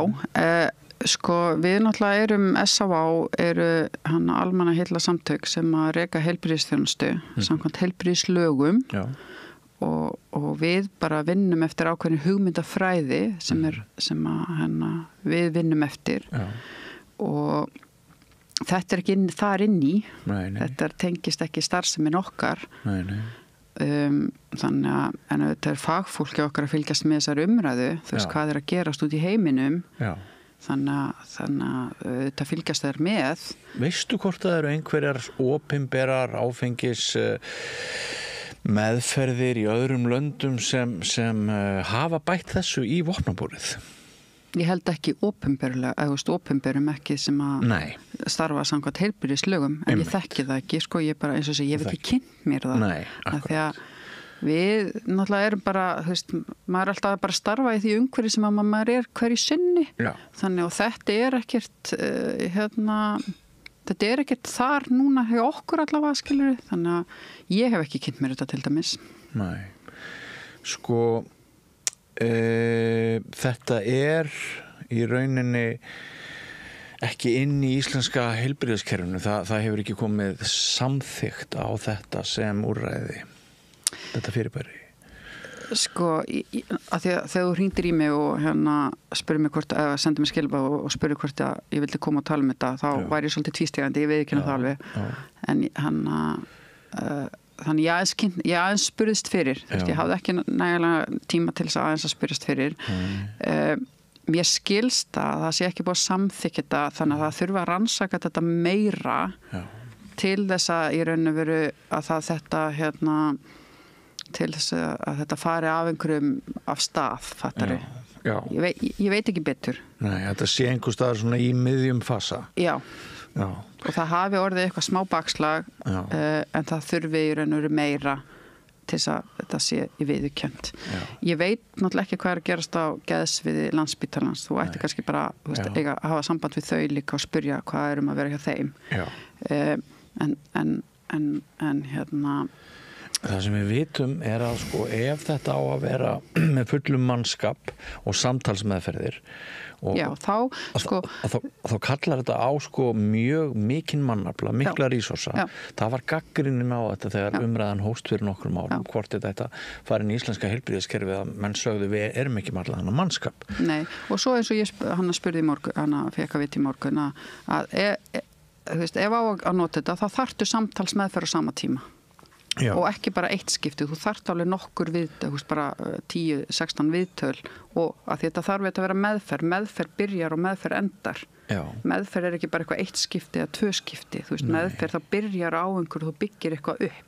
Já, ef þetta væri gilt úrræði í heilbrigðiskerfinu, þá væri þetta eins og þú ert að nefna. Já, þá þarf að því að eins og það upphafa allir í meðferð er ekki bara eitt skipti. Þú byrjar á einhverju og þetta stig magnast upp, skilur, og svo er það er eitthvað markmið með meðferðinni. Þú þarft að öðlast ákveðna færni og fá ákveðna þekkingu í meðferðarferlinu, bara eins og þú ferð í áfengismeðferð, þú byrjar á einhverjum stað og svo bara vex meðferðin. Já, og það er akkurat held ég ekki að gerast að sko margir þeirra Íslendingar sem er að prófa þetta, ég þekki nú bara persónulega slatta fólki sko, sem hefur prófað þetta, þau hafa ekki verið að segja mig frá því að þau séu einhverju samtalsmeðferð samhliða. Nei, þú veist eins og ég segi, það er eitt að vera að prófa svona eitthvað með einhverjar öruggar hendur og það er annað að hafa heilbrigðisstarfsfólk með í för af því að heilbrigðisstarfsfólk vinnur eftir lögum og reglum og þannig að ef eitthvað kemur fyrir líka að þá er hægt þá þarf þetta taka fólk til ábyrgðar, þú veist. Ég er heilbrigðisstarfsmaður sem áfengis- og vímuefnaráðgjafi þó að ég starfi ekki sem slík sem formaður að þegar ég starfaði sem áfengis- og vímuefnaráðgjafi þá vinn ég eftir ákveðnum siðareglum, ákveðnum lögum og reglum, þú veist, mér ber að uppfylla ákveðin skilyrði. Og það er náttúrulega því það að vinna með fólk er mikil ábyrgð. Þú vinnur með sálar heill fólks. Það er gífurleg ábyrgð. Áfengi er hugbreytandi efni. Svo sannarlega. Fíkniefni eru hugbreytandi efni. Dópið er hugbreytandi. Þetta sem við erum að tala kallast líka hugbreytandi efni. Sá sem fer í meðferð á Íslandi og hættir að dópa eða drekka, hann fær þau skilaboð og þjálfast í því að það þýði ekkert að fá sér bara lítinn bjór ef hann var alkoholisti og var búin að drekka frá sér allt lífið sem bjórdrykkjumaður, þá þýðir ekkert fyrir hann að bara ætla að fá sér einu sinni viku bjór eða eitthvað svoleiðis. Þetta eru róttæk úrræði, þau segja engan bjór, ekkert áfengi bara meðferðin gengur út á það að hérna, þetta í rauninni mjög svo róttæka viðbragð. Já, meðferð í dag náttúrulega hefur líka breyst töluvert. Þú veist, það alveg, við erum alveg með mörg skaðaminkandi úrræði þar sem að í raun og veru eins og þú ert að byrja að vinna með fólk í göngudeild til dæmis, þá þú veist, að því að þegar fólk tvístigandi, þú veist, þú veist ekki hvort þú viljir hætta, þú veist, og þetta tímabil sem fólk svona að reyna átt að segja að það áfengi eða eitthvað sem að trufla mann, þá maður alltaf í þessu viðtali, þú veist, ok, og að draga úr drykkju, en svo, þú veist, að drekka minna þarna, en svo kemur alltaf að þessum tímapunkti að maður þarf að taka ákvörðun þú veist, hvora leiðin ætlar maður að fara og við erum að vinna með það að drekka ekki og nota ekki efni sem að hafa þessi áhrif, það batinn. Já, en sko hér verður máli svolítið snúið út frá sögunni vegna þess að dópistinn hefur fengið þau skilaboð og þjálfunni því að hann megi ekki dópa eða þurfi ekki að dópa. Alkoholistinn sem hefur drukkið áfengi, hann engin ekkert hugbreytandi alkohol núna, en nú sem sagt inni í þínum skjólstæðinga hópi, þar sem sagt hópur sem áður hafði vanist því að hann mætti ekki prófa hugbreytandi efni í þessum flokkum en þau eru að því núna eða að velta því fyrir sér hvort þau ættu að prófa það eða ekki. Þannig ekki komin svolítið ný klemma. Sko samfélagið náttúrulega að breytast alveg rosalega hratt og bara alls konar í gangi. Við erum samt alltaf að tala það, þú veist, við vinnum ennþá með það þannig að hérna, þú veist, við mælum með að fólk láti allt vera. Það líka sko, S.A.A. ekki boð og bönn, samtökin sem slík, en út frá meðferðinni þá erum við að vinna með það að fólk, við erum að hvetja fólk til að tilenga sér þennan nýja lífstíl sem án áfengis eða án lyfja eða án ólöglegra vímuefna. Já, það svo sannarlega eitthvað í gangi að nút í samfélaginu, þú veist, eitthvað. Ég persónulega, ég náttúrulega óvirk líka. Eins og ég, eins og þú. Bara svo ég hendi því að rauðabóli. Já, við erum við höfum valið þennan lífstíl að ekki að nota áfengi. Og langt síðan, ég ætla að skjóta það inn í langt síðan ég skammaðist minn fyrir það að vera óvirkur. Það er svona frekar að maður ætti að skamma sín vegna áranna þegar maður var virkur. Ég tel mig vera forréttinda manneski. Bara svo, þú veist, ég svo ótrúlega heppin að hafa fengið tækifæri til þess að hætta að drekka. Tek undir það með þér. Mér finnst ég væri ekki þar sem ég í dag. Ég ætti ekki þetta góða líf sem ég ætti í dag ef ég hefði ekki farið þessa leið. Tek undir hvert einast orð. Þannig að ég persónulega myndi aldrei þora að fara þessa leið. Mér þykir bara svo óboðslega vænt sjálfa mig og bara ég myndi aldrei höndla að hafa ekki kontról. Ég hef sjálf þurft að nota lyf.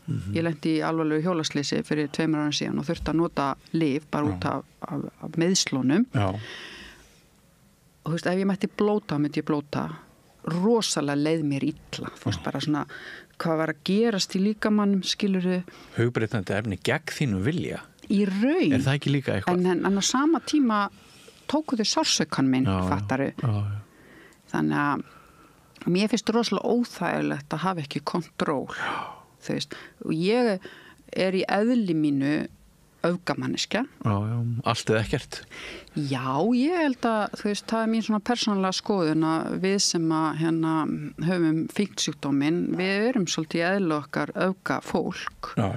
En á sama tíma þá hef mér borist lán að læra á sjálfa mig og læra, þú veist, hvernig nota maður sjálfan sig og hvað öll þessi verkfæri sem við fáum bæðin í meðferðinu og síðan þegar við förum inn í 12-sporakerfið. Þú veist, þetta svo rosalega flottu verkfæri til þess að vinna með. Þannig að ég persónulega myndi aldrei þora að prófa eitthvað svona sem ég vissi ekki hvað væri og hvert væri með mig og ekki undir stjórn heilbrigðisstarfsfólks, bara aldrei. Þú meinar án stjórnar heilbrigðisstarfsfólks þá Já, þú veist, ef að þetta væri komið á það level, þú veist, við vitum alveg að þetta að fara í einhverja átt. Já. Þú veist, svo sannarlega þurfa að vera breytingar á geðheilbrigðiskerfinu, þú veist, með lausnir, hvernig við erum að vinna og allt það. Já. Þú veist, við erum bara, ég held að við erum í einhverju umróti núna, þú veist, það eitthvað að fara að gerast, ég veit ekki hvað það verður, því ég sé ekki framtíðina, þú veist, en ég held að það eitthvað, það kerfið okkar eins og það allavega ekki að virka. Nei. Þannig að það eitthvað að fara að gerast. Þú ætti kannski að spurja, þú veist, þá sem hafa meiri þekkingu þarna, þú veist, hvert Ég ekki vissum á þessu stíi að þetta snúist endilega svo mikið þekkingu, heldur bara svona að hugsa upp á þetta eins og við erum að gera. Ég held að sé líka ákveðin tilgangur með því vegna þess að svo ég bara rifji það upp að sá hópur sem að ég veit að svolítið næmur fyrir þessu nýja fixi. Það eru skjólstæðingar S.A.A. Það fólk sem hefur farið í gegnum áfengismeðferð og veit ekki hvort þetta væri bara svindl, hvort þetta væri eins og að fá sér eitt bjór nema því hefur verið sagt að það séu engar neikvæðar afleiðingar við þetta, en samt þetta ekki löglegt, þannig að þetta bara svona á þessu stíi má þetta bara vera á spjallstíinu, finnst mér. Ég líka mjög hlýðin að eðlisfari, ég myndi aldrei gera eitthvað sem væri ólöglegt, bara, ég ekki þar. Nei. Bara, nú ég aftur bara að tala um mína persónu. Já. Þú veist, ég Þú kaupir þetta ekki út í búð, það alveg rétt hjá þér. Nei. Ég myndi, þú veist, nei, ég færi ekki þá leið, þú veist. Nei. Þú veist, ég fer til læknis, þú veist, ég fer til sálfræðings, ég fer til fjölskyldufræðings, ég fer til fagfólks til þess að fá lausn minna mála. Já. Það hefur komið fyrir núna síðustu daga að fólk sem situr í stjórn S.A.A. eins og Bubbi Mortens, hann hefur verið að hampa þessari reynslu. Já, það bara það frelsi í landinu, þú veist, það bara, ég náttúrulega get ekki kontróla hvað aðrir gera. Það bara, þú veist, hver og einn tekur sínar ákvarðanir og það bara þannig líka, þú veist, og það líka alveg eins og ég var að lýsa fyrir þið áðan þegar maður að byrja að verða, þegar maður að átta sig á að maður með fíktsjúkdóm, þú veist, þá auðvitað vill maður svolítið kontrólera sjálfur hvert maður að fara, þú veist. Það hefur sennilega einhver tíman bent þér á að þú þurftir að gera eitthvað í þínum málum. Já. En þú ekki. Það tók ekki nema svona 25 ár. Já, við munum þetta alveg. Það var í sama með mig, skilur við. Það var svo sannlega búið að benda mér á að ég þurfti að gera eitthvað í mínum málum, en ég vildi auðvitað fara mínar eigin leiðir. Þangað til að maður komin á þennan stað náttúrulega, þú veist, maður bara gefst upp og fær, þú veist, áttar sig á því að maður þarf að gera eitthvað og alveg svo ég þurfti á sínu tíma, þú veist, ég þurfti að fara inn á Vog til þess að átta mig á því að ég væri með þennan sjúkdóm. Og en fólk finnur sér auðvitað mismunandi leiðir og þegar ég að hætta á sínum tíma, þá voru ekki droslega margar leiðir í boði, þú veist. Í dag orðið svo rosalega mikið val, þú veist, af því að samfélagið orðið svo margbreytilegt. Þannig að hvað fólk að gera? Fólk að gera miklu meira heldur en við gerðum fyrir 20 árum síðan. Já. Og ennþá meira heldur en fólk var að gera fyrir 50 árum síðan þegar að, þú veist, S.A.A. var stofnað. Þannig að já, ég tek ekki ábyrgð á öðru fólki þó það sé stjórn S.A.A. þú veist, en ég maður auðvitað vill bara vera góð fyrirmynd, þú veist, það það sem maður að reyna að gera alla daga. Þess vegna tók ég ákvörðun að fara í meðferð á sínu tíma að því ég vildi vera fyrirmynd fyrir börnin mín og fyrir fólkið mitt. Þú veist, að því að ég vil vera til staðar fyrir þau. Já. Þess vegna tók ég þessa ákvörðun að hætta að drekka að því að áfengi truflaði mitt líf. Já. Og kom mér á þann stað að mér leið ekki vel. Nei. Svo annað sem að maður velti fyrir sér, sko, það þegar maður heyrir í fólki sem hefur prófað þessa sveppi og lýsir því þannig að áföllin bara hverfi eða þau læknist eða eitthvað svoleiðis að það þá það yrði þá algjört einstæmi í sögunni ef bara eitthvað efni dugar til þess að ryðja burt sársaukanum í lífiðinu. Það Þetta nú kannski ekki alveg trúverðugt þótt maður ekki svona talið þetta upp. Kannski þetta einhver placebo áhrif, hvað veit maður, ef þú trúir á það þá kannski virkar það? Já, náttúrulega trúin fer ótrúlega langt með mann. Þú veist, það alveg þannig. Þú veist að ef maður trúir á eitthvað þá fer maður langt. Já, svo náttúrulega efnafræðin í það sjálfst ekki sama efnafræðin í neinum 2 einstaklingum, þannig að... Nei. Og ég meina, öll upplifum við heiminn á mismunandi hátt. Já. En ég hef bara ekki nægilega þekkingu, þú veist, ég get ekki sagt til það, þú veist, en ég veit bara, og ég get bara tekið mig sem dæmi, þú veist, ég hef þurft bara að vinna á mínum áföllum með því að tala þau. Já. Og vera undir fá hjálp frá fagaðilum til þess að beina mér á réttar leiðir. Já. Ég skrifaði einhverja forsíðu fréttir þetta fyrir mörgum árum fyrir Fréttablaðið þegar einhver umræða stóði yfir og það sem ég man frá því skeiði var að eins og ég nefndi áðan að ef þetta úrræði í heilbrigðiskerfinu þá kallar þetta á mikinn mannafla því að það þarf að gæta fólksins, það getur farið í mjög hættulegt ástand, það getur farið í rof, en þá erum við kannski ekki að tala þetta mikrodós sem að núna í tísku, en ég átti mig samt ekki alveg á því og ég veit ekki alveg mörkin, hvenar þetta mikrodósa og hvenar þetta makrodósa. Ég efast að kannski fólki þarna úti sem að þreifa sig áfram með þetta fái endilega mjög góðar upplýsingar það.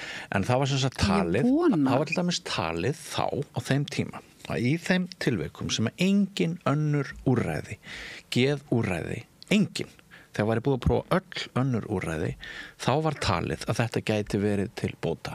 Og þannig hafði umræðan verið í erlendum ríkjum á þeim tíma. En vel að merkja, gallarnir voru samt tveir, hins vegar sá mikli mannafli, ég man ekki hvort fólk þarf að vakta í 10 eða 12 klukkutíma, eitthvað svoleiðis, sem náttúrulega eins og við vitum á Íslandi þar sem að vantar miklu fleiri hendur inn í heilbrigðiskerfið eða eitthvað, það bendir ekkert allt til þess að þetta veri mjög vinsælt þar.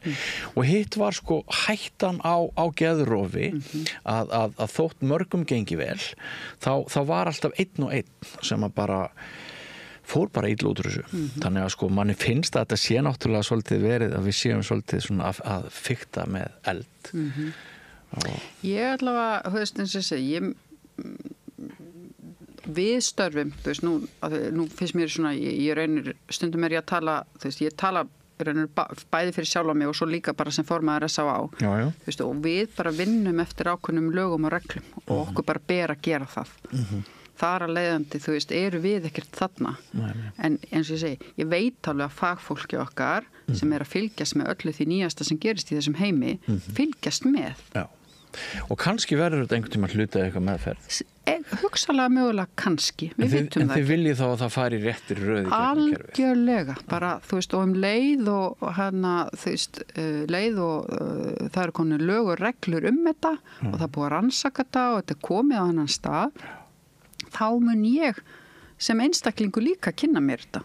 Og ef ég verð þá á þeim tíma formaður S.A.A. þá mun ég þetta kynna mér þetta eða fá kynningu frá fagfólkin þetta. Þannig að mér stað ég hef bara ákveðna skyldur sem formaður en svo ég líka bara einstaklingur. Þannig að ég hef ég hef alveg skoðanir. En ég bara í eðli mínu ég passa sem manneskja.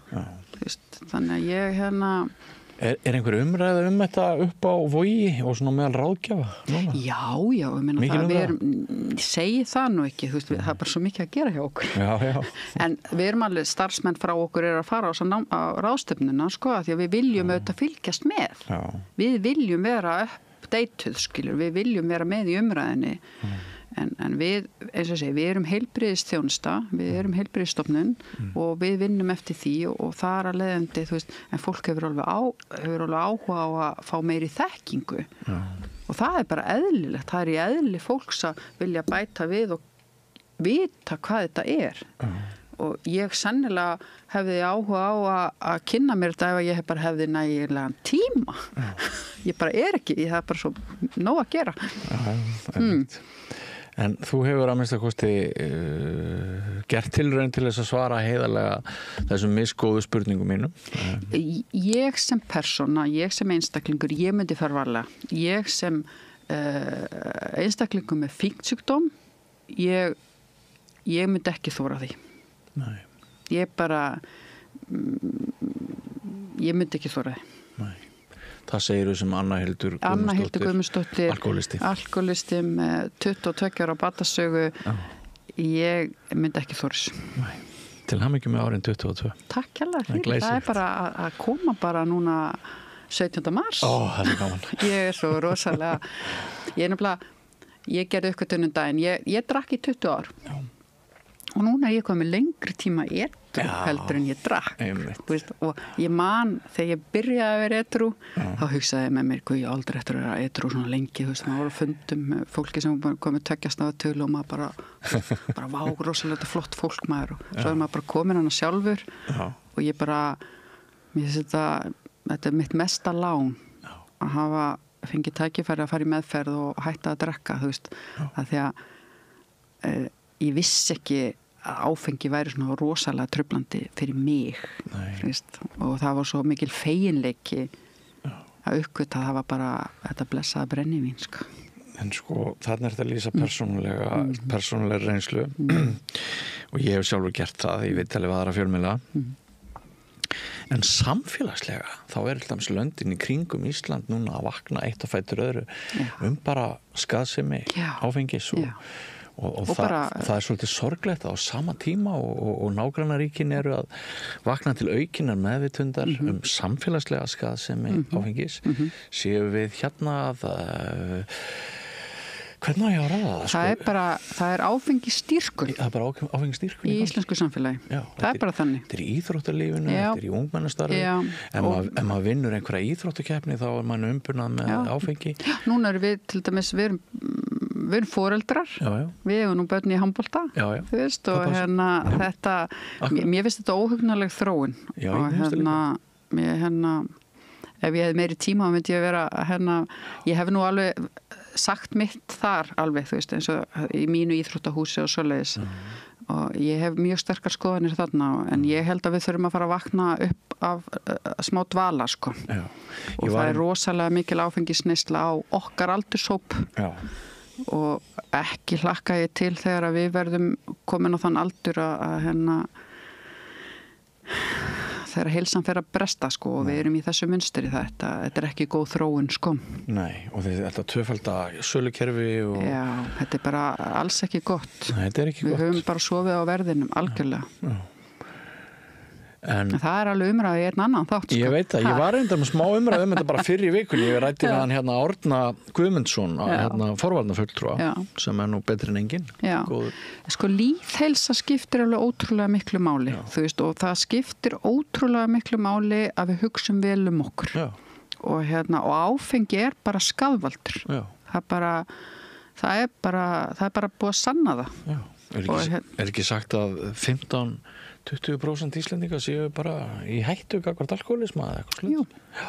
Þetta er nú engin smá fjöldi. Já, en á sama tíma erum við með markaðsöflin og þetta, og ég tala bara að hálfgerða áfengistýrkun, sko. Já, við erum með markaðsöflin eins og þú segir, við erum líka með Evrópu sem er að benda okkur, og Bandaríkin jafnvel líka, sem er að benda okkur á aukna skaðsemi, krabbameinsvaldandi, alvarlegri félagsleg áhrif heldur en hafa verið reiknuð. Svo... Við höfum alltaf verið aðeins öðruvísi Íslendingar, við þurfum alltaf að fara einhverju sérleiðir. Já, og nú heitir sérleiðin mikrodós á sveppum. Já, eða nú ætlum við að verða eins og Evrópa var áður fyrr, meðan þeir eru að snúa við sveiflinu, þá eru við aðeins á eftir. En svona er þetta, en ég hef tröllatrú á nýjum heilbrigðisráðherra, hún er með mjög skýra sýn, Alma Möller. Já. Þannig að ég hlakka til að sjá hana í starfi hvað hún mun áorka. Frábært, það verður spennandi að sjá til hennar verka. En kæra þakki fyrir komuna, Anna Hildur Guðmundsdóttir. Og við förum yfir í aðra sálma, ekki fara langt. Sameiki stéttarfélag í almannaþjónustu óskar stofnunum ársins til hamingju með árangurinn. Stofnun ársins 2024 í flokki borgar- og bæjarstofnana með 25 til 49 starfsmenn, í fyrsta sæti leikskólinn Lyngheimar, í öðru sæti leikskólinn Gullborg og í þriðja sæti rafræn miðstöð. Sameiki stéttarfélag í almannaþjónustu.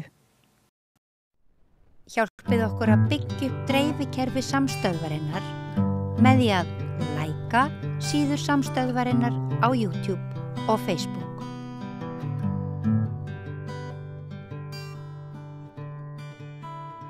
Já, við erum stödd í mesta uppbyggingatímabili Reykjavíkur. Ég hef heyrt fólk á síðasta meiri hluta í borginni halda því fram að það hef aldrei verið byggt meiri Reykjavík, en við viljum það líka að það er bara ekki byggt nóg, þannig við þurfum að byggja miklu meira og það er svona ein leið til að horfa á það, en svo er vaxandi óánægja og ég meina þið hafið öll orðið var við það að það sem er verið að byggja er kannski ekkit spennandi, þessi borg sem er að verða til þykir ekki svona, já, það er fáum sem að kannski benda á að hún sé falleg nema þeir sem hafa bara einhverja beina hagsmunaði. Ég gerir stundum svona ati í svona mönnum og byrti myndir af einhver svona hluta og ég man eftir því að þá kom alltaf einhverju svona harðir samfélgamenn og sögðu að þetta hús var víst fallegt og þótt að kannski sæði það engin annar. En svona er þetta stundum í borginni, fegurðin er í augunum á okkur, en það er samt ekki alveg þannig, það er til alls konar svona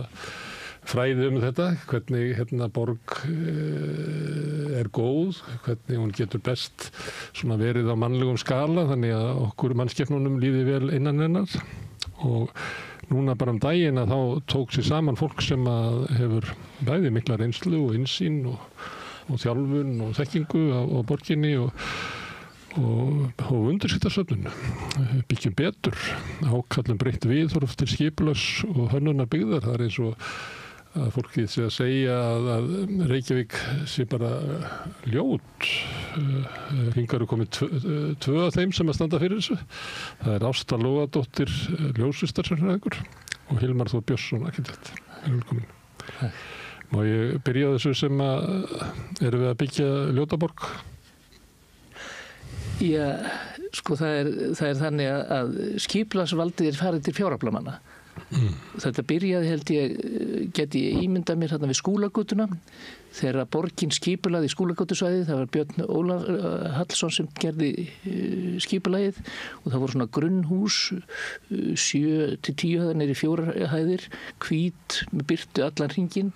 Og hvítu blokkirna sem eru þarna vestast á Völundarheiði. Og komu fyrst, eru svona dæmum að hvernig Skúlagötuna átt að vera. Já, átt að vera. Svo gerist það að Eimskip átti kveldtúlsskálana sem þarna voru og þeir vildu auðvitað byggja meira. Þeir vildu að rífa kveldskálana og byggja meira. Það var eiginlega ekkert að rífa á Völundarheitnum og þeir byggðu meira og það var allt annað og miklu hærra og allur strúktúrin er annar. Þið sjáu þetta er bara hvítuhúsin sem Guðni Pálsson teiknaði eru svona með 45 gráða þakhalla og mjó og grunn og svona heldur þetta áfram.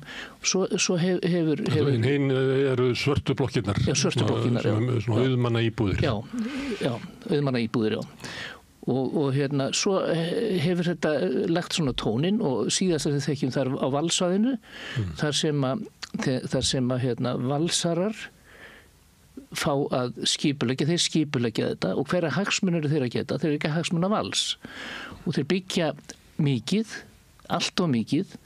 Það er bara að fá eins mikið pening og hægt út úr þessu. Já, og þá standa stjórnmálamennir, kreppu og embættismennir sem að þetta ákallir náttúrulega stuðningur við sem að þeir áttar svona ekki á.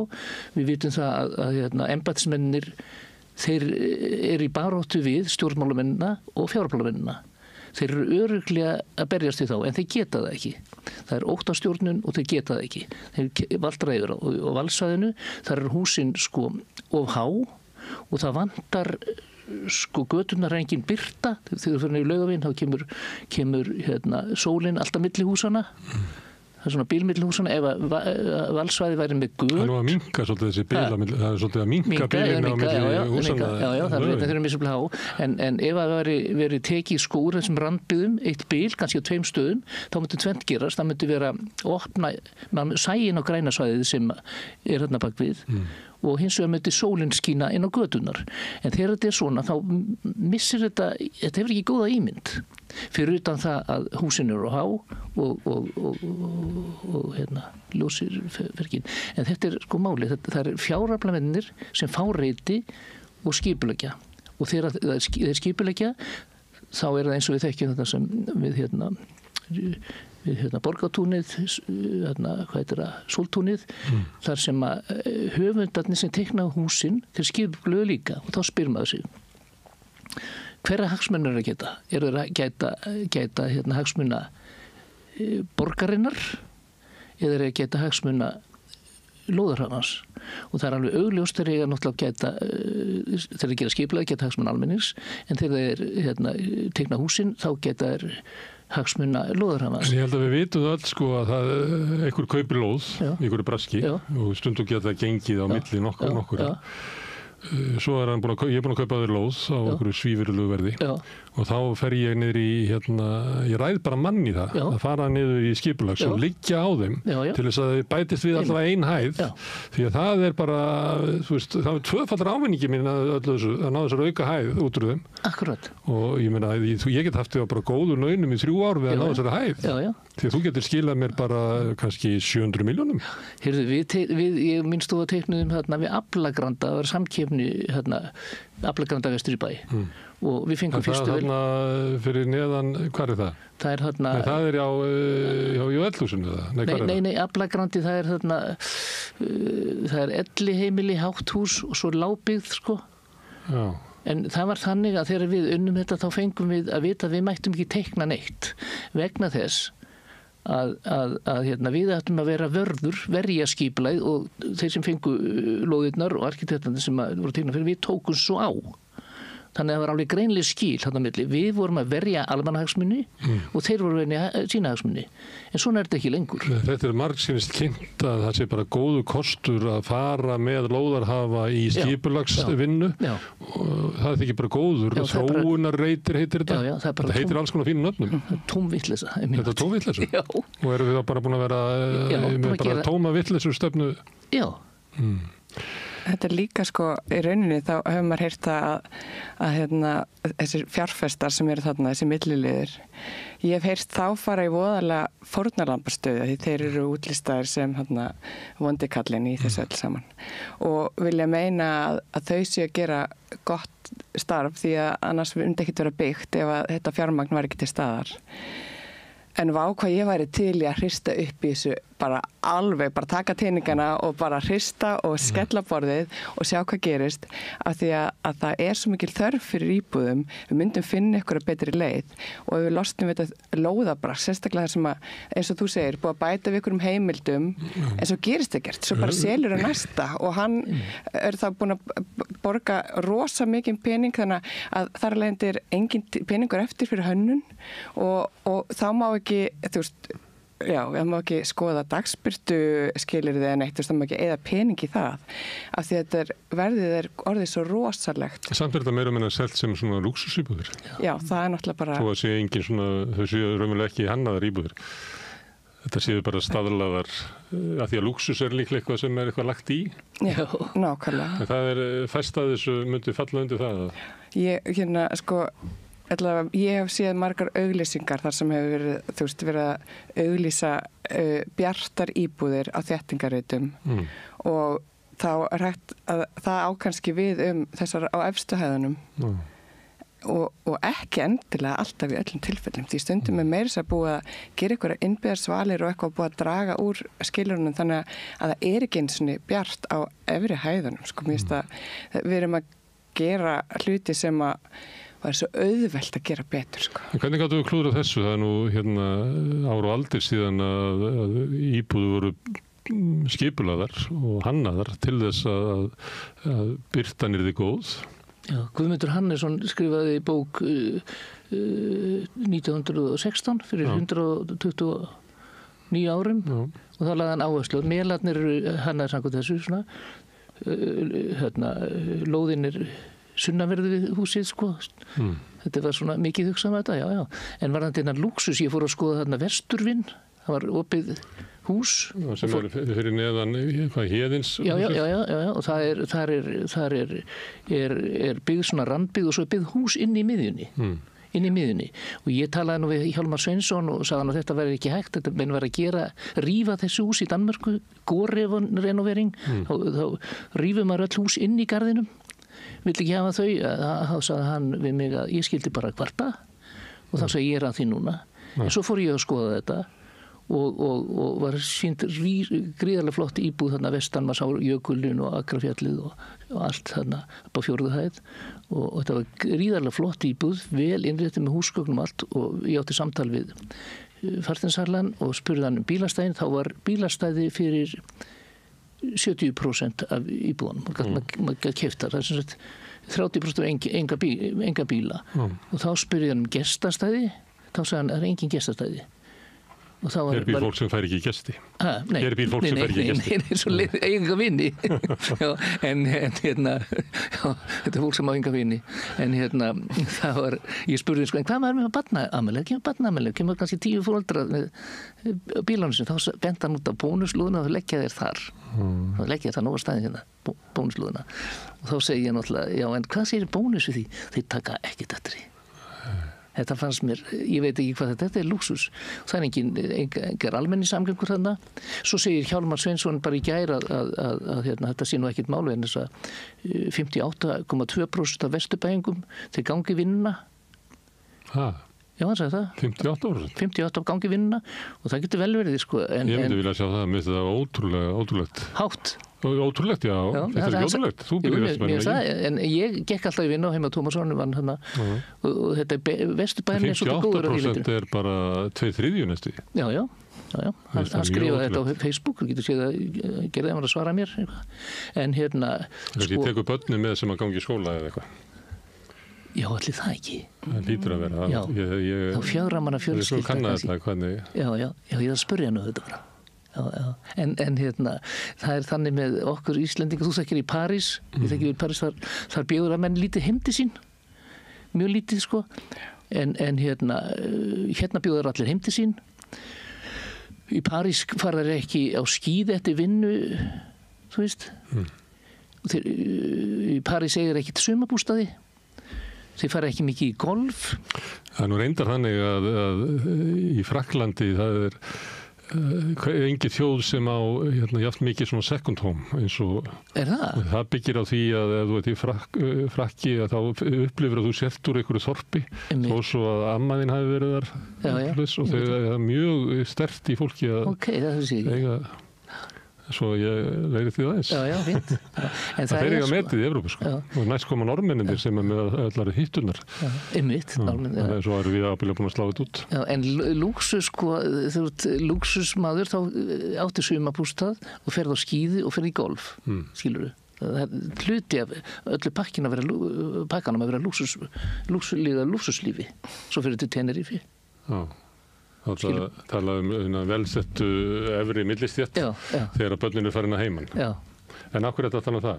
Er þetta íbúðir niður í bæ svona smíðar fyrir þetta fólk? Sko, já, ég held að sem eigi ekki börn og ekki barnafæli? Já, það lítur að vera. Það er þannig. Herðu, hérna sko, af hverju ættu við að vera hissa á þessari stöðu? Eitt sem að þið sögðu áðan var eitthvað að sá sem að kaupi lóðina, hann er að reyna að hámarka ávinning sinn og við erum bara þjóðtrú hérna á Íslandi og bara við okkar heimsluta að þetta afl að vilja hámarka hérna hagnað sinn sé drifkraftur sem keyrir áfram samfélagið. Og þetta er vélin og við megum ekki truflana. Því að hún mun alltaf færa okkur bestu niðurstu. Eru það efast um þetta? Já. Já, alveg ekki. Ég held nú fram fyrir áratugum síðan að hagvöxtur var ekki að vinna góða. Þú veist, limits of growth, takmördu vaxtar. Maður verður að stoppa einhvers staðar því jörðin getur ekki borið þetta. En ég fekk því líka gusu sko, þess að fjármálamennir sem umgengst þá að hagvöxturinn var í drifkrafturinn. Ef hann myndi fara, þá myndi allt stoppa. En ég er ekkert að íkja. Þetta er bara einn almenna trú í samfélaginu. Svona tala stjórnmálafólkið og svona tala allir. Það er bara að finna þennan gullna meðalveg þarna eins og annars staðar. Það gengur ekki bara að hugsa um peningana. Það þarf að hugsa um fólkið og heilsuna þeirra og hvernig þeim líður. Þannig að það þarf að finna þennan eitthvað balans þarna á milli. Hvernig finnum við hann vegna þess að þú talar um hann melana? Já. Ef við færi þar yfir á þyrlu að þá er kannski fæst af húsunum hann eru byggðir af verktökum. Mikið sund af einbýlishúsunum byggðir af einstaklingum, stundum gamlir æskufélagar í bandalagi, stundum fjölskylda. Blokkirnar eru byggðar af kennarablokkin og símablokkin og þetta eru svona samvinnu byggingafélög. Þarna þetta hverfi sem að byggjast upp, þar sem að þeir sem ætla að búa í hverfinu eru raunverulega svona ráðandi það hvernig það verður. Við búum ekki við þann veruleika í dag. Núna verktakar sem bara framleiða hilluvöru, sem eru íbúðir, sem alltaf að selja og þeir eru með eitthvað svona mat á því hvað í tísku eða hvernig hægt að selja þetta sem mest ávinningi og þeir bara framleiða slíkar vörur. Og auðvitað fáum við þá einsleitar vörur, getur auðvitað að vera. Ég í öðrum hóp sem heit Hípilauður og þar var tekið á Hönnunarmars í fyrra og verið að sína svona prótótýpur af þessum helstu í rauninni formum á íbúðum í dag og til dæmis þessi sem við sjáum allstaðar eiginlega þetta langa rými þar sem að eldhúsið komið innst og svo eitt stór gluggi og þú ert með svona alrými sem sagt. Og svo í einhverjum tilfellum var þetta eldhús ekki lengur inn í rýminu heldur komið mér inn á einhvers konar gang. Að það bara verið að reyna að optimera sem sagt þá notkun fermetra alveg upp í, ég veit ekki hvað. Og það var bara rosa skemmtilegt að Elsa var hvar er eldhúsglugginn, þú veist, við erum komin í eitthvað svona eitthvað svona formúli fyrir hvernig þessar íbúðir að líta út.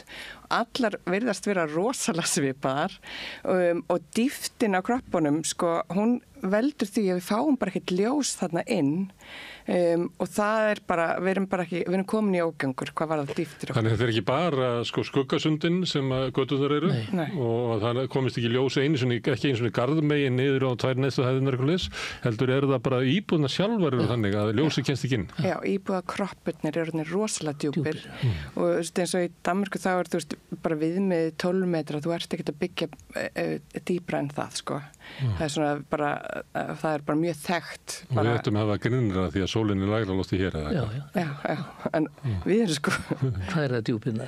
Það hefur alveg, það er bara mjög algengt, en það hefur farið alveg upp í 20, þú veist.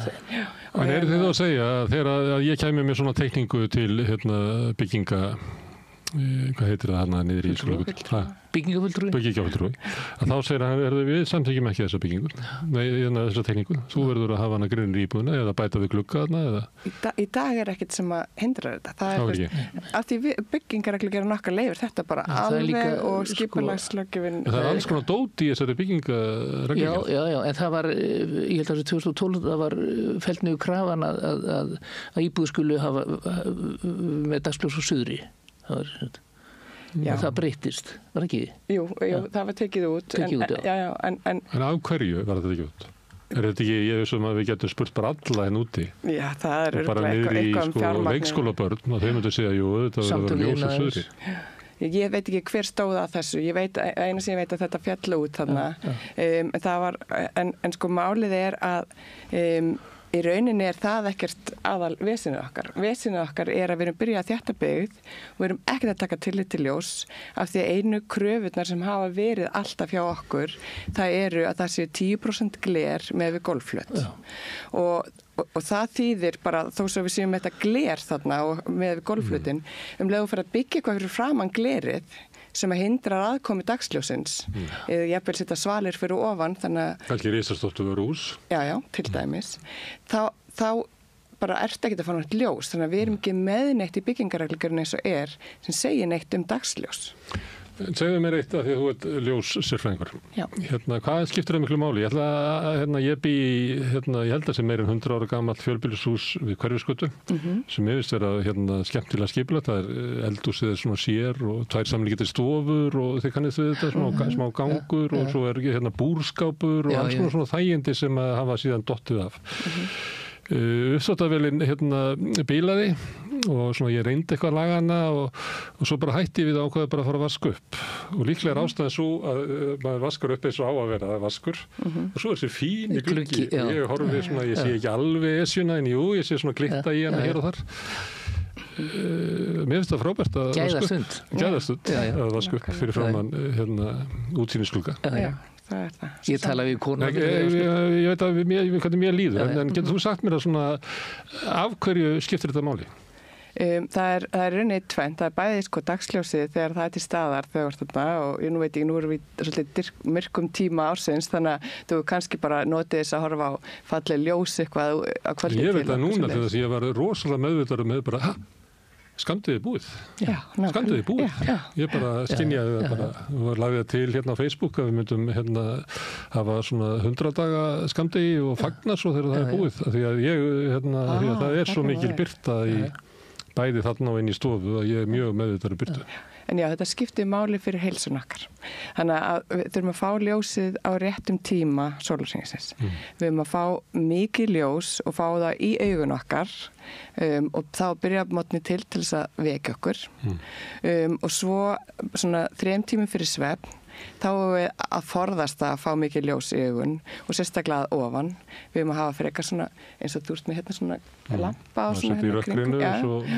Þá erum við að undirbúa, þá bara segja í rauninni kerfinu okkar, nú erum við að fara að undirbúa hvílu og þá byrjum við að framleiða melatonín og þá verðum við þreytt og þá getum við sofið og við erum að hafa alveg myrkur yfir svefntíman þannig að núna þegar við erum að komast yfir í bjartara tíma ársins þá þurfum við að fara passa okkur að hafa myrkunagardínur eða svo með eitthvað skonar grímur eða eitthvað.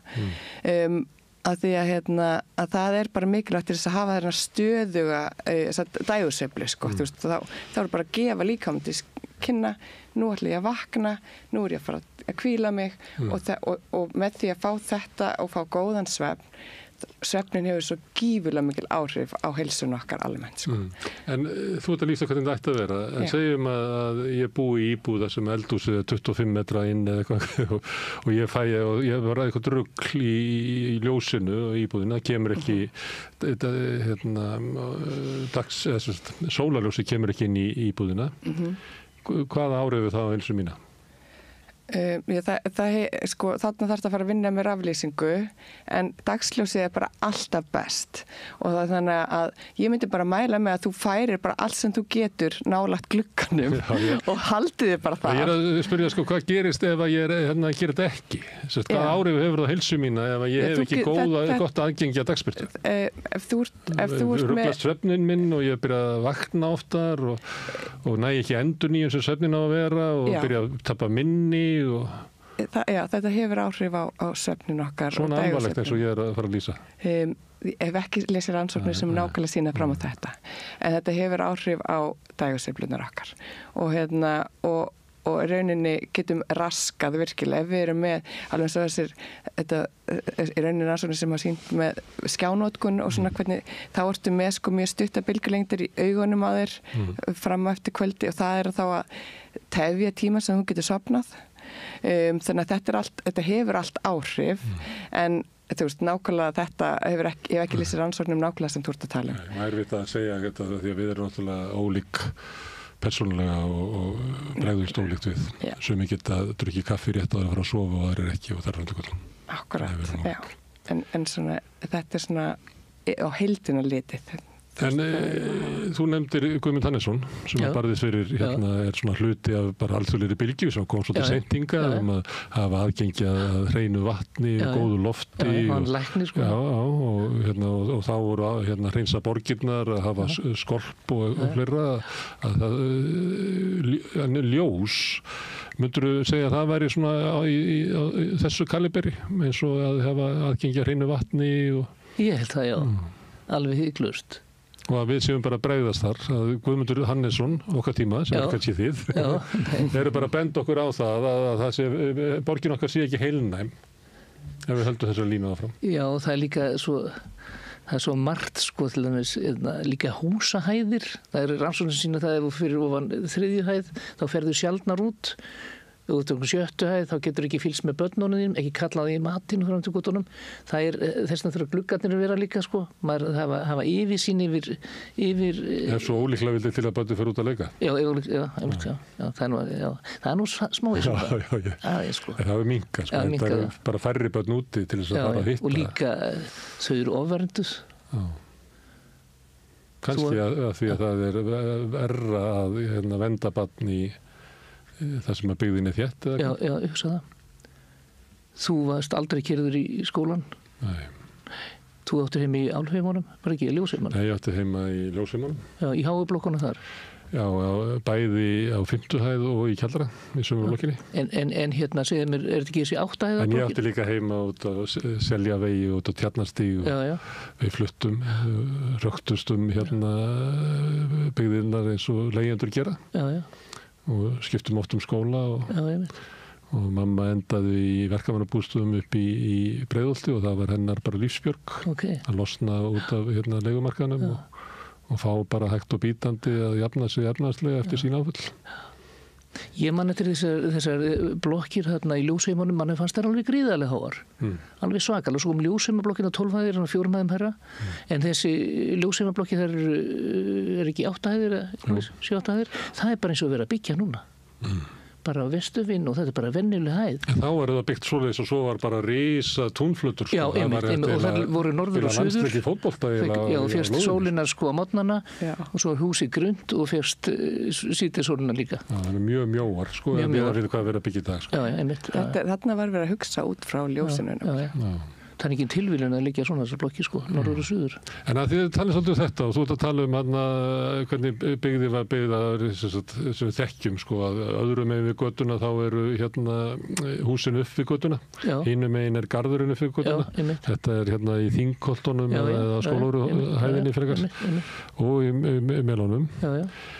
En maður heyrði það til þess þegar það var að vera að skipuleggja flugvallarsvæðið, það var einhver keppni og skoskir menn sem unnuðu það ekki, að þá var mikil svona löngun hjá borgaryfirvöldum að fá svona borg, þar að maður gengi beint út á götu eins og er í útlöndum hjá siðuðu fólki að losna við þetta svona sveitalega hugmynd. Hvað ertu bara á móti? Nei, þeir segja það að þeir vilji Reykjavík verið meiri borg. Ég vil verið meiri Reykjavík, sílurðu. Má ekki týna rótunum, Þetta er Reykjavík hefur sérstakkenni og við erum að viðhalda því. Við viljum ekki Reykjavík eins og Barcelona eða whatever, skilurðu. Það vil ég ekki. En það er alveg hægt að ná þessu með öðrum hætti. Þú veist að það er svolítið svona íslenskt að finnast það sem að við eigum ekkert sérstakt, Við viljum frekar vera eins og í útlöndum, Já, ég veit. Heldur að það hafi stýrt þessu? Já, ég held það. Já. Ég man eftir því að ég var að teikna út á landi ýmis hús heilsustofnanir og þar talaði sveitamennir okkur sem sérfræðinga sunnan sem verður komin til þess að plata sveitamannin og núna finnst mér þegar maður er í Reykjavík, núna eru sérfræðingar frá útlöndum sem eru að plata Reykjavíkinga, þetta er bara orðið aðeins og ég held að þetta randbyggðarskipulag, ég man eftir í gegnumgangin þá tók ég til því að randbyggðin var í skipulag verið nákvæmlega sama og randbyggðin kringu Stjörnubíó og þar svona byggð Austurbæbíó eiginlega? Nei, Stjörnubíó, Njálsgötu, Barðastjúgur og Snorrabrauð. Það var saman og þetta var þá svona mesta slum borgarinnar, skilurðu. Og ég spurði, viljið þið þetta? Skilurðu, en þeir töldu það verið ekki. En það getur bara verið líftími það er líka hverfa það. Að þau verða slömm og svo kemur fólk inn og fyrir að kaupir ódýrt og fyrir að gera það upp eins og til Njálsgatan, Grettisgatan er mjög glæsleg dæmi og mér fannst það eins og sú saga sem er kannski fyrir 30 ástur í tíman ég vil meira, að þá kemur fólk inn og kaupir ódýr húsnæði og gerir þau upp og maður sér þau hús núna sem hafa verið blómstra gerðu upp af einstaklingum en innan það er síðan, nú á engin efni að fara þarna lengur. Nei. En nú eru verktakarnir byrjað að tróða inn húsum utanum allt saman og sá fallegi svipur sem var á þessu götum. Hann hverfur. Ég sé ekki að segja hverfa, maður finnur alveg álagið að hann er að láta undan. Já. Og kannski á endanum verður þetta bara þessi sjálfsbrotna húsavend sem að var þarna. Menn byggðu sjálfur. Já, það svona tóku og gerðu. Hún er að hverfa. En það oft sambandi við randbyggðina, það sem ég held að vera að vísa í það sem byggð við Sundhöllina. Já. Og svona milli Sundhallarinnar og Austurbæbíó. Að þar svona byggt upp alveg við götuna og svo þessi garður inn í miðunni. Stundum hefur verið bent á þetta meðal annars þegar fólk var og borgaryfirvöld að tala fyrir svona randbyggðum og bent á það og líka verkamannabústaðina við Hringbraut. Ertu ekki hrifin af þessu? Jú. Nú. En þetta bara 2 hæða hús. Ekki 7-8 hæða eins og Hekluréttum. Með svona pínlitlum garði inn í miðunni. Já, ég held að þetta ekki bara rauninni hæðin og líka götumyndin, hún rauninni vandamálið að það er svo þröng götumynd. Meinar hvar? Eins og til dæmis í Hlíðarenda og þar, þú veist, í rauninni. Þar ertu með allavega í sumum hverjum, þar ertu með bara fína inngarða. Já. En götumyndin, hún vandamálið. Skugginn verður þar. Það vegna þess að mér byggja alveg hringinn. Það gera mér ekki heldur á Njálsgöturinnum. Maður sér inn í garðinn. Eða sleppt nokkrum húsum, skilurðu, þá hefur maður séð inn. Það er létt á þessu. Þú ert vegfarandi, þá sérðu inn í yðagræna inn í garðinn og birtan kemst á götuna. Þetta er bara ofmikill gróðafíkn, sko. Það hefur ekki efnaði að sleppa 2 stigahúsum til þess að geta náð þessum gæðum. Ég hef heyrt allavega, því nú þetta til dæmis, við erum mikið talað þetta í varandi ljósið og ég hef heyrt sem sagt íbúar sem búa þarna við svona stærri inngarðana, séu bara mjög hamingjusamir með þessi inngarða, af því þeir eru mitt lokaðir, krakkarnir út að leika, komast ekkert, það er bara, þú getur bara kíkt út og það er enginn að rífast og bara allt í góðu og þannig að það hefur einhvern kost að hafa þetta svona lokað, en og ég sjálf búið í Danmörku í svoleiðis sem var bara lokað og það var rosa þægilt að senda krakkarna út að leika. Hvar var það í Danmörku? Í Kaupmannahöfn. Já, ég meina, hvað er í hverjunu? Amager. Amager, já. Var búið að hreinsa til í garðinum? Við vorum með tennishöllin. Já, ég meint, já. Þá hefur verið búið að renovera. Það voru áður girðingar, öskutunnur og lókum í góren og svona. Þannig er húsið sem ég var að nefna þarna sem er á milli Sundhallarina og Austurbæbíós. Ég labbaði þar í gegnum daginn og þar voru svona girðingar inn og eiginlega bara öskutunnur og ég hugsaði þetta er eitthvað skrítin nýting á og þess að rosalega, ég fórum með þess að hugsa það, mér langaði að fóra að googla sko magn af sorpi sem kemur frá okkur, af því að sko öskutunnurnar voru orðnar svona bara bara ráðandi fyrirbrigði inn í þessum garði, sko. Af því að hver þarf að hafa sín sett, sko. En svo var líka allavega hann í Danmörku, það var leiðum að setja eitthvað út sem að var hættur að nota, maður að flytja eitthvað, þá bara, sko, sem svo meira þú að það bara sjúm, að ná sér í. Já, eitthvað úrskoðun og gott. Já. Það er bara mjög, mjög umhverfisvænt og gott. Hérna bara eru umleifingar og rigning. Þetta skemmist. Herðu, en ég spurði hvað er til ráða og er það byggingarreglugerð? Já, takk. Það sem að verður ákvæðum það hvað hús megi vera há miðað við hvað þau eru þétt? Allavega það liggur fyrir breytingartillaga, sko, sem að er búið að vera í gáttinni. Já, og komu 9 athugasemdir og þær voru frekar bara jákvæðar. Þannig að samkvæmt síðasta samtali við Ingu Sæland þá á að koma breyting en það vantar að vinna sem sagt leiðbeiningar en til þess að þetta bara þessi breyting muni taka gildi bara til þess að leiða þetta vel inn en það þarf að íta á eftir, sko, þú veist, vantar svolítið aðhaldi frá fjölmiðlum til þess að halda þessu gangandi af því að þetta er einhvern veginn, þetta er búið að vera á leiðinni rosalega langan tíma og tekur allt svo langan tíma hjá okkur. En er ekki eitthvað skrítið að við sem er samfélagið sem er svona bara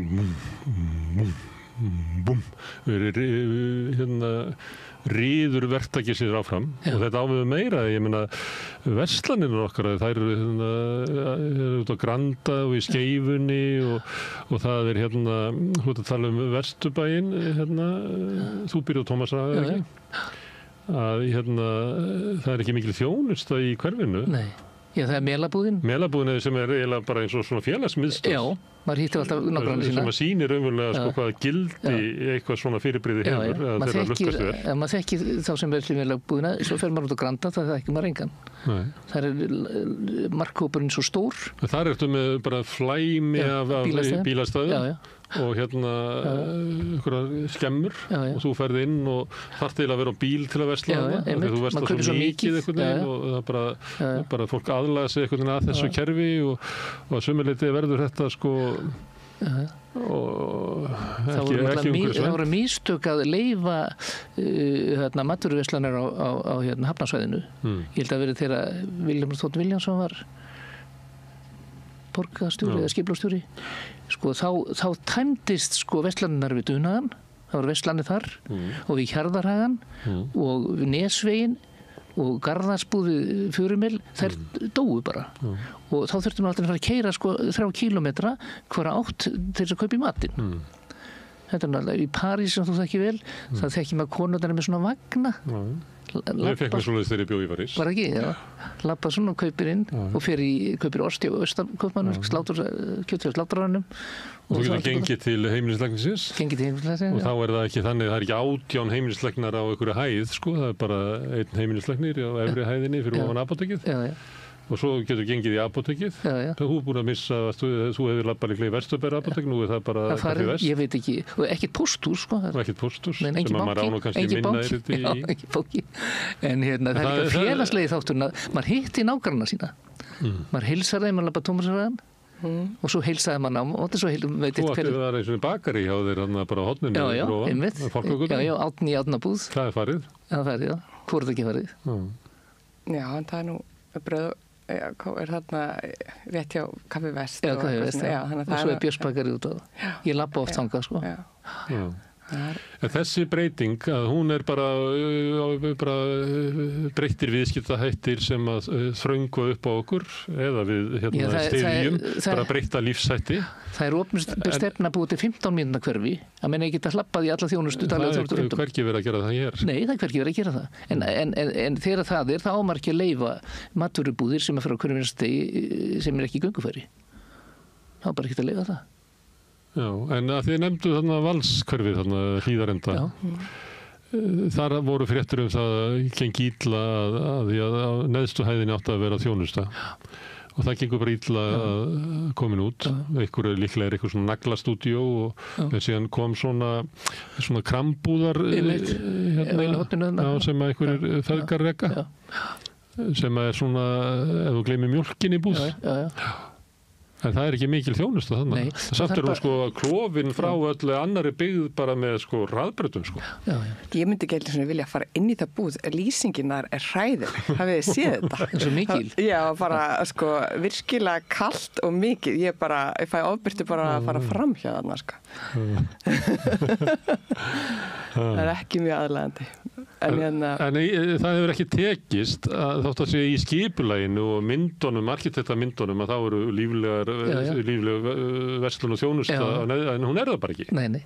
Það er ég velta fyrir mér sko að hugmyndir ykkar að sko snúi þessu við ef það er eitthvað svona bara mjög sterkt afl sem að vinnur á móti og ef ég fer aftur í melana að þá er það byggt upp þar sem við getum sagt að sko ákvarðanir í uppbyggingu borgarinnar voru tiltölulega valdreiðar og lýðræðislegar. Og það voru mjög nálægt þeim sem ætluðu að nota vöruna. Við erum bara komin langt frá því sko að lóðir eru boðnar upp, það er bara verktakar sem hafa efnaði, þeir sem aðgengja fjármagnið, þeir sem geta farið í bankan og fengið lán til þess að kaupa þetta og þannig þar með þetta komið bara í hendunar örfáum og þeir bara eru búin að taka öll völdin af okkur. Og á hverju ætlum við þá að setja upp svona aðhald fjölmiðla og eitthvað svona spjall okkar í vonum að milda hjarta verktakana þannig að þeir hætti að suða út aukahæðina og græða 750 milljónir af því að við vorum svo helviti kjarnirt í þessu þætti. Þetta er ekki raunhæft. Nei. En það væri hægt að hafa úthluta lóðunum með þeirri hætti. Úthluta eins og þú erum að tala um. Eins og það var gert í gamla dag. Prentarar, fjölskyldur, káeringar, ekki í Vesturbænum sko. Ég átti heim í símamannaflokkinni og það búið til húsfélag, svo reyður arkitekt og Þóri Baldursson. Það er til KR-blokkin. KR-blokkin 2 við Kaplaðsjólsveg og einn við Birkimel, kallað KR-blokkin. Og þeir fengu bara arkitekt og svo var þetta búið út og það var byggingamistari. Það talaði meistaraveldið þá. Nú var að verktaka og fjárfestingafélagsveldi og það var meistararnir komað þessu þegar voru ráðnir að verkið að buði í þetta og það var múrarameistari, trésmíðameistari, rafverkjameistari. Þau sem ætlaði að búa þarna, þau stjórnuðu þessu. Þeir stjórnuðu þessu, já. Það er náttúrulega hlýtur að vera rosalegt gildi fyrir samfélag. Að þeir sem ætla að nota það séu með vald, en við mistu það. Já, hvert? Til verktakana. Já, og gegnum hvað? Með uppboðum. Gegnum stjórnmálumennina. Já, með því að trúa því að besta leiðin til þess að byggja borg er að elta þann sem að verstu mesta arðsemin. Já. Og það er ekki einn sérstök arðsemi ef við tökum okkur saman og byggjum eitthvað raðhús. Það mælist ekki einu sinni þótt að hægt að finna það út að það sé þjóðhagslega hagkvæmt. Það tikkar ekki inn í einhverja mælingar. En það tikkast inn ef að einhver verktaki skilar milljarði í hagnað, þá þykir það að vera gríðarlega arðsemi í byggingarinni. Það var ekki arðsemi þegar við byggðum raðhús okkar, við bara fengum heimili og ég fekk að servisku minni hafa herbergið aðeins minna við ganginn og eitthvað svoleiðis. Það var arðsemin og þú breyttir bílskotuðinum í vinnustofu. Þannig þetta mælist ekkert. Þú heldur það sé vandinn? Ég veit það ekki. Ég held að við þurfum svona einhverja, það sem knýr kerfið áfram. Já, það er málið. Ég held að við erum að vera með, fara bara alveg þangað. Ég náttúrulega sósíalisti og power to the people. Ég veit það. Mér finnst að fólk að ráða sjálf hvernig það byggir upp í borgina sinni. Ég hef enga trú á því að verktaka gerir það vel fyrir okkur. Nei. Og ég hef enga trú á því að við mildum hjarta þeirra, sko. Ég hef ekki trú að við mildum hjarta þeirra, en ég hef hins vegar trú að við erum með eitthvað regluverk sem passar upp á okkur og förum eftir regluverkinu, að sé eitthvað eftirlit eftir því, að þá held ég að við getum alveg gert vel og líka haft, nær þessum gullna meðalvegi, við erum aldrei að fara að vera þar nákvæmlega, en að vera eitthvað staðar þarna á bilinu, það það held ég held að það er það sem við þurfum að skoða, sko, bara að því að ef þú farið ekki leyfi til að gera þetta þá þarftu að fara að finna út úr í hvernig þú gerir vel. Ég reyna að skilja þróunna því að þetta er náttúrulega frá melónum og hekluritnum, þetta er náttúrulega umbreyting á samfélagi, hvernig ákvarðanir eru teknar. Þegar að við fengum að byggja ráðhúsið okkar eða símablokkina og allt þetta, að þá var byggingafulltrúi sem hafði Hilmar alveg rosalega yfirvaldið okkar. Síðan færist ákvarðanirnar yfir til verktakanna og fjármagnsins, að þá allt í einu segja það gagnrýni Hilmars að stjórnmálamenni gáfu eftir, að þá allt í einu ríkisvaldið var nú ekki byggt upp til þess að siða auðvaldið og verktakana, það var byggt upp til að siða okkur, þannig þá byrja það að láta bara undan og þetta getur við ekki stoppað fólkið sem að drifkraftin í samfélaginu sem að vil byggja svörtu blokkirna niður á Skúlagötu og við getum ekki og það er kannski það málið að stjórnmálafólkið lítur svo á að ríkisvaldið sé til að siða almenning en þjóna hinum. Þetta þekkjum við í fiskaldinu, þetta þekkjum við vitum þetta. Að það bara gefur eftir. Þannig að það er ekki almannavaldið er til þess að hafa vald yfir okkur. Almannavaldið er ekki til þess að hafa vald yfir. Þá var það spennandi núna þegar Inga er komin með þetta sitt borð. Ég held að hún sé ekkert mikið að þjóna auðvaldinu. Þegar við trúa á Sofíu Frænku. Ég er bara spennt að sjá hvað gerist, sko. Ég er alveg ég held að hún sé ekki að fara eftir þessari formúli sem þú ert að lýsa. Herðu, en þú er trefin af uppbyggingunni á þegar við erum í Bólhollinu og framönd hliðina á okkur eru uppbyggingareitir, hekluriturinn eru þarna og orkurreitur eru þarna og það er mikil uppbygging, það er verið að endurnýja gamla sjónvarshúsið, það er mikil uppbygging og með það í huga að komið borgarlínan og þú er trefin af þessu. Já, sko, ég er náttúrulega alveg á móti niður yfir húsa, sko, þetta er algjörlega vitleysa, sko, það var ekkert að rífa neinn hús. Eins og var gert á Heklurinn? Alls ekki, nei, það var ekki að rífa neinn, það var bara taka það sem er og byggja við, maður sér það í New York, með fram Highline, ekki það, Það var maður horfir á gamla, þetta var sko hafnarsvæði, þarna vesturhliðinni og öll pakkhúsin þarna með stórum inngangshurðum, teinarnir þarna í gönguleið og það ekki rifið neitt, það byggt hávís ofan á þetta og þetta bara þannig, menn ég held að sé líka svo dýrt að rífa í New York, að koma draslinni í burti svo svakalega dýrt, ég held að sé hluta þessu, en þeir gera þetta ekki og ég á því að það átti ekki að rífa neitt hérna, áttu bara að láta þetta vera og byggja þessu komu, áttu að taka mið af þeim. En það annað sem ég vil vekja athygli á, að ég mjög fylgjandi borgarlínunni en ekki þeirri útfærslu sem í gangi hérna. Það þannig að í Danmörku til dæmis, þegar maður lagði metro út í Örestaðinn, þá lagði maður teinana fyrst, iðnaðarmenn sem byggðu húsin notuðu lestina, það var engin hús, svo komu húsin og íbúarnir og fóru þeir að nota lestina. Sama var í Vínaborg þegar þeir byggðu þarna austan við Dóná, heilig mikið hverfi, þá þurftu að gera tunnel undir Dóná, kosti alveg gríðarlega mikið deilur þetta, en þeir hugsaðu þetta eins að þegar fólk flytti inn, þá væri innviðirnir á staðnum og þetta var lagi. Hérna þetta öðruvísi, hérna byggi maður þéttingarítunum en engin borgarlína. Og það ekki búið að ganga frá því og vera samþykkt í bútum. Það núna í kynningu bútur sko held ég frá Ártúnshöfða Skeifun eitthvað slis. En þá á eftir að kynna það sem aðal vandamálið yfir Tjarnabrúna og það geyma það til síðast. Og þetta einhvað að þessu sko, þeir samþykja alls það deiliskipulagið og sá pínlítið eftir, þá þetta turbínutrix, það er búið að fjárfesta svo mikið í þessu að við verðum að keyra þetta í gegn og þá er að keyra þetta í gegn. Staðan fyrir að byrja á einfaldri línu og taka þar sem vandamálið er mest fyrst og klára það og byrja svo þéttinguna. Þú meina þá bara niður á torg og upp á Ártúnsbrekku?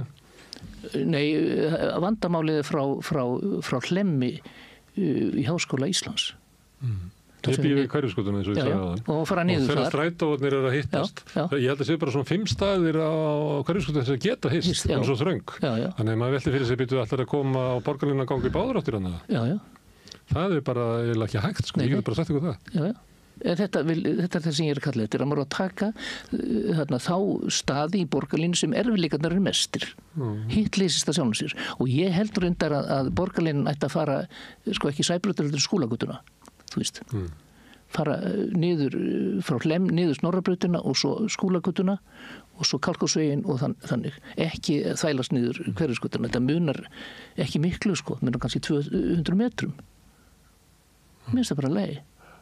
Það er búið að flytja strætó núna hérna niður, stoppustuð þarna fyrir utan Bernhöftsbakari, hann ætlar að koma hérna til okkar bakarinn sem er ekki ánægð með það, hann ætlar að gefast upp að því að þetta er eyðileggur businessinu hans, ég veit ekki alveg af hverju. Nú, ég ætla að aukast. Nei, ég ætla að heyri í honum hérna af hverju hann svona óvanar þetta. Á ekki að rífa neitt var ekki á Skúlagatan stæðstu mistökin að vera ekki þarna með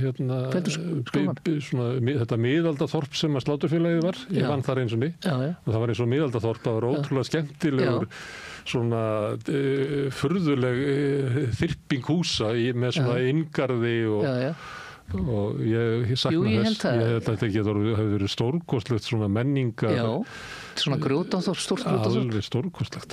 Lindagatan og þetta. Hún fekk þetta þegar hún var látin fara af Guðrún Jónsdóttir frá skipulagi þegar Davíð tók við 1982. Þorvaldur S. Þorvaldsson var ráðinn og Guðrún var látin fara. Þá fekk hún þetta til dúsu og vann í því 2-3 ár og skerði einhvað skipulag í þessum handar sem við talum. Þessi kveldúrskálar voru rosalega flott bandahús. Ég held að þeir hefðu ekki verið rifnir, hefðu bara, þetta er svo Le Hall í París, það munaði kannski bara 5 árum. 5 árum setna hefðu þetta aldrei verið rifið, sko. Það hefði aldrei verið breytt. Það er búið að byggja 2 sinnum, eða 3 sinnum. Það hefði ekkert virkar. Ekkert virkar, sko. Það er búið til svona sendir. Ég kom þarna mikið þegar pappi minn og mamma var maður fór þarna á mótnana klukkan 5 á mótnana, fekk sér lauksúpu, þá voru slátrararnir að ná í kjötið og þeir voru alblóðir og þarna voru konur, sko, glæsikonur í hvítum minkapelsum að fá sér lauksúpu eftir djamið Þetta var rosalega skemmtilegt. Mann settir þessu? Ég er ungur til að muna eftir. Sko. Þetta var alveg ferlega skemmtilegt. Bílarnir alveg með, þetta var mægi Parísar allir. En þú sérði þetta alveg í götunum, alveg í kring, hvaða sko miðjalu var. Því að þú sérði að það er svona góður matur, þú getur eiginlega labbað eftir svona tilteknum götum og það er eiginlega leiðin sem að fólk kom inn í borgina og út úr henni aftur. Þetta er alveg... Kaupmenni kom að kipti mat sem voru í búðinu sem var. Þannig að allt æðakerfi er þarna, þeir bara tóku bara hjartað, sko. Sem er alveg ótrúlega eyðilegging. Þannig að þið hefðu viljað sjá Skúlagötuna. Já, ég held það. En hérna, þetta er ekki það versta. Nú, hvað er það versta? Það er þessi sem við erum að benda á þessi hús, Landspítalinn til dæmis. Landspítalinn er skelfileg mistök. Þá var hann líka að nota turbínutrykkið. Það var sagt að þegar við fórum að mótmæla, það var helvið mikil hópur. Fórum að mótmæla og heldur fundi í Norræna húsinu og heyrðum alla þingflokkana og ráðherrana. Og það var, gekk ekki þess að við vorum á seint, sko. Þetta var 2014 eitthvað, 15. En það var, svo var maður varfið að það var logið svo að manni. Það voru fyrirlestrar menn, sko, opinberir aðilar fyrir heilbrigðisráðuneytið voru með slideshow og sýndu sko skýrslur sem hefur verið samdar, allar bent á þennan stað og þar voru nöfn á skýrslunum sem ég held ég við lesið allt saman, ég hafði aldrei séð.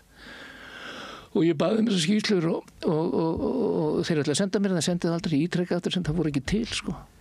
En þeir fundu það ekki, það bara hikuðu ekki við þetta, sko. En hvað er með Landspítalann sem ykkur líkar ekki? Er það bara stærðin? Stærðin og staðsetningin. Flugvöllurinn átt að fara, skilurðu, og á að fara. Og þá er eina forsendunum fyrir staðsetningunum var flugvöllurinn í upphafi fyrir 2000. Og þegar flugvöllurinn átt að fara, þá áttum að taka Landspítalann líka og endurskoða hann. Flýtandi Keflavíkur eða whatever. Er það ekki staðsetningin sem veldur því að hann þarf að vera svona stór á þessum reit, í rauninni, þannig að staðsetningin er aðra vandamálið, eða ekki? Staðsetningin er vandamáli, já. Og hérna... Staðsetningin stækki bygginguna. Staðsetningin stækki bygginguna. Já, getur ekkert farið lengra út. Nei. Þess vegna verður bara að hlaða upp í rauninni. Við bentum á Keldur, en þess að það var Suðurlandsvegurinn til Keflavíkur og Vesturlandsvegurinn og þar eru þetta þyrlu, þá er það ekki vangjað flug, sko.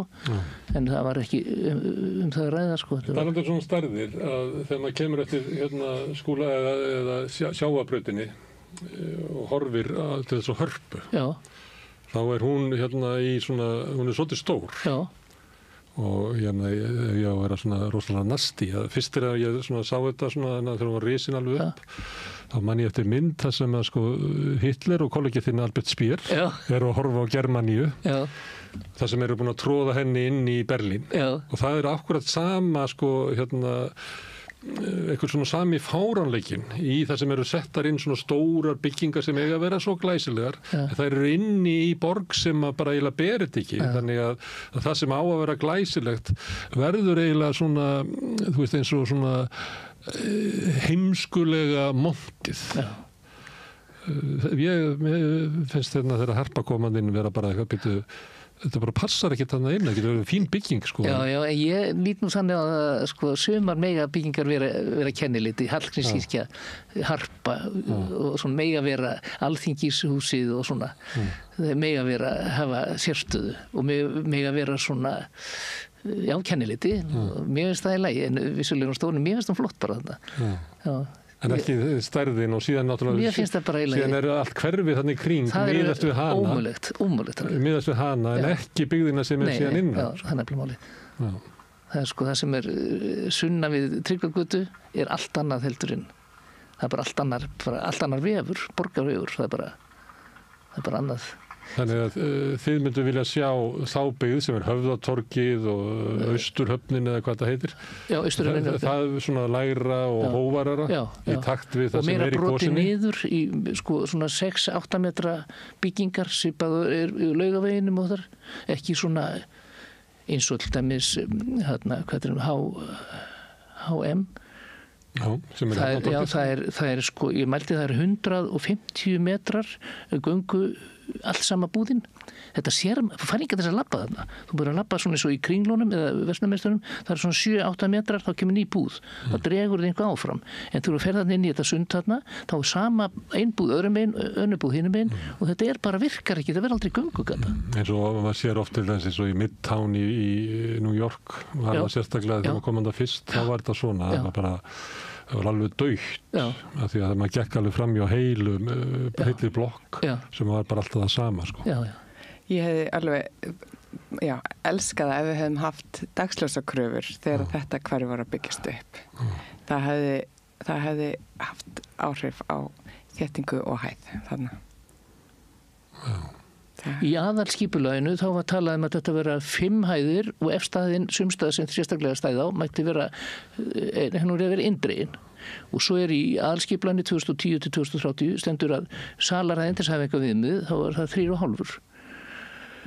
En það sem gerðist, það var salarhæðin í einhverju breytingu að þetta breyta aðalskipulag náttúrulega, ég veit ekki hvernig það gerist, það skerði lítið auglýsingu í Mogganum einhvers staðar að salarhæðin breytið upp í 4,20 skilurðu, og þá hækkar hver hæðum 80 cm, 5 sinnum 8 það er sko, það munar bara heilli hæð og húsin eru einni hæð heldur meira heldur en aðalskipulag gerir ráð fyrir og svo það þannig þetta að vera indregin hæð þar sem sérstaklega stóðar en það indregin hæðin ekki indregin allstaðar en hún allstaðar, skilur það farið alveg í hámarkið, skilur ég spurði hvernig staðið á þessu með lofthæðina, það var út af loftrasti kerfin og kerfisloftið þetta komst ekki fyrir, en það ekki rétt, það var lóðrétt loftrakerfið, það geta verið í loftinu. En ástæðan líklega sem ég var í að þarna fyrst að verða ekki ræður bara einhvern mann sem bara í borgarskipulagi og suðar og suðar og suðar og suðar og suðar og þetta náttúrulega verðmætasti maðurinn í bransanum sko. Hann getur búið til bara 100 milljóna. Með tuði.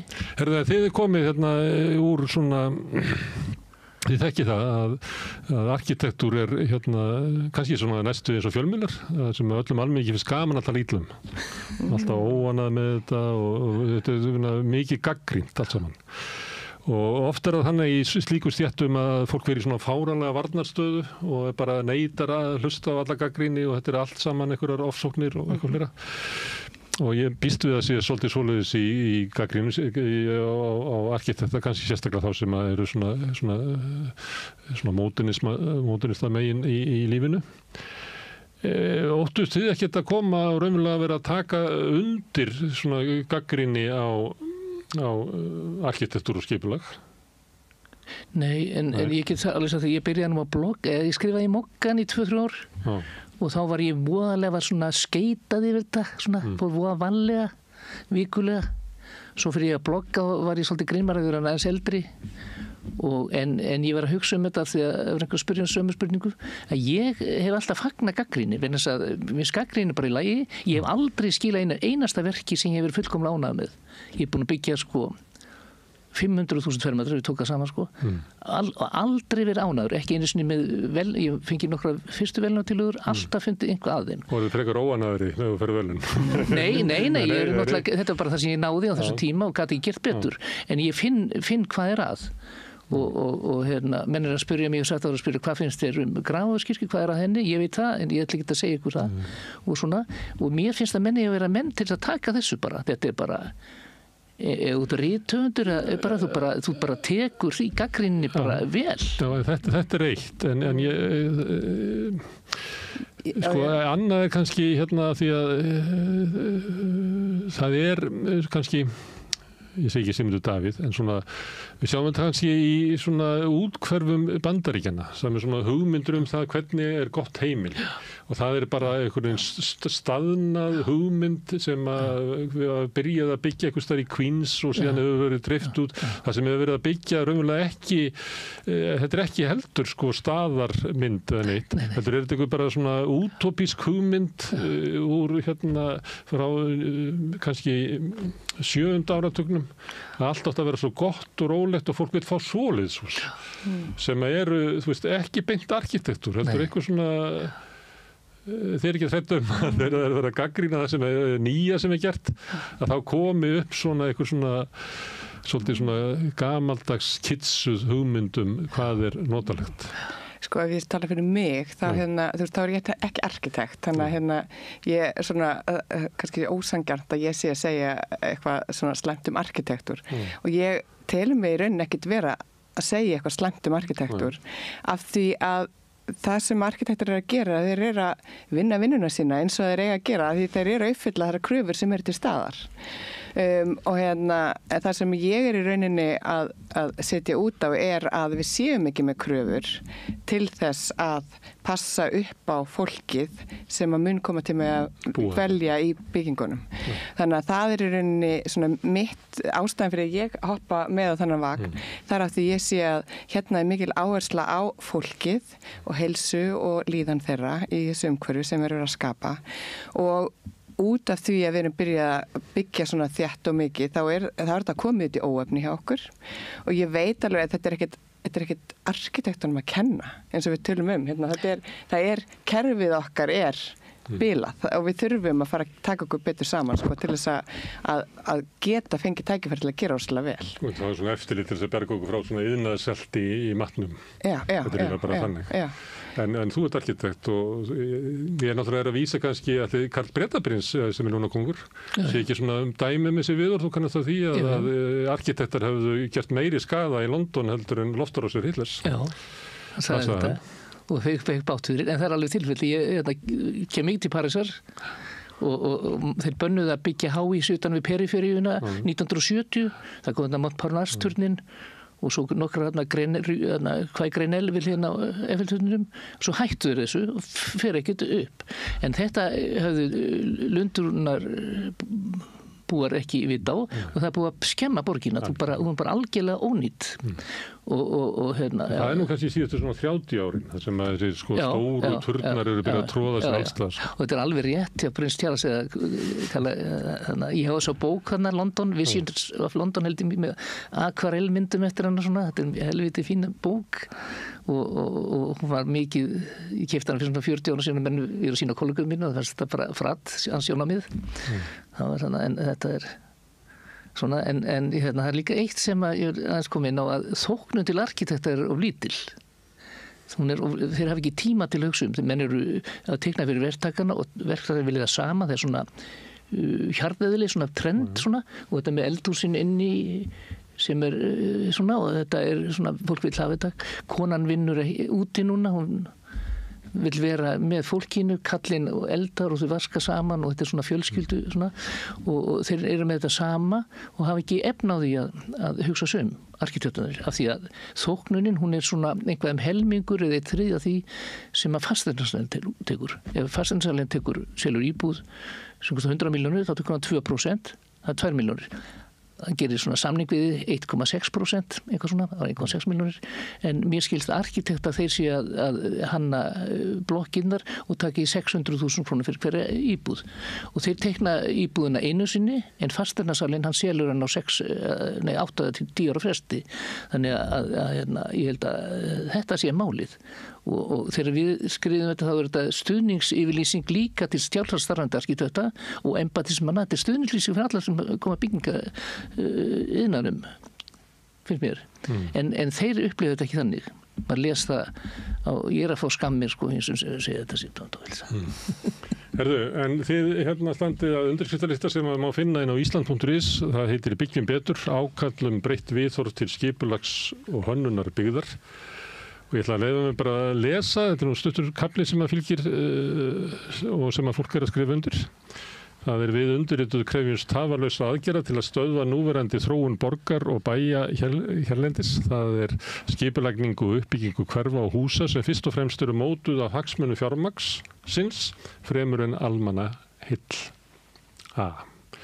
Við hvetjum til þess að borg og bæir verði mótuð með hag og heilbrigði samfélagsins í fyrirrúmi, eigi rætur í menningararfi okkar, að byggða mynstur og húsagerðir hæfi hnattstöðu landsins og skipulag lúti þeirri reglu að fegurð, gæði, fjölbreytni og hagkvæmni verði leiðarljós sem skapar almenningi best lífsskilyrði. Við krefjumst að reglugerðir og skipulagslög verði endurskoðuð með það markmiði að réttur almennings til að lifa í heilsusamlegu og uppbyggilugu umhverfi sé ætíð í öndvígi og tryggt sé að menningarsöguleg verðmæti og staðarandi séu virt. og þetta getið skrifað undir ef þið farið inn á Ísland.is og leitið að undirskriftalistum. En Ásta og Hilmar, takk fyrir að koma hingað og spjalla borgin okkar fyrst og fremst. Takk fyrir að koma. En við höldum hérna áfram við Rauðaborðið að reyna að skilja þetta samfélag sem við lifum í, sem að breytist mjög ört og heimur líka. Við reynum að halda í, en næsti kafli eftir augnablik.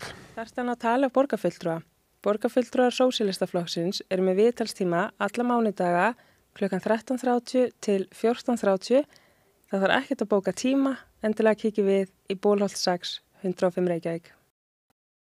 Allir þættir samstæðvarinnar eru fáanlegir á öllum helstu hlaðvarpsveitum.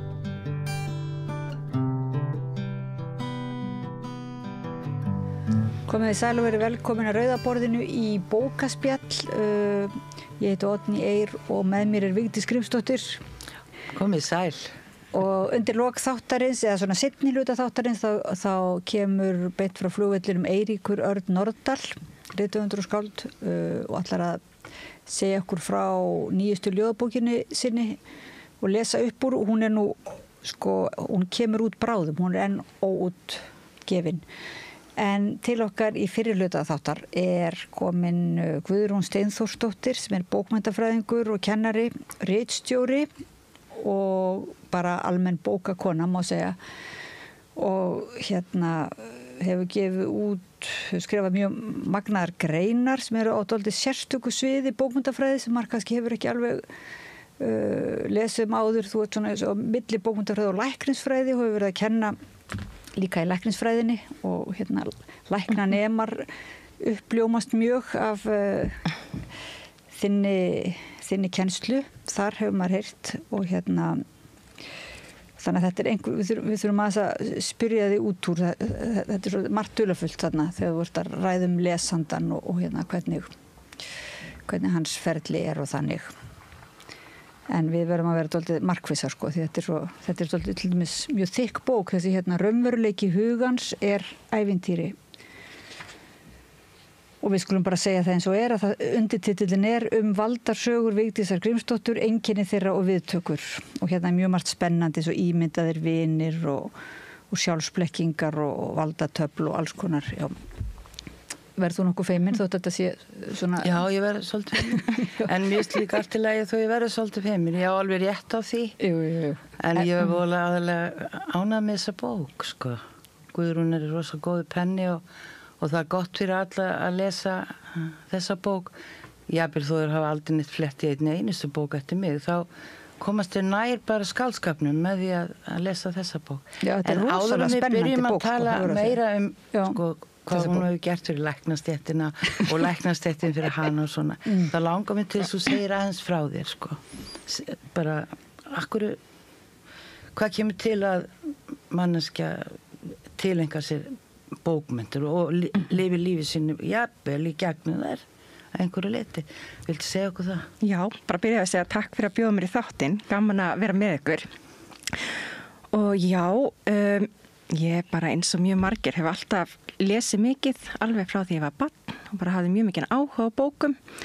Ég hafði ekki hugmyndum að maður gæti orðið bókmenntafræðingur en ég hafði mér rosalega góða og frábæra íslenskukennara í Kvennaskólanum í Reykjavík sem buðu upp á alls konar námskeið í bókmentum. Vorum með barnabókmentir og glæpasögur og bókmentir á 20. öld og fleiri þeim dúr. Svo að þegar ég byrjaði í háskóla þá ákvað ég að velja bara svona einhver námskeið hérna og þaðan. Valdi annars vegar námskeið úr sálfræðideildinni og hins vegar námskeið sem tengdust bókmenntafræðinni. Og það var eiginlega í bara fyrsta tímanum mínum í Árnagarði. Það var í námskeið sem hét bókmenntafræðilegir vandræðulingar og Dagný Kristjánsdóttir, hún kendi þetta námskeið og hún byrjaði tíman á því að tala hvaða skáldsögur við myndum lesa, hvaða kvikmyndir við myndum horfa á, hvaða leiksýningar við myndum sækja og ég man að ég sat og hugsaði, vá, er hægt að vera í háskóla að læra þetta? Og fannst bara þetta að vera alveg magna því ég hafði ekki hugmynd það. Og síðan var ég 2 ár bæði alltaf í íslensku, aðalega bókmenntakúrsum og sálfræðikúrsum en ákvað síðan að hoppa bara alveg yfir í íslenskuna og halda því áfram. Og hvað varstu mörg ár þá í því? Þetta var... En þegar þú segir svona, vá, hægt að læra svona, er það þá, það kom þér á óvart að þetta gæti verið svona skemmtilegt í háskólanum, er það ekki? Jú, er ekki það? Jú, einmitt. Og líka bara að maður þyrfti að vakna upp og fara að lesa einhverja skáldsögur. Já, og yrði að lesa þær. Yrði að lesa þær. Hvort sem lesið á. Já, eða fengi að lesa þær. Já. En þér hefur ekki svona dottið í huga að vera allir mis fyrst þú naust þess að lesa, þér er ekki dottið í huga að verða höfundur eða skrifa bækur? Nei, eiginlega ekki. Nei, mér fannst miklu bara meira áhugavert að skrifa bækur annara. Og svo hefur þú þá tekið svona, einmitt lagt svolítið áherslu á þetta samspil ekki höfundarins eða bókmenntarna og lesandans? Jú, mér finnst það að vera ótrúlega áhugavert. Hvað er það sem gerist þegar við lesum bókmenntir? Af hverju upplifum við ákveðna tilfinningar? Af hverju höfum við samlega með ákveðnum personum? Fyrirlítum aðrar? Af hverju dettum við inn í sögur? Og hvað er það í textanum sjálfum sem kallar fram tiltekin viðbrögð? Og hvað er það í fari okkar sem gerir það?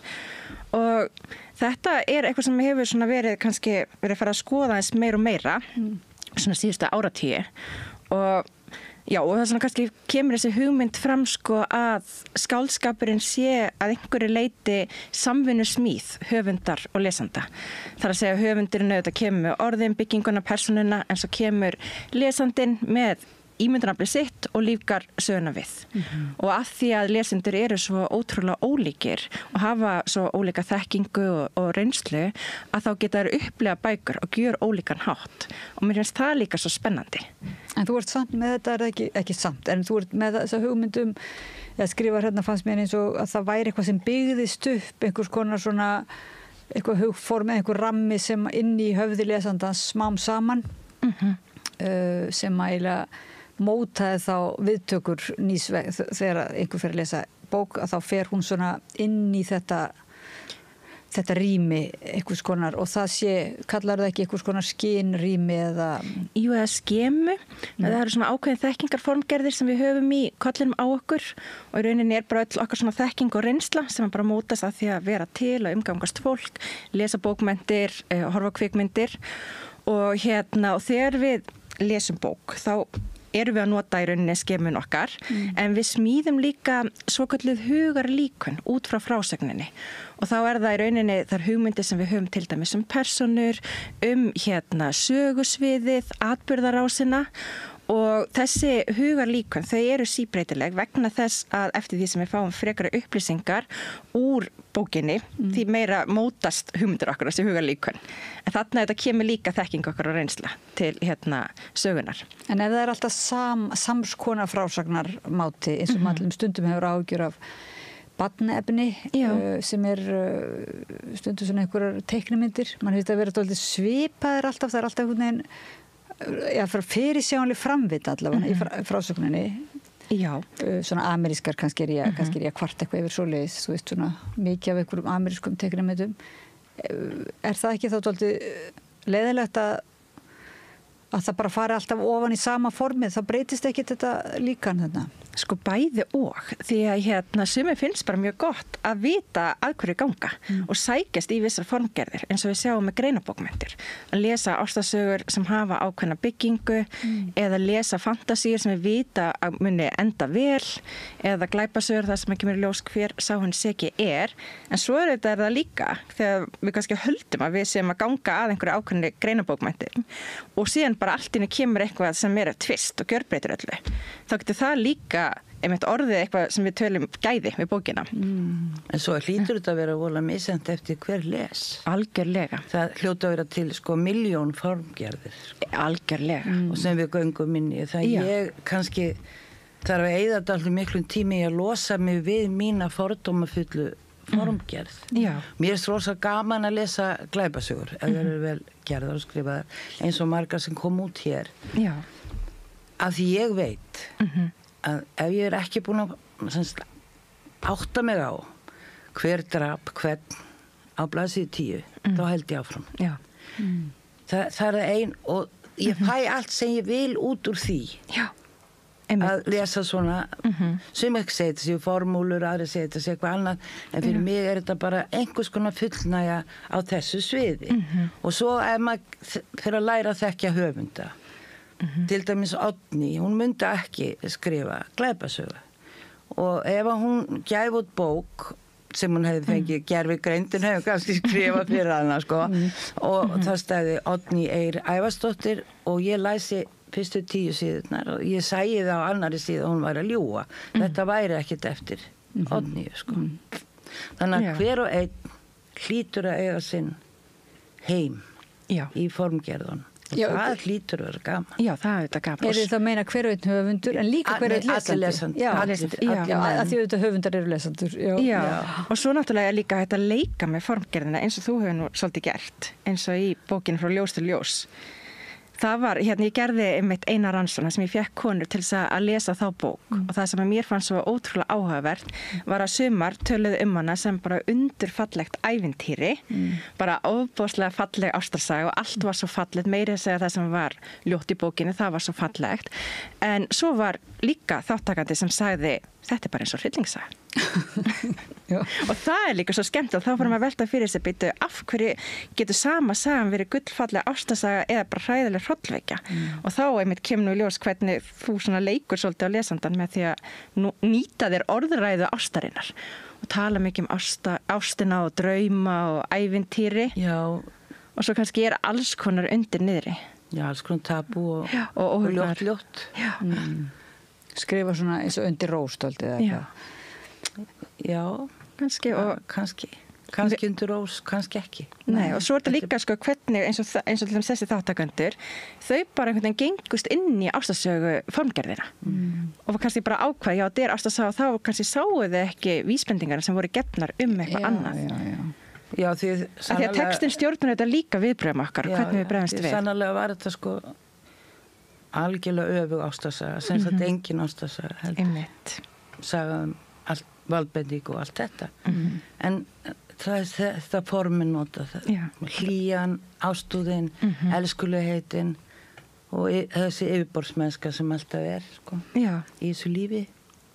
En hvað er það sem þú ert að rannsaka þá? Eða svona hvað, af hverju fannst þér áhugavert að rannsaka þetta sko, þú segir þetta þá og það er mismunandi fólk það er sjálfu sér ekkit nýtt að fólk les og skilur texta og líka vegu eða þannig en þú svona leggur svolítið út frá því þú ert að tala er það ekki svona og þessa mögulegu heima og svo þessa tengingu við læknisfræðin eða þannig að þetta sé á einhvern nátt svona jákvætt. Já, og þetta er líka þetta sko manneskjunum tilfinningalífi því ég held að við getum kannski skilið manneskjuna aðeins betur með því að skoða viðtökunar, skoða hvernig fólk nýtir ímyndunaraflið alveg eins og Vigdís var að segja hann býr kannski til sinn eigin heim sko þegar maður er að lesa bókina og já, mér fannst það bara vera mjög forvitnilegt. Já, þetta að meina að skilja manneski, þú getur sagt svona í staðin fyrir að manneski fari bara í svona blóðpröfur og þannig tjekk og eða fari í einhvers konar tjekk til sálfræðings eða svona að þá getur rétt henni bók og svo spyrðu út hvernig skildur þessu bók og þá getur greint manneskjuna eða þannig. Já, eða kannski meira bara svona nefnt, já, hvaða tilfinningar vakna, af hverju. Jú, þetta kemur inn í hverju bakgrunnur hennar og hvað málið það skiptir. En svo er það líka þetta hvað áhrif bara bókmenntatextar hafa. Og hvernig sko, hvernig höfundar nýta tungumálið þess að kalla fram viss viðbrögð. Þannig það er ekki bara það er ekki almennt að allur lestur auki samkenndi eða samlíðana, þú talar mikið samlíðanina, hún eiginlega aukist, er það ekki og fordómar frekar mikið eða hvað? Sko, nei. Það er þessi fallega hugmynd að það, ef við lesum mikið af bókmenntum, að þá verðum við betri manneskjur, við öðlumst meiri samlíðan og þá er það sko samlíðan í þeim skilgreiningu að finna það sem að annar finnur, bæði skilja hvernig hann líður og eins finna það í líkamannum og það eru því mér engar rannsóknir sem draga þetta fram. Ein ástæðan fyrir því er svo að það er mjög erfitt að mæla samlíðan, það til svona matskvarðar sem að fólk getur fyllt út og það auðvitað hægt að mæla alls konar líkamleg viðbrögð, en ef við erum með bókmyndateksta þá getur fólk líka bara sagt eitt og gert svo eitthvað annað og við vitum ekkert hversu lengi áhrifin vara, en það sem að bókmyndir geta samt sem ágert að þau geta elt skilning okkar á öðru fólki og hvernig það kann að haga sér í ákveðnum samskiptum, hvernig það kann að bregðast við einhverju. Svo það má kannski segja að bókmyndir geti svona elt vitsmunalega samlíðan eða cognitive empathy, samhygð kannski, þennan vitsmunaskilning og gert okkur þar alveg betur í að greina fólk og skilja viðbrögð þeirra við hinn og þessu. Samkennd, það annað? Eða? Já, svo samkennd eða þriðja hugtækið. Ég nota allan að það orð sem þýðingu á compassion og eins og ég skil compassion þá það þannig að þegar fólk upplifir kannski einhverjum líður illa og það svona finnur alls konar jákvæða tilfinningar og vill gera sitt til að láta hinnum líða betur. Og það hefur verið talað um það að samlíðan geti þróast yfir í samkennd til dæmis. En nú til dæmis eins og krakkarnir í PISA-könnunum sem kunni illa lesa og lesskilningur lélegur og allt það. Og við einblíndum á það. En það kom svo fram í þessari sömu könnun að samkennd íslenskra barna væri ábótavant. Að henni væri ábótavant. Þú ímyndaru þér að það sé hægt að hjálpa þau læsu meira? Já, eflaust. Og horfðu meira á myndir sem kölluðu á svona samkenndar viðbrögð, að skilja aðra menn geta sett sig í spor annara. Já, algjörlega og það nú eitt af því sem að kemur bara fram í aðnámskrá að eigi að fara fram í íslensku kennslu að í rauninni að bókmenntir séu bæði spegill og gluggi. Þar að segja við getum speglað reynslu okkar við reynslu sögupersóna, fundið einhvern samhljóma þannig en líka sé gluggi þá inn í annan heim og til þess að geta einmitt betur sett okkur í spor annara.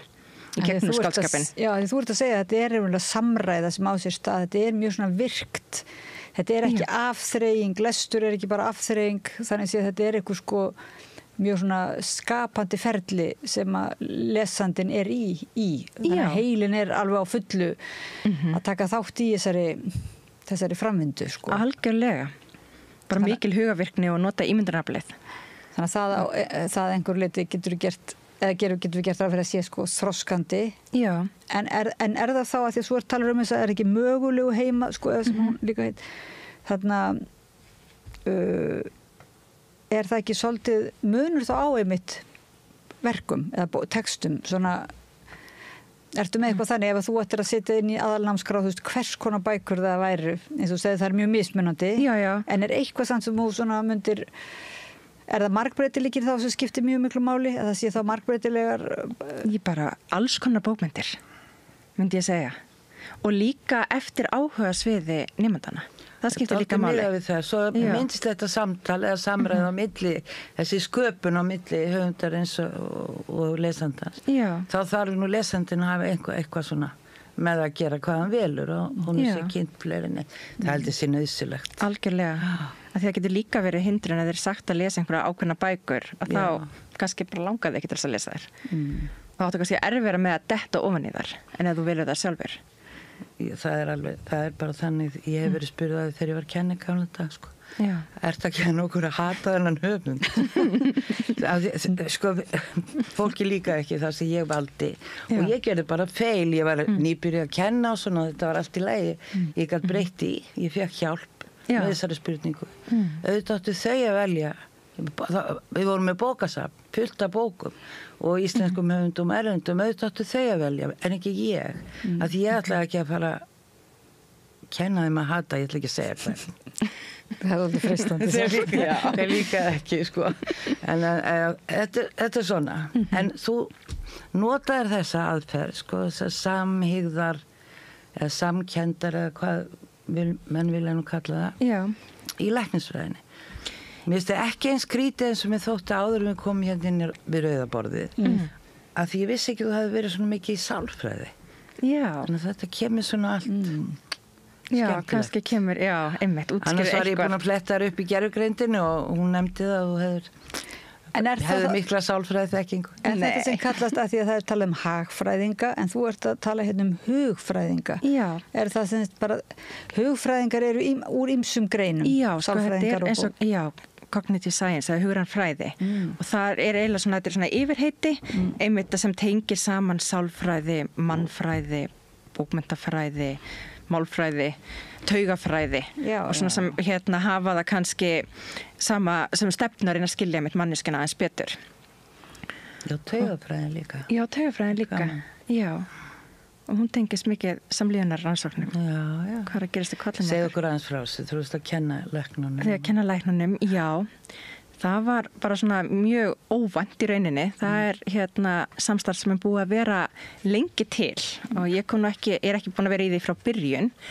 En það er sem sagt Bryndís Benediktsdóttir, læknir og prófessor emeritus við læknadeildina. Hún var með námskeið í samskiptafræði sem alveg bara mjög stórt námskeið og hún var byrjuð að nýta bókmenntateksta í kennslu til þess að kenna ýmislegt samskipti. Svo heyrði hún viðtal við Ásdísi Egilsdóttur sem var prófessor í miðaldabókmenntum. þar sem að Ásdís var að tala tengsl bókmennta og læknisfræði. Og Bryndís hringir í hann og spyr hvort hann vil ekki koma og kenna hjá sér og Ásdís til í það og tekur Dagnýju Kristjánsdóttur með sér sem var prófessor í íslenskum nútímabókmenntum og þær sem sagt byrja að kenna þarna held ég fyrir svona 13 árum eitthvað svoleiðis og svo kem ég líka inn í þetta 2 árum seinna. Og það sem ég hef verið að kenna, ég kem bara nokkru sinnum inn fyrstu 2 árin hjá þeim og er með henni Kristínu Sigurðardóttur lækni sem er algjörlega frábær og gott að hafa sjónarhorn læknisins og alveg nauðsynlegt. Og þá erum við einmitt að fara í gegnum bókmenntateksta og skoða hvað getum við til dæmis lært samlíðan út frá bókmenntatekstum eða hvað getum við lært sársauka, til dæmis hvernig fólk lýsir sársauka sínum, hvað það er sem er að valda sársauka hjá þeim, er það bara einhverju líkamlegi verkir út af því þú ert með einhvern sjúkdóm eða er það líka eitthvað í umhverfinu sem er að hafa áhrif og við höfum líka verið að skoða sjúkraskrána, hvernig tölum við sjúklinga og samskipti kvenna og lækna. Og það er auðvitað manni kannski finnst fyrst að læknisfræði og bókmenntafræði eigi ekkert rosalega mikið sameiginlegt en það sem að sameinar þessi 2 fög er frásögnin, er sagan og náttúrulega læknar eru alltaf að taka sögu hjá sjúklingum sínum og eru alltaf að greina frásagnir og þurfa að vera svolítið flinkir í að vita hvað það er sem að skipti máli fyrir greininguna og hvað ekki. Og vera svona góðir í undirtekstanum og vera meðvitaður að staldra við til dæmis tilfinningarorð þegar fólk er að tjá sig eða ákveðna líkingar og vita hvernig þeir eru að spyrja betur út í eitthvað. Svo þarna er svona ákveðin snertiflutur, má alveg segja. Og margir læknar hafa síðan byrjað að skrifa, kannski búin að heyra svo margar sögur. Þeir kannski byrjað að skrifa sögur.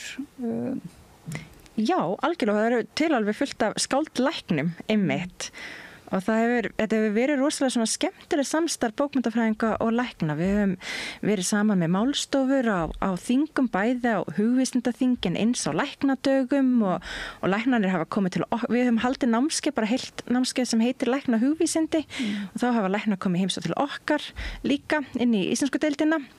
Svo þetta hefur verið rosalega gott og bara gjöfult samstarf. Og algjör gagnkvæmni. Já. Því það hefur grætt á þessu líka. Algjörlega. Og læknarnir hafa átt að sjá að bókmyndin geta hjálpað til að skilja fólk betur. Já, því að ofta fáum við svo miklu greiðari aðgang að tilfinningalífi fólks í gegnum persónusköpunina. Fáum að skiknast inn í kollina fólki, hvað það er að hugsa, hvernig líður, hvað þið finnst. Og sko með því að lesa kannski bara ákveðna sjúkdóma í skáldskap, þá geta svona læknarnir sankað að sér að læknanemarnir ákveðni reynslu án þess að þurfa að ganga í gegnum hana sjálfur. Já. Þannig geta þær aukið eða svona, skilningsinn á stærra sviði, já. Og sérstaklega þeir eru með hugan við persónur og líðan þeirra. Og það hefur verið, erlendis við sem að háskóla, þá hefur bara verið svona námskeið eða jafnvel námsleið innan læknisfræðinar sem þá annarkvart lækna hugvísindi eða það sem hefur verið kallað frásana læknisfræði eða narrative medicine. Svo þetta alltaf að verða meira og meira. Tengist það eitthvað þessu að það náttúrulega eru kannski sumir læknar sem að taka upp ekki ávísunarhefti heldur þarna hvað þetta reception tilvísunarheftið svolítið það er svolítið ávísunarhefti ávísa á einhver lyf það oft talað að sko, frásagnir kvenna til dæmis í gamla daga sko, þá fengu þær dómin að vera hysterískar og læknar væri svolítið fljótir að afgreiða ef einhver sjúkrasaga var af einhverju tagi með einhverjum orðum og svona þá var einhvern veginn svona væri læknar svolítið fljótir að greina það sem hysteríu. Já, ég held að það sé ekkert bara í gamla dag, það alveg ennþá. Ég held það nú sko, það sé ennþá. Já. Kannski miklu minna. Ég held að sé minna og alltaf, en það kemur alltaf reglulega sögur í dagblöðum og hlaðvörpum það sem að einmitt konur tjá sig það sé ekki hlustað á þær og það þetta mikilvægt að hlusta á þessar sögur og en ég held þetta sé að því að þær eru tilfinningaríkari þegar þær eru að tjá sig líðan sína og þær lifa svolítið þessar stereómyndir að svona kallar býta á jaxlinn og bara þegi, bölvi hljóði meðan að konuna tjá sig þetta. En áhrif, getur verið til að læknar greini áhrif frá einhverjum bíómyndum eða bókum segjum sem svo að það komi sé einhver hryllingsmynd sem að lýsa einhverjum sjúkdómum og svona espi upp ótta unglinga til dæmis við einhvern sjúkdóm sko getur það ekki beinlínis haft áhrif á upplifun fólks af sín megin líkama ef það er mikið að lesa eitthvað svona hryllings Örugglega, ég hugsa það. Hvað segir þið? Hafið þið reynslu af þessu? Nei, en sko, það hefur mig, það gæti passa núna vel inn í allar þessar mannátubækur sem ég verið að skrifa. Já, ég get ekki lesið hryllings, eða ekki sé hryllingsmyndir eða lesið hryllingsbækur, af því að þá hefur það þannig áhrif á mitt ímyndunar allavega ég þá frekar trúið ég að sé, þú veist, einhver hryllingur, þannig að ég bara sá svona mjög fljótlega þegar ég byrjaði að horfa á efni og lesa að ég get ekki, það var ekki samkvæmt læknisráðun eitt, en það var samkvæmt svona mínu eigin læknisráðun. En meðan að sumum finnst það rosalega gott að eiginlega horfast í augu við einhvern hrylling í lestrinum. En maður getur náttúrulega alveg sé hvernig kvikmyndin líka að fanga svolítið samfélagsumræðina eins og það var rosalega algengt að gera kvikmyndir krabbamein. Það hefur minnkað mjög mikið. Í staðinn hafa komið kvikmyndir minnisklöpp, Alzheimer. Þær hafa orðið svolítið vinsalar á 21. öldinni. Já, það sem svona ásæknir sjúkdómar sko. Já, og eftir því bara sem lífaldur hækkar og fleiri greinast með heilahrörnuna sjúkdóma. Það verður að sína fram á það í einhverjum bíómyndum sko að jafnvel doktorar og prófessorar þeir geta fengið Alzheimer og ekkert kannski síður en rithöfundar og sundlaugaverðir. Allir eru þar undir sko og þá auðvitað þetta nýtt.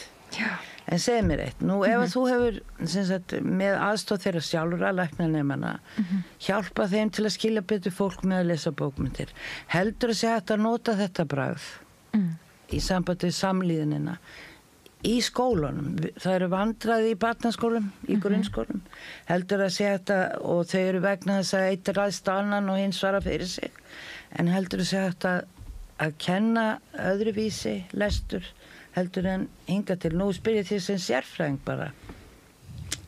Já, sko, ertu þá að tala bara hvernig við tölum bækunar? Já. Og líka sko auka þáttöku nemandans að hann gerir sig grein fyrir því krakkinn, barnið 9 ára, 8 ára, 10 ára að hann á þátt í sköpuninni sem hann heldur á, sem bókin sko. Já. Jú, ég hugsa það og nota líka sérstaklega sem umræðu grundvöll og tala út frá bókinni í staðan fyrir að vera að tala ákveðna personur í skólastofunni. Það held ég geti verið mjög gagnlegt. Og ég held að sumi kennarar geri það alveg líka. Já, örugglega sko. Já, nota bara einhverja frásögn sem umræðu grundvöld til að tala hérna ýmislegt. En þú talar svona einhver aðgangstengsl og svona, semst að það sé í sumum textum ekki svona þessi mögulegu heimar, það sé svona margir heimar oft inn í bókum, eða þannig. Og það séu margir heimar væntanlega inn í líka lesandanum.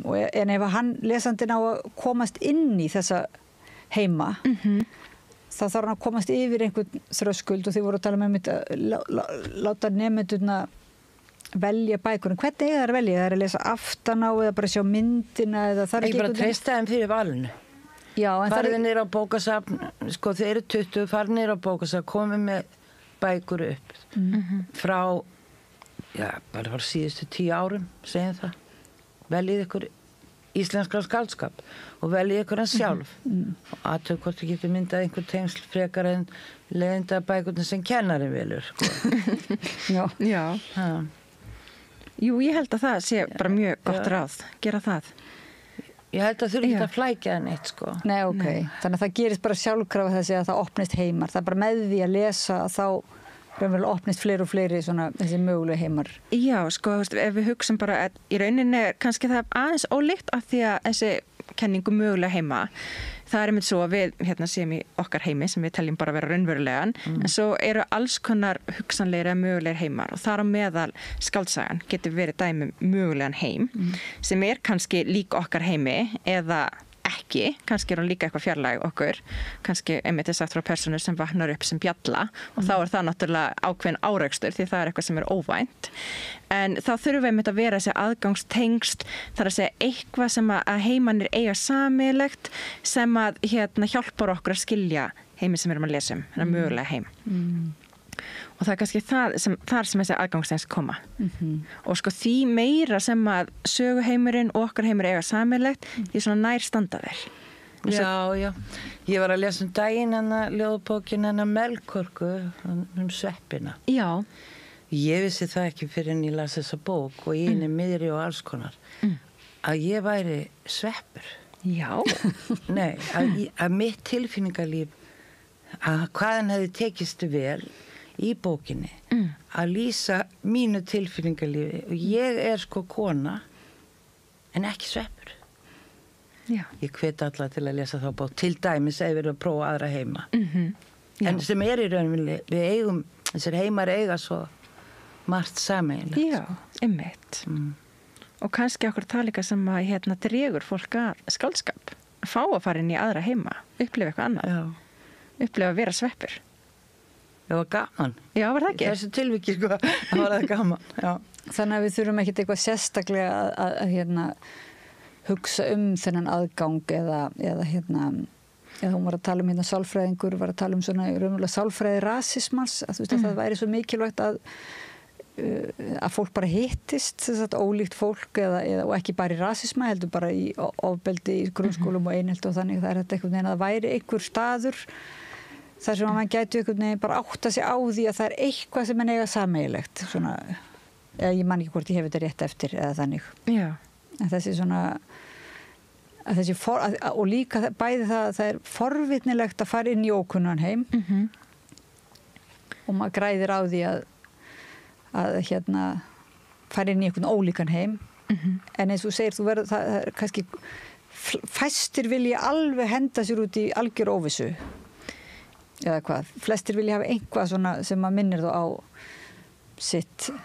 sinn heim.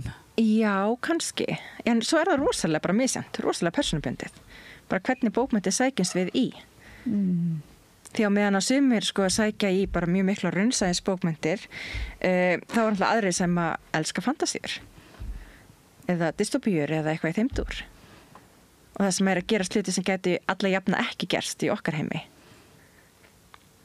En svo getum við alltaf líka verið með bókmenntir sem að eru alveg raunsæðir en það er kannski verið að segja frá vitundalífi fólks og segja frá hvað það er að ímynda sér og þá erum við komið með líka mögulegan heim persónunnar og það er þetta tengist líka ímynduðum vinum að þú nefndi þá áðan kannski persónur eiga sér ímyndaða vini og svo getur við sem lesendur líka eignast ímyndaða vini bara í persónunum sem við erum að lesa í bókunum. En þú nefnir það einmitt að við lengi sko þótt eðlilegt að börn ættu svona sér ímyndaða vini en það þætti yfirleitt svona til marks geðveiki að ef fullari fólk ætti sér ímyndaða vini. Já, það var hugmyndin.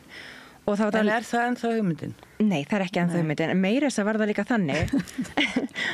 Þú ert safe. Hjúk. Nei, meira þess að var það líka þannig að sko börn sem áttu ímynda vini, það var að tala að þau ættu erfitt, þau varu rosalega einangruð, liðu illa, en sem var svo kannski einmitt alls ekki raunin, heldur var þetta bara leikfélagi. Og svo reyndar las ég þetta skemmtilega grein, eða reyndur ekki skemmtilega, eiginlega pínu sorgleg, fyrir nokkrum árum það að ímynda vinir var í útrýmingarhættu. Af því að núna hefðu börn svo mikið áreiti, það var alltaf eitthvað fyrir þau að gera, við væru svo sjaldan bara ein og getur látið sér leiðast og fara að spinna sögur og búa til samtöl á milli einmitt sín og ímyndaða vinir. Já. En það held ég stendur ykkur stær í bókina, ég veit ekki hvort það er núna eða þá að það var álítið ef að börn ættu svona mjög raunverulega, eða þetta ættu ímyndaða vini sem að þeim þættu mjög raunverulegir og væri í svona samræði við og þá verði annarkvort krakkar sem ættu eitthvað erfitt heima hjá sér eða kemur frá mjög skapandi heimilum, það fór eiginlega, það var svona... Það getur verið erfitt líka, sko. Já, það getur ímyndað sér. Já.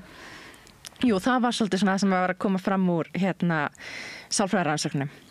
Alltaf bandarískum sálfræðirannsóknum. En var það engin munur á tengstlunum við ímyndaða vinin eftir ef þetta var svona byggt á kvíða eða byggt á... Jú, í rauninni var líka verið að draga fram hvað þetta gæti verið ólík tengsl og úr hvernig umhverfi gæti sprottið. Og svo einmitt að því að ef við tölum fullorðið fólk og ímyndaða vini, þá náttúrulega eigum við gjarnan í einhverjum svona ímyndum samskiptum, bara við erum bara kannski ekki endilega að deila því með öðrum. En það er til dæmis að það var gerð rannsókn þegar að Diana prinsessa dó, að þá kom rosalega mörgum á óvart hversu hryggir þeir urðu við látennar að þeim fannst þeir þekkjana og þá áttu þeir svona í dálítið ímyndum samskiptum við hana eða tengslum. Já, já. Já. Fallegt. Já, fallegt, já. Og þá það eiginlega svona ein spurningin hvernig eins og þegar verið að lesa bækur og tala um bækur þar að hvernig fannst þér persónurnar og hvernig fannst þér persónugerðin, eitthvað svona tæknilegt svolítið en þarna spurningin hvernig leið þér við að lesa þessa bók hvernig virkaðist ímyndunarafl þitt og tilfinningalíf við lestur þessari bók og eignaðistu einhvern kannski ímyndaðan vin eða fannst þér þú fara inn í marga heima þetta svolítið svona önnur nálgun, er það ekki? Jú, þetta svolítið önnur nálgun, algjörlega. Það það. Og maður getur ímyndað sér að það verður svolítið gaman að vera í leshóp þar sem maður myndi ræða þetta. Já, því það koma svo margir möguleikar, og líka og bara margir heimar. Já, pæli hvernig myndið þú nefni glæpasögur, ég get alls ekki lesið glæpasögur af því það virkast ekki einhvern veginn þetta, eða ég veit ekki hvað það er. Það verður svolítið gaman að spyrja sig að þessu, prófa alls konar bækur og finna út úr því. Já, og svo getur maður að sé þegar persóna fara svolítið að lifa bara sjálfstæða lífi að við sækjum svo oft í framhaldsbækur að því að við höfum skapað tengsl við persónu og mér fannst þetta alltaf skemmtilegt að því ég var eins og að skoða Eddubækunar hennar Jónínu Leósdóttur þar sem að Edda býr í blokk á Birkimel og alltaf að leysa sakamál í Vesturbænum. Já, bara í hverfinu. Bara í hverfinu, þetta mjög notalegt, hún nágranni minn. Og það í COVID, þá setti Jónína á Facebook samtöl, niðurskrifuð símtöl sem hún átti við Eddu. Og það var svo fallegt að þá komu alls konar lesendur sem segja, hvað gott allt gott að frétta um Eddu. Ég er búin að hugsa svo mikið til hennar. Ég byrði innilega hilsa henni. Og þá var þetta svona svolítið skemmtilegur leikur, sýndi alveg vel hvað fólk hafi tengt við persónuna. Skemmtilegt. Ég sá þetta ekki. En hvað það með ritskoðunina?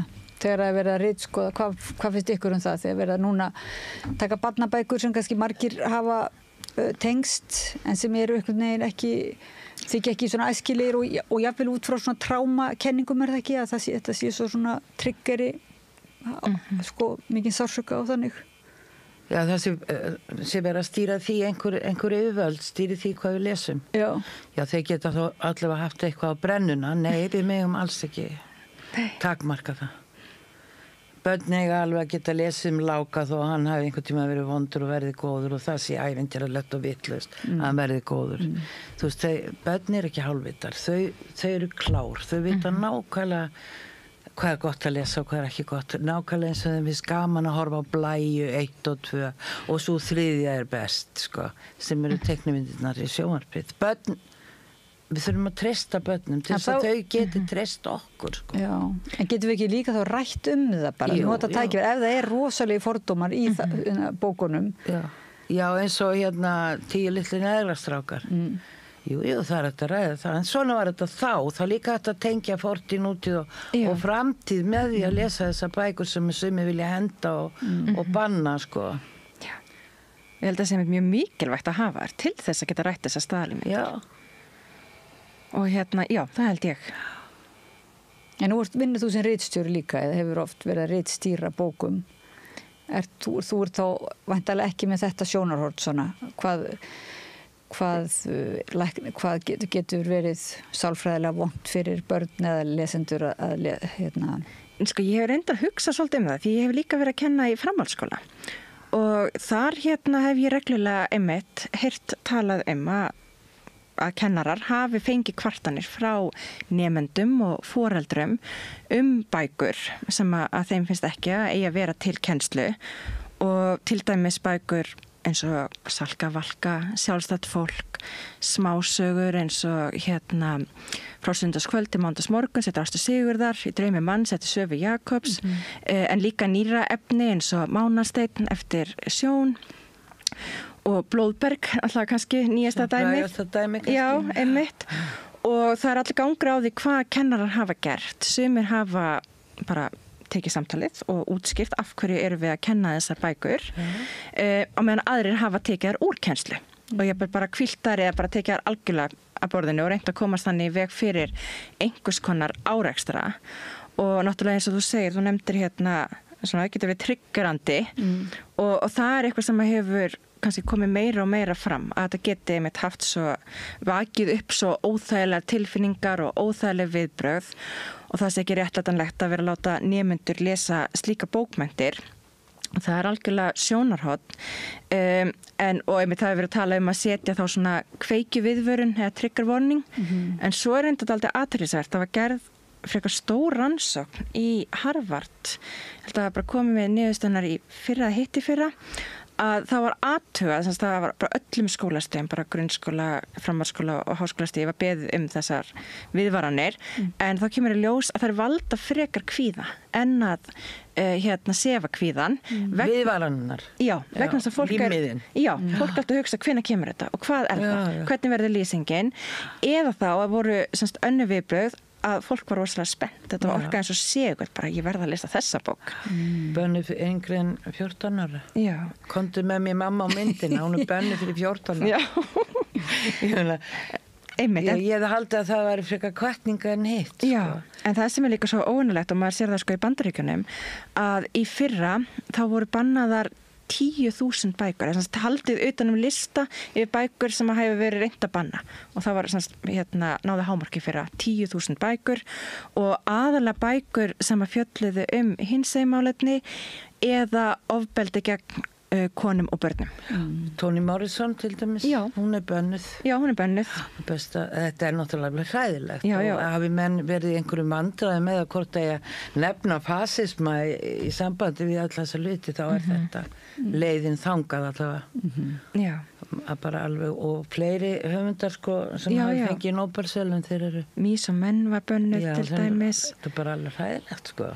En mér finnst það vera viðvörunarmerki þegar við erum orðin það heilög að ef við lýsing án þess að hún sé klínísk í smáatriðum á nauðgun frá 12. öld að sko ef við höldum það virkilega í heiminum okkar sem við lifum í núna að þetta sé einhverjum hættulegt í sögulegu samhengi eða ekki að þá verðum við að setja niður lappirnar sko. Hvert eru við eiginlega komin? Já. Og nei niður með hinn bláa heilaleik. Það frekar bara treysta höfundum og hvetja það til að skrifa bara það sem þeir vilja og treysta lesendum, jafnvel ungum til þess að lesa það sem þeir vilja. Já. En þeir eru ekki að þurfa að æsa sig upp í að banna bækur eða kvart yfir þeim opinberlega eins og þeir hafi gert þeim einhvern mein. Þeir hafa þroska til að skilja að þeir geti hent þeim frá sér. Já, akkurat. En þá kemur samt þetta aðgengið, einhver velur kannski bara inn á bókasafnið, bara bækur sem að einhver bókavörður telur góða bækur, ég veit ekki. Já, maður er líka heyrt á skólabókasafnum að þá þurfa börn að vera orðin ákveð gömul til þess að mega lesa ákveðna bækur. Já. Eins og Harry Potter bækunar eða ég held Vetrarfréttir Hildi Knútsdóttir, ég held að það hefði líka verið einhver Já, var hún sett Já, þú hvort þurfti að vera 13 ára. Já, ég veit það ekki alveg. Já, svo náttúrulega kannski er kannski spurningum hvort að þetta gerist líka bara á netinu eins og þessum vefi veitum sem þá kannski bara halda þessum einhverjum óaskiljum bókum bara svona neðarlega, þannig að þú kannski rambar seint og illa á þær og auglýsa það frekar hinnar sem, ég meina þannig gæti fasismi nýtt sér það bara raða bara upp þeim bókum sem að svona þykja ekkert tryggera neitt uppreisnar eðli eða þannig. Já. En svo er þetta líka kennarinn sem þarf að vera meðvitar val á bókum því að velja kennara líka inn bækur og hann þarf að vera mjög vel undirbúin ef hann er að fara að kenna efni sem eru kannski viðkvæm álitamál og vera búin að kynna sér máli fræðilega áður, reyna að skapa örugt rými í kennslustofunni þannig að allir geti tjáð sig málefnið. Svo ég held að það skiptir líka máli. En svo má hann heldur ekki, ég held að það sé líka pínu hættulegt ef að kennari fyrir sjálfur að dæma bara, nei þetta gæti verið tryggjandi fyrir einhvern, þetta gæti verið það. Því að svo getum við þetta líka hugsað, ef bækur tryggjara eitthvað hjá lesendum, að þá geta það kannski líka hægt að nýta það bara sem tól til þess að takast á við eitthvað. Já, og þá kannski með, það bara vera samræðan með, ekki? Jú, akkurat. Ég held nú að þetta sé þegar kennarar fá svona kvartanir yfir bókum eða að þá taka það frá bara til þess að skapa ekki leiðilegt andrúmsloft, Já. En það miklu sniður að halda þeim og hvetja til samræðunar eins og er oft gert hérna við rauðaborðum. Já, hvetja til samræðunar. Já, og bara það þarf náttúrulega að gefa sér svolítið tíma, ekki, til þess að bara og ef það allir að lesa sitt hvora bókina og nefnendur velja sér sína bók sjálfur þá kannski er svolítið lúksus að eiga vísan einhvern samræði félaga bókina eða þannig geta talað sína reynslu, það kannski ekkert algengt einhver bara lesa einhverja bók og svo er það nokkuð inn í kennslunni, þú veist að þú svona eins og sálfræðingur eiginlega bara farir í gegnum þetta tráma sem þessi bók hefur valdið. Ég veist að það er nú kannski ekki alveg hægt að leggja það á alla kennara en ég held samt að maður gæti talað það bara út frá bókinni. Það til þá ekki endilega að vera persónulegt og það er kannski það sem að kennara getur svona reynda að gera og stýra að ræðum hlutina bara út frá persónubókarinnar, hafa hann sem umræðu grundvöll í staðan fyrir að gera þetta persónulegt. Og hvað ert þú að rannsaka núna svona? Já, þessa dagana. Já, bara til dæmis er ég svolítið í læknahugvísindunum og Þú er gaman að því, það er gaman. Já, mér finnst það gaman. Það er eitt af því sem ég hef verið að skoða og líka einmitt hef verið að halda áhrum að skoða viðtökur fólks og ímyndunaraflið, hvaða máli það skiptir í bókmyndum.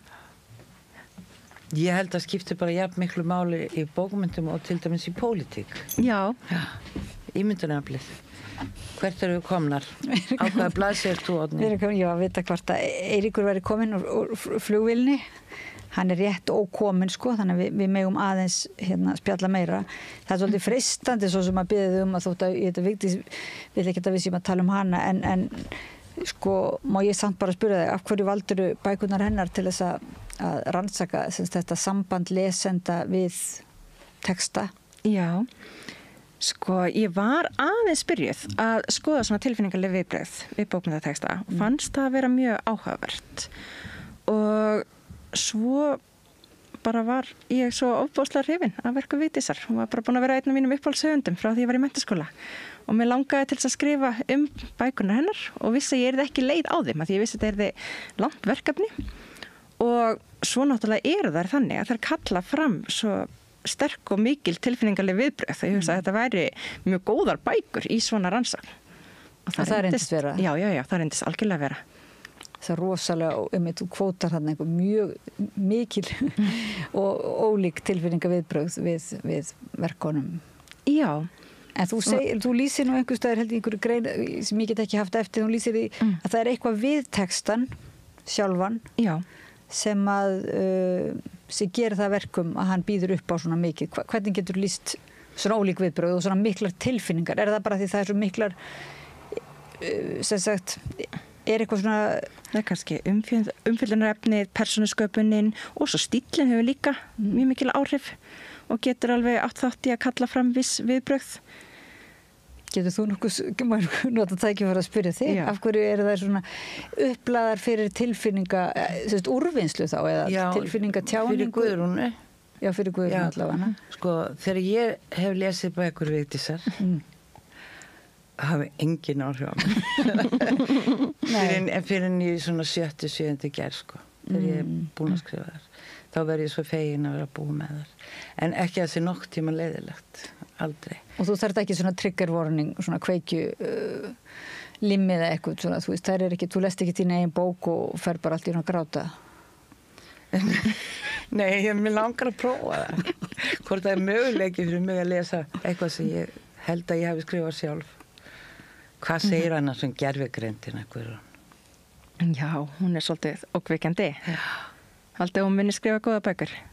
Fyrir 2 árum lastu fyrir mig kafla úr það sem gervigreind hafði skrifað. Hún var mjög skapandi. Og hún sagði til dæmis að ég hefði skrifað, það var þarna.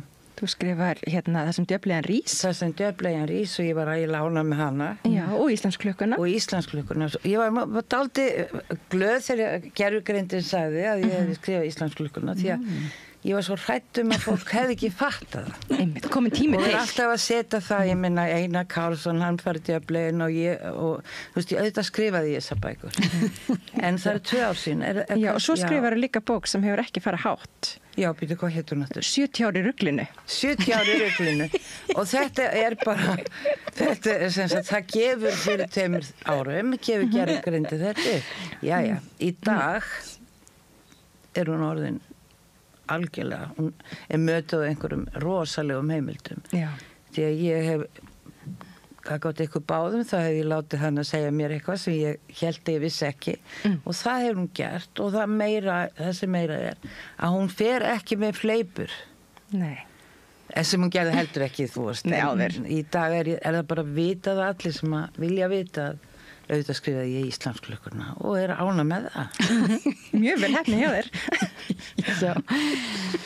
Það er mjög gott, en það er nú sagt svo sem að er ekki einhver prósetta gervigreindin, sko, henni skjáttlist allavega á sömu sviðum mjög svona mikið, en hún getur verið svona sem kallast skapandi. Ég veit ekki hvort hún er skapandi, hún hefur náttúrulega óbúslegan heimildagrunn. Já. Og hún, það er einhver úrvinnsla, en þetta er eitthvað sem að fólk á eftir að nota sér mikið og engin ástæða til annars, þú veist, akkur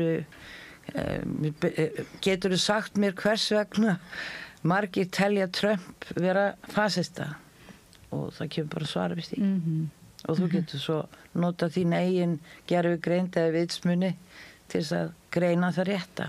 En er eitthvað í þinni verkfæraskúfu, doktor Guðrún Steinþórsdóttir, sem sagt getur greint á milli, sem sagt hvað er gervigreind og hvað er ekki gervigreind? Já, eða svona hver var í munurinn á, getur þú sagt hvort að ef það væri til dæmis bókasöfnin í barnaskólum myndi fyllast af bókum skrifuðum af gervigreind.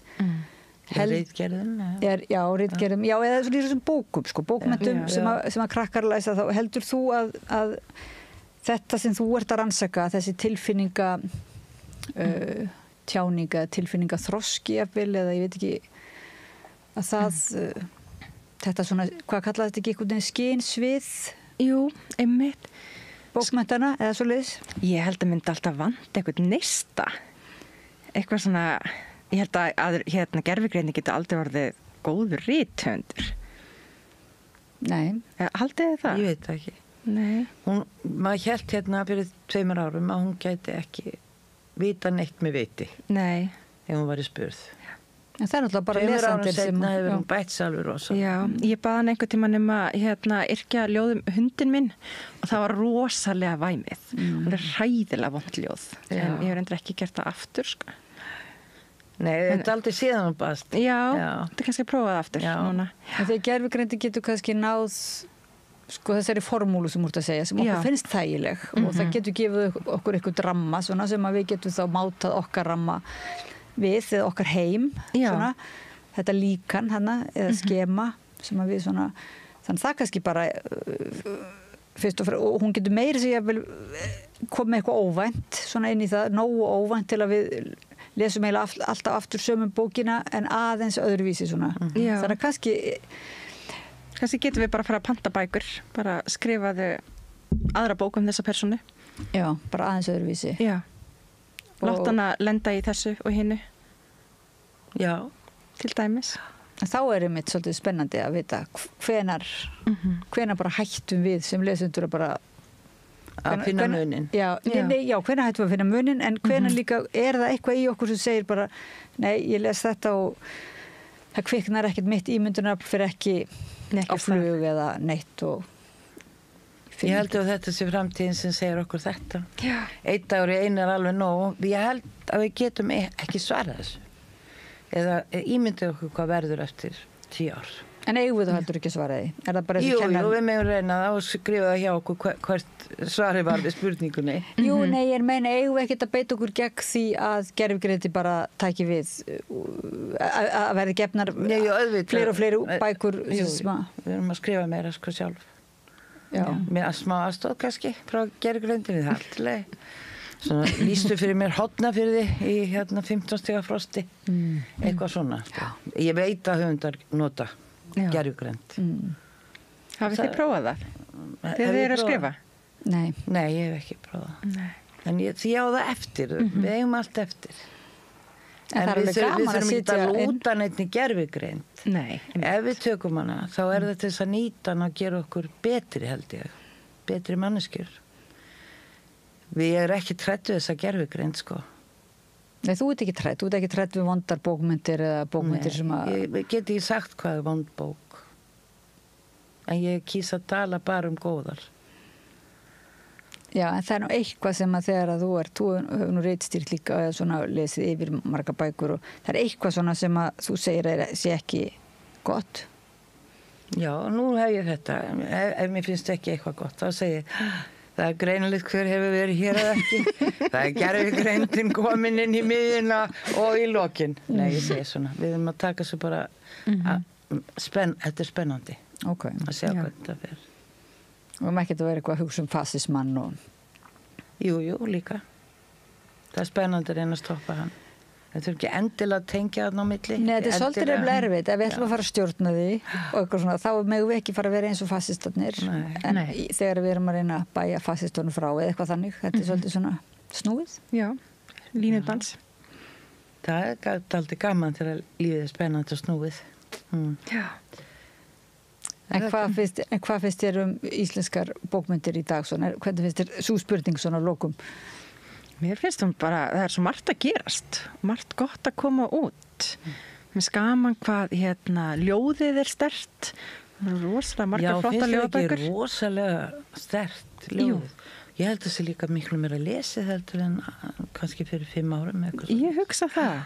Mér sýnist það svo góðar bækurnar. Já, bara var rosa gott ljóðabók ári fyrra og mér finnst bara skemmtilegt hvað er mikið að gerast í íslenskum bókmyndum. Margir flottir höfundar og líka frekar bara svona fjölbreyttar bækur eða hvað segir þið? Já, hver annari, já. Það er mjög úr öllum áttum, sko. Já. Það er líka svolítið gaman hvað hefur svona fjölgað, rithöfundum hefur fjölgað líka með eftir tilkomu ritlistarinnar og það er orðið svona meiri gróska eða þannig fyrst manni og einmitt ólík, það hefur verið einhver endurnýjun svona. Já. Þú nú kent í riðlistinni.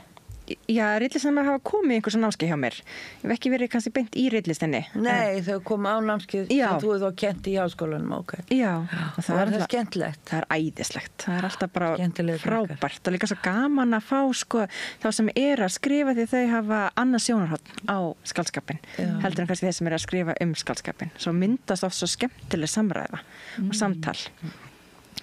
Sem mér finnst frábært og mér finnst einmitt svo gaman hvað mikið af ungum höfundum að skrifa og gera flotta hluti og skemmtilega öll þessi upplæstrakvöld sem eins og í mengi reglulega og einhvern veginn svona vera að blanda saman ólíkum höfundum. Já.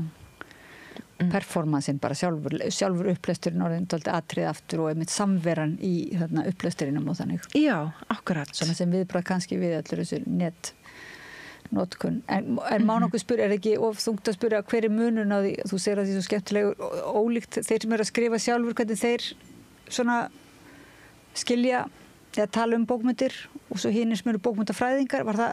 Já, það er svona stundum, kemur svona munur og þá kannski líka erum við með fólk sem er hugsað hvernig á ég að haga texta mínum til þess að kalla fram viss viðbrögð eða hvað góð persónusköpun og hvernig býi til hennan söguheim eða mögulega heim. Svo það einhvern veginn kemur líka inn í, verður svolítið svona dýnamist samtal. Þannig að þessi mögulega heimur, hann verður að hafa hann hefur einhver einkenni, hann verður að hafa eitthvað ekki til þess að vera mögulegur heimur. Jú, hann verður alltaf að hafa líka einhver tengslu okkur, hann verður og þá getur hann verið misjafnir, sko. Það þurfum að hafa jörð alltaf til að standa á í öllu.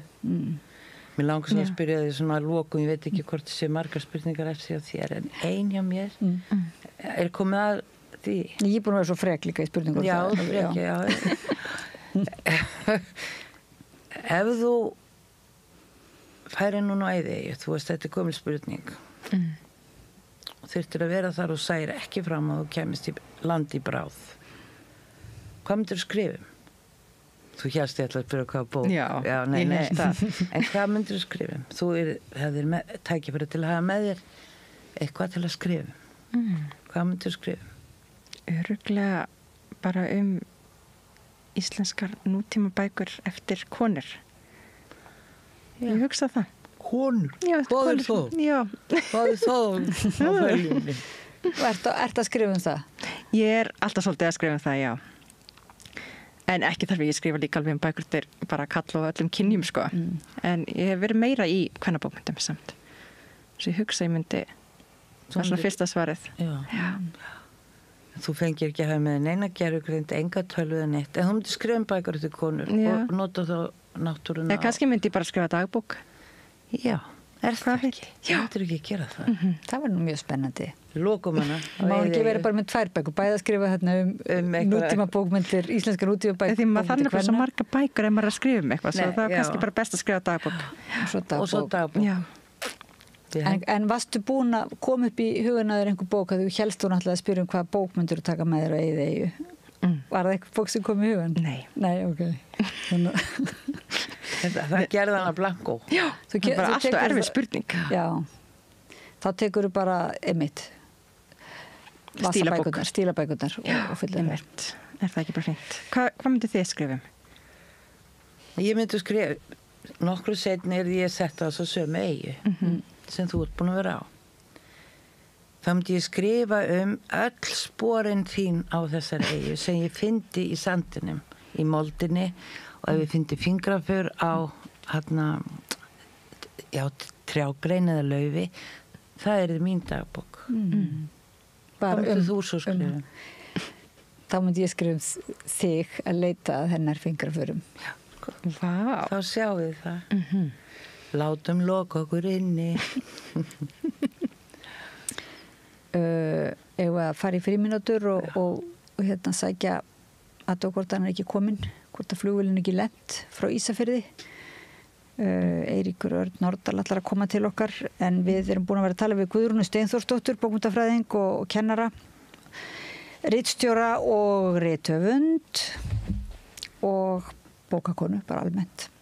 Kæra þakkir fyrir að koma til okkar í bókaspjallið og segja okkur frá svona, já, mjög stóru eiginlega rannsóknarsviði og eiginlega nýjum lestrarhætti svolítið ekki, eða ég myndi allavega að segja að maður með hvatninguna til þess að ræða bækur sem maður les og pæli þeim á dálítið nýjan máta. Já, gaman. Bara takk hérlega fyrir mig. Gaman að vera með ykkur. Takk fyrir spjallið. Ég gæði ykkur súkkulaði ef ég ætti það. Sjáumst á Eyðeyju. Sjáumst á Eyðeyjunni og við byggjum hlustendur og áhorfendur að doka aðeins við, rétt á meðan við bara já, förum í frímínútu og fáum okkur vatn. Takk. Með því að ganga í leigjendasamtökin styður þú baráttu leigjenda. Leigjendasamtökin eru fyrir öll þau sem vilja vinna að réttlæti og öryggi á húsnæðismarkaði. Leigjendasamtökin.is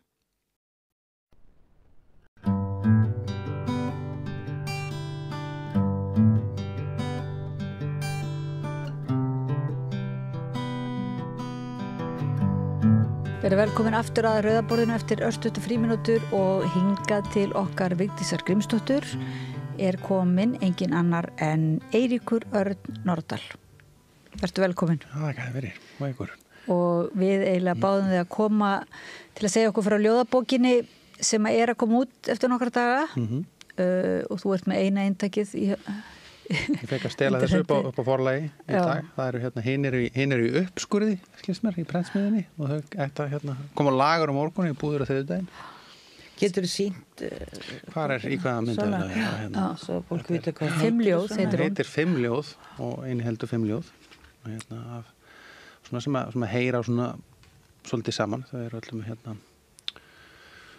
hvað segir maður að tilheyra og vera á einhverjum stað og vera fastur á einhverjum stað og komast ekki á einhvern stað og svona skilja eitthvað eftir af sér sko. Það var sem er rosalega flott. Þú veist, ég hef aldrei hugsað þetta. Það sem er skemmtilegast við bækur, það kemur eitthvað sem maður hefur ekki hugsað áður sko. Eins og þetta að skilja eftir fingrafarið kannski á lyklinu eða inn í gaflinum. Sko í rauninni þetta sko höfuðátturnar eru í aðalatriðum eins hér og þar og allstaðar, er það ekki? Jú. Og við erum hér en erum hér ekki. Já. Við komum og förum. Maður fer náttúrulega líka sko, maður er hvað segir maður? Þetta hugurinn getur einhvers staðar allt annars staðar heldur en líkaminn, hugurinn getur verið á mörgum stöðum sko. Og svo er náttúrulega þetta og ferðalega líkaminn ég vaknaði á Ísafirði í morgun og kom hingað á 35 mínútum sem er rosa undarlegt alltaf þegar þeir tala þessu hvernig líkaminn fara undan sálinni sko, að sálinni sé einhvers staðar bara ennþá, hún er ennþá í Hólmavík kannski. Samt þar sem þú varst hefur skilið eftir fullt af þér. Nákvæmlega, og svo er þess að hitt sko hvar maður skilur sjálfan sig eftir einmitt í bara hvar maður hefur verið, alls staðar þar sem maður hefur verið, skilur maður eftir jafnvel alla eilíð og sömum stöðum skilur maður eftir svo mikið af sjálfum sér að maður aldrei, sá hlut aldrei fyllilega til nema maður séðar einhvern veginn, þar sem maður hefur búið, að það er alltaf eitthvað.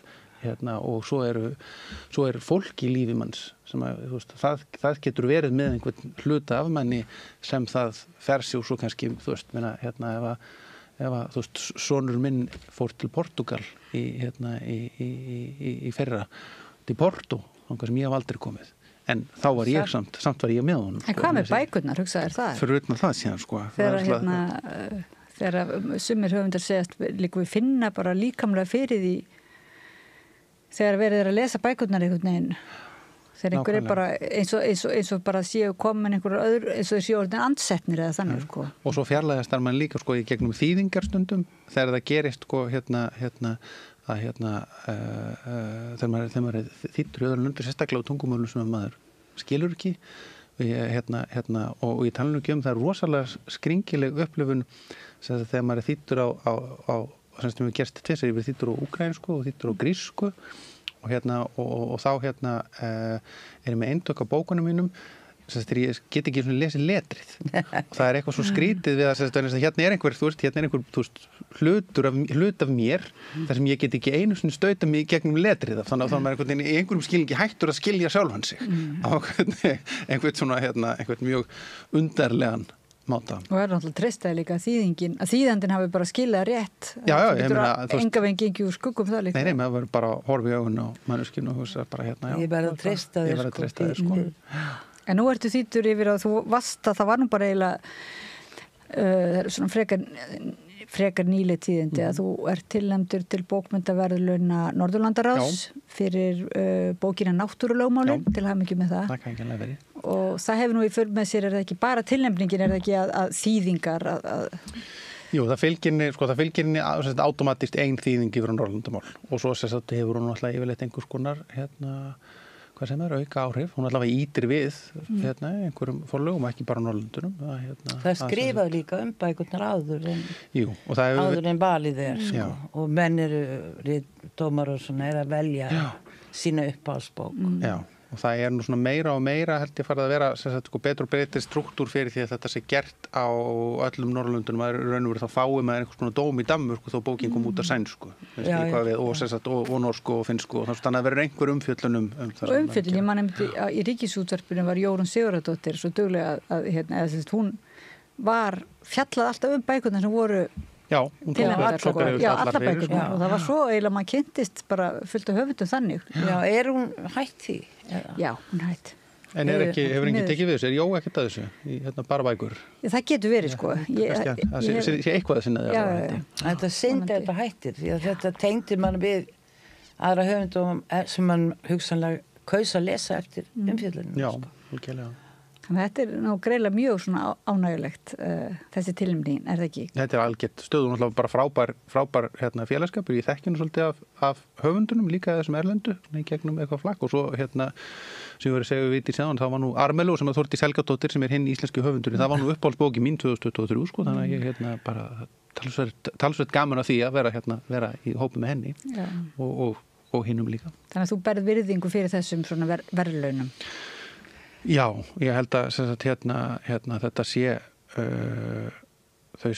þeim hafi tekist bara svona merkilega vel af þessum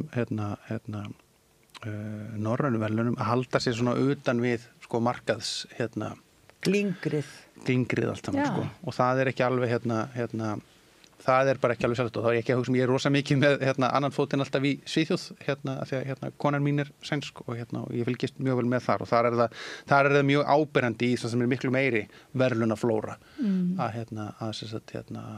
þessi verðlaun svona, það svona svolítið annar stimpill á þeim. Það ekki gaman þegar þú kemur næst með konunni þinni til Svíþjóðar eða svona, heldur að vera svona gaman að segja að þú hefur verið tilnefndur? Já, mér finnst það mjög gaman sko. Það finnst ekki leiðilt að grópa mig. Það það eitthvað gróp? Jú, ég það ekki gróp. Nei, það gróp þegar þú setur bókjarni þín á færibandi þegar þú nögt að ná í töskuna. Hvað bók þetta? Það bara yfir strikið. Ég veit ekki alveg hvað. Mér finnst, ég reyna allavega að segja það, sko, þú veist, þetta nú alveg þannig, allavega fyrir mig og hefur verið í gegnum tíðina að maður lendir maður á alveg daga þar sem maður finnst þetta alveg allt sem fullkomlega ómögulegt og skilji menn enginn og vil enginn lesa mann og þú veist, þú veist, þetta vonleysi það alltof áberandi í sálarlífi mann svona gegnum gangandi og þú veist, alveg, þú veist, maður ítir því frá sér sem maður getur og þú veist, og það allt saman en ég reynir þó allavega að halda í það að þá daga það sem ég það sem einhver sigur þá ætla ég svo sannlega að njóta þeirra allavega. Þetta ekki aldrei hvað? Jú. Af því að þú mannst að vera svolítið mikið á móti verðlaunum. Já, við vorum, ég það ekki lengur sko. En þetta svona, já, maður getur notið það sko. Já, auðvitað, sérstaklega ef maður veit að það faglegt val og bara mjög, nei ég kannski meira eitthvað svona móti verðlaunum í barnaskólum, ég veit ekki, það var að móti því sko, en svo Anton Helgi eiginlega samfærið með að það væri bara gott að þú veist, búa til einhverja spennu kringum bókmyndir bara yfir höfuð sko. Já, ertu meina eitthvað svona ljóðarsankeppnum í grunnskólum og bara svona, já, ég svolítið svona móti einhverja, búa til einhverja þessi sé alltaf með bara eitt fái gullverðlaun. Er það meina svona tengslinn við íþróttirna þá, eða hvað? Já, eða tengsli bara við einhvern veginn hvernig að tengja eiginlega sjálfsvirðingu barna við verðlaun einhvern veginn. Ég fór að hugsa það og þá hinir sem fá engi verðlaun eru þau þá bara ekkert merkilegir og ekkert merkilegt sem þeir gera. Það er eitthvað svoleiðis. Ég ætla ekki að fara og réttlæta það. En er ekki líka svolítið tvíbent með það að maður sko, getur ímyndað sér líka það sem ég hef sagt, sko, krakkarnir sem eru ekki að fá hérna, verðlaunin í ljóðum, þau eru hvort þið er bara með einhver handboltaverðlaun og fimmleika verðlaun. En krakkarnir sem er að skrifa ljóð, þau fá engin verðlaun nema ljóðaverðlaunin. Jú, en þá fyrir ég það einu krakkarnir í bekknum sem er ekki með neina bikara. En er ykkur einmitt að hugsa þarna, sá sem fær engin handboltaverðlaun og er búin að leggja mikið á sig að skrifa ljóð alveg bara frá hjarta sínu en fær engin verðlaun skilur, en leggur samt mikið á sig var hent út úr handboltaliðinu og svo skrifaði hennar langa ljóðabálk fær engan Nei, ég bara var hugsa. En það er náttúrulega líka, í sjálfu sér líka mjög holdt, sko. Það er þannig sem að pönkarætni verða til, sko. Jú, það er. Þá verða þeir reiðir og gangum í skólanum bara svona, helvítis. Kennarar veit ekki neitt hvað er góð ljóðlist, sko. Jú. En þá þurfa þeir að fá einhvern stuðning, einhver sem segir, sko. Já, bara eitt góðan vin. Já, eitt góðan kennara, eitt góðan vin eða eitthvað. Já, það er alveg rétt. Sumir brotna nú samt, kannski. En það er allavega engin brotin yfir því að fá ekki tilnefningu í bókmenntaverðlaunina, en það er sannarlega ánægjulegt. En hérna er ekki líka góð tilfinning að gefa út nýja ljóðabók? Jú, það er rosa gaman að fá þetta líka svona, þetta gerist alveg svona, þetta er sama daginn. Ég kom fljúandi á 35 minútum hérna til Reykjavíkur og fekk þessa tilnefningu, fekk þessa bók í hendurnar og svo sótti ég líka, ég átti svona fínt svona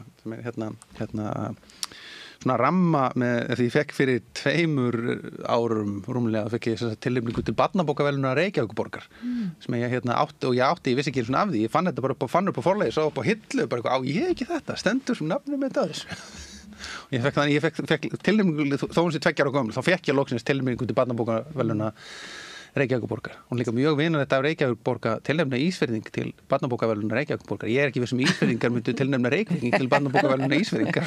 Nei, það var, já. Gott og bentum ekki á það á öllum. En það er nú verið gaman að þú kæmi með alla verðlaunagripina og svo þegar þú fær verðlaunin. Já, hann skilur þetta eftir alltaf. Hann var að fá þessi 2 ára setna. Eins og hefði getið gerst. Og ég skildi blómvöndin eftir upp á forlagi eftir ég gæti ekki verið að dröslast með hann allan bæ. En þú gildir ekki eftir bókina og þú varst nú búin að senda okkur handritið þannig að við erum búin að lesa og ætlum nú ekki verið með bókadóm en það var gaman að lesa bókina og okkur langaði eitthvað svona til að beða þig að lesa upp úr henni. Þú vart nú eiginlega svolítið viðfrægur fyrir upplestrar Hvað segir um Steinsteinar? Hvað segir um Steinsteinar? Um Steinsteinar? Hvað segir um Steinsteinar? Áður en þú byrjar að lesa, sko. Það ég meina... Ég átti rosa erfiðu samband við Steinsteinar. Já.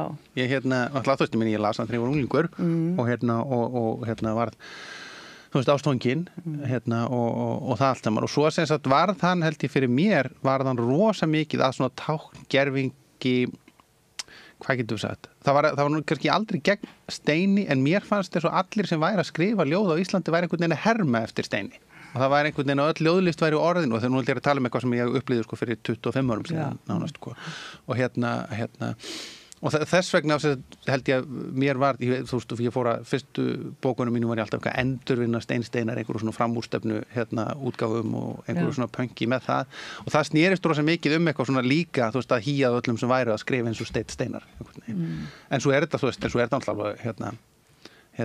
alveg ótrúlega magnaður kveðskapur, það er eitt ljóð í Blandarabröndurum sem kom 2005 sem er bara öll orðin í tímanum og vatninni í vitlir röð. Hún er bara einni síðu, þú getur komið þetta ekki það langt ljóð, sko. Þannig að það komast fyrir einni síðu. Og það er alveg magnað að lesa bara orðin í tímanum og vatninni í vitlir röð, skiptir engum máli. Það er samt göldrótt, sko. Það er alveg ótrúlegt. En þegar ég las að búið með bókinu, sko, þá hugsaði ég þig og svo hugsaði ég Steinar. Og ég hugsaði vísuna hluta af vísunum, það bjargast ekki neitt það fellur sig sjálft og er lengur svo marklaust er þitt líf og lítill fengur og loks er eins og ekkert hafi gerst og þetta, hún hljómaði þessi vísa þegar ég var búin bókinu og ég fór að fletta aftur en eins og þessi góð og gott að læra hana af því það er rýmið og stuðlarnir og höfustafnir og merkingin þá er þessi bók hún segir manni allt þetta að það verður samt alltaf eitthvað eftir fyrstu bókinni eða fyrstu ljóðabálkun staðir og svo í síðasta þetta tengist svo vel þetta verður fyrir mér þessi bók eins og þetta merki sko áttan já, einmitt og ég þakka fyrir mig En þú fórst með ferð með þetta ljóð eftir Stein Steinar en sko finnur tenginguna bara en þú vísar ekki til Stein Steinar í bókinu er það? Nei. En þetta samt kallað hann kallaði á mig kannski að því að hann var svo haltur eða eitthvað hann kallaði á mig sko En það kannski líka bara eitthvað í sko sem sagt þetta er óbúðslega ólíkt en þetta því þessi bók 5 ljóð er miklu næmari heldur en bölmóður hún gefur svo mikið sko Það er sko hún alltaf þetta er ég veit ekki alveg hvernig sko þetta er sennilega lang persónulegasta bók sem ég skrifað og hún er lang sem sagt sko mig langar ekki að segja hefðbundin en það er kannski eiginlega eina sem sagt sko orðið sem ég á sem að fer vegna þess að ég er svo mikið það er svo mikið uppbrot í svo mörgu sem ég hef skrifað í ljóðum sérstaklega sem að og margt þú veist bara sem að ég skildi ekki sjálfur og var bara beinlega að búa til hluti sem ég gæti ekki skilið og bara einhvern veginn hreinlega brjóta tungumálið. Ég talaði það lengi að þú veist bara eyðileggja tungumálið, mikilvægi þess að eyðileggja sitt eigið tungumál einhvern veginn til þess að það geti þú veist bara vaxið og einhvern veginn og þú veist sprottuð út úr í aðrir handleggir og fleira og ég ætla nú ekki að afneita því svo sannlega ekki öllu saman sem ég gerði en hérna er einhvers staðar sko elsta ljóðið í þessari bók sem er síðasta ljóðið er 12 ára gamalt og bókin hefur verið í smíðum í 8 ár og það er 8 ár síðan ég gaf út Oratoreg og síðan þá hef ég verið að reyna að safna í eitthvað til þess að skrifa og reyna hent miklu meira heldur en ég hef nokkuð tíman er vegna þess að ég fann aldrei ég bara fann aldrei röddina sem ég langaði að nota eða sem ég fann ekki þú veist mér fannst ég var að komin á stað þar sem ég var einmitt farin að ég var ekki hermyndi Steini Steinar, ég var hermyndi sjálfur mér ég var að gera hluti sem voru svona eins og ég myndi gera og ég held mér finnst ekkert meira óþólandi heldur en tilfinningin fyrir því að ég sé að leika sjálfur mig og ekki það er alltaf með augað út Nei, en það er það sem tók svo langan tíma sko. En þá enda maður líka á held ég, eða enda ég allavega í þetta skiptið á stað sem er miklu persónulegri heldur en ég hef verið áður og er einhvern veginn já, þú veist bara notar tungumálið öðruvísi og notar kemur öðrum hlutum til skila heldur en hinnar ljóðabækurnar mínar.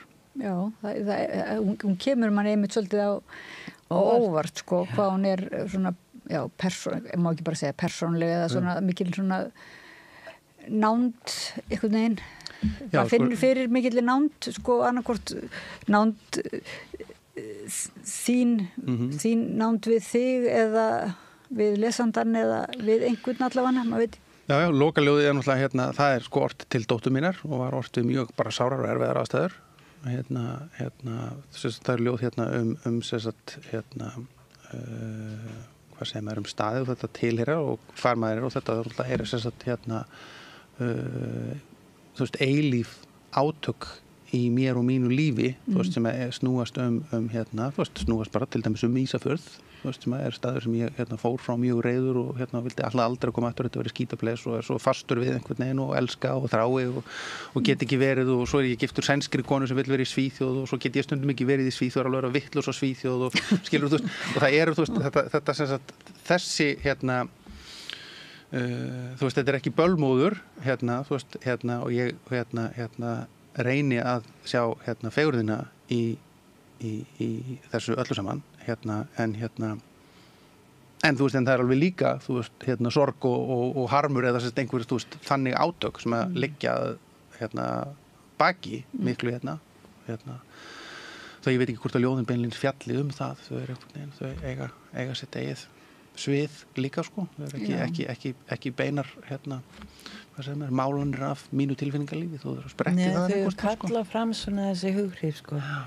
Ég efast tilvistir mínar og ég efast heimsmyndina og ég efast tíman og ég efast þetta stóra og þetta smáa og ég efast allt og ég efast ekkert þetta eitthvað svo já, það þetta sem að vera manneskja þetta finn ég En efast ekki ástina og ekki pönkið eiginlega, eða þú veist það svona einhvern veginn ullið sem kemur í bókinni sem ulla það bara ljúft sko. Já, það svona einhvern veginn ást og ull er ekkert, það fer svona handa við efasemdirnar einhvern veginn ég held að það sé alveg með alveg fullrið það sannlega allavega með ástina þá náttúrulega ekkert ánennar. Það ekkert ánennar, það bara þú veist, ánennar hrinur allt sko.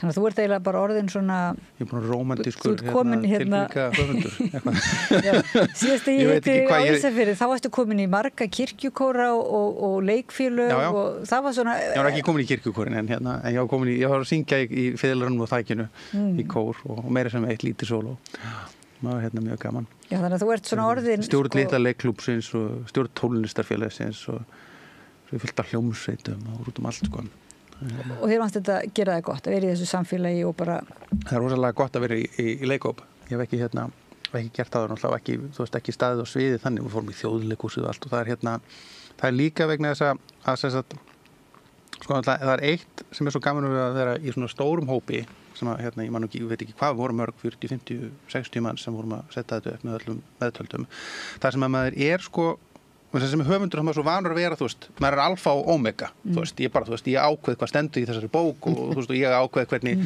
það var engin kápánin nema ég sé búin að segja já og þú stóð þessi hönnur og eitthvað skilur, það var einhvern veginn ég bara ræð og stýri og ég set saman allar hlutina einhvern veginn. En þegar maður er í leikhópi þá er maður bara, maður er eitt lítið tannhjól og maður er eitt tiltekið hlutverk og og eins og það samaðurinn voru í kór eða í eða í hljómsveit eða eitthvað, ef maður uppfyllir ekki þetta hlutverk og maður stendur sig ekki það sem maður á að standa sig þá hrynur allt hitt og maður kemur líka inn í aðstæður þar sem að sem að mér fannst það sem eiginlega magnaðast við þetta var að ég ætlaði ekki að vera í fiðlarinn ég sagði alltaf nei og það var ég hafði frábæra afsökun ég var alltaf að hitta Bergþór Pálsson sem söng Tefjes, söng aðalhlutverkið við varum alltaf að hittast í sána á Ísafirði og Bergþór alltaf Eiríkur, þú verður að vera með það allir með sem er í bænum sem er eitthvað svona týpur eitthvað og ég er bara því miður, það er að koma jólabókaflóð ég er að fara að túra landið og ég fór í alveg svona, ég fór 40 daga túrum landið með náttúrulegumálin get ekki verið með og svo gengur svo illa manna leikritið að þau ákveða að fresta því fram yfir áramót og þá hef ég ekki afsökunin lengur sem ég gat ekki þannig að næst þegar ég hitti Bergþór og segði heyrðu Eiríkur, heldur við séum ekki bara búin að færa leikritið og þá neyddist ég til að vera með og svo kem ég á æfingu í fyrstu æfingin var held í byrjun desember og mitt fyrsta viðbragð bara þetta verður hræðilegt þannig við getum ekki dansað, við getum ekki sungið, við getum ekki leikið þú veist að enginn vil læra línundar sína og það einhvern veginn, passar enginn með hlutverkin sín og það einhvern veginn og svo bara Þórhildur, hún bara rosalega reið Þórhildur sem var að setja þetta upp og einhvern veginn og maður hafði einhvern veginn bara, ok, shit, þetta var, ég er búin að lofa mér að vera í þessu þetta er að gera með fíbli, þetta verður bara eins og það en svo sem sagt, verður til eitthvað ferli og maður fer frá því, við enduðum bara með frábæra leiksýningu og Þið komið hana? Við komum með hana og sýndum í Þjóðleikhúsinu unnum áhuga leiksýningu ásins og eitthvað og en þetta bara að fara frá þessum núllpunkti þar sem maður kann ekki neitt og enginn kann neitt yfir í að vera bara einhvern veginn eins og bara vel smurð vél sem getur gert eitthvað sem er stærra heldur en hópurinn einhvern veginn það er bara ótrúlega gaman það er bara, og það er einhvern veginn það hefur verið svo bara setið svolítið í mér þessi hugmynd að treysta ferlinu og að maður, og ég held að það nýtist manni alveg líka við nýtist mér alveg við mín störf í því að ég þurfi ekki að vera í sömu angist yfir fyrstu síðunum einhvern veginn á einhverju bók eins og mér finnst ég oft vera þar sem maður fer inn í eitthvað, þetta er hræðilegt, hvernig í ósköpunum, hvernig datt mér í huga að velja þannig helvítið starfsvætting, okkur bara vinn ég ekki á einhverjum venjulegum vinnustað, heldur get ég bara hugsa, ok, þetta er hræðilegt, en þetta verður kannski að einhverju og ég, mér finnst ég finna, bara meira konkrétt fyrir þeirri tilfinningu eftir en fyrir, sko. Já, merkilegt að sjá þitt bara. Það vita kannski þeir sem ekki skrifa, við höfum talað að svolítið, Vigdís, það kannski lesendur eru ofta ekkert meðvitaður það hvað á sér stað í einu, við tilurð eins ritverks, hvað er mikil vinna oft, jafnvel einmitt þegar það er einfaldur texti eða ljóð eða eitthvað svolítið. Og kannski höfundarnir einmitt sjálfur kannski bara gleyma öllu þessu ferli eða dæma sig. Já, mér finnst stundum lýst í þannig að mér líður þessi stundum að skrifa bók sé svona svo stara í angist og tóman svo tölvuskjá og bara hugsa hvað mikið hræðilega ég léleg manneskja í 3 ár og svo einhvern veginn vakna maður bara við eitthvað það þá nú bara aðeins að fixa og þá er þetta orðið gott og það er svona eina sem ég man eftir að skrifa bækurnar mínar er ofta eitthvað svona ég lagaði þú veist, eitthvað smá það var einn leiðilegu kafli í hendunum og svo var þetta orðið gott það er það sem situr eftir. En ferðu þá svona inn í ham þegar þú hættar að pæla í fyrstu blaðsíðunni og bara ert komin í gang? Stundum. Ég skrifaði náttúrulögmálin bara í einhverju svona hálfgerðu ofsakasti, alveg bara nánast viðstöðlust, en þessa bók til dæmis skrifaði ég mjög hægt á. Já, og ég tala 7, hvað sagði 7? 8 ár. 8 ár. Og samt var heilt ljóð til sko þegar ég byrjaði. Já, það er ekki lengdin. Nei, en það er þú veist, þetta verður einhvern tíma, mér finnst voða gaman, ég man eftir í, sennilega var þetta í Kastljós einhvern tíma bara í lok síðustu aldar eða eitthvað, þegar ég var bara unglingur og ég man eftir það var Sjón í einhverju sjónvarpsviðtali og mér varst það svo inspírerandi, hann sagði að það væri svo stærstur hluti skáldastarfsins fælist í að hanga á kaffihúsum með vinum sínum.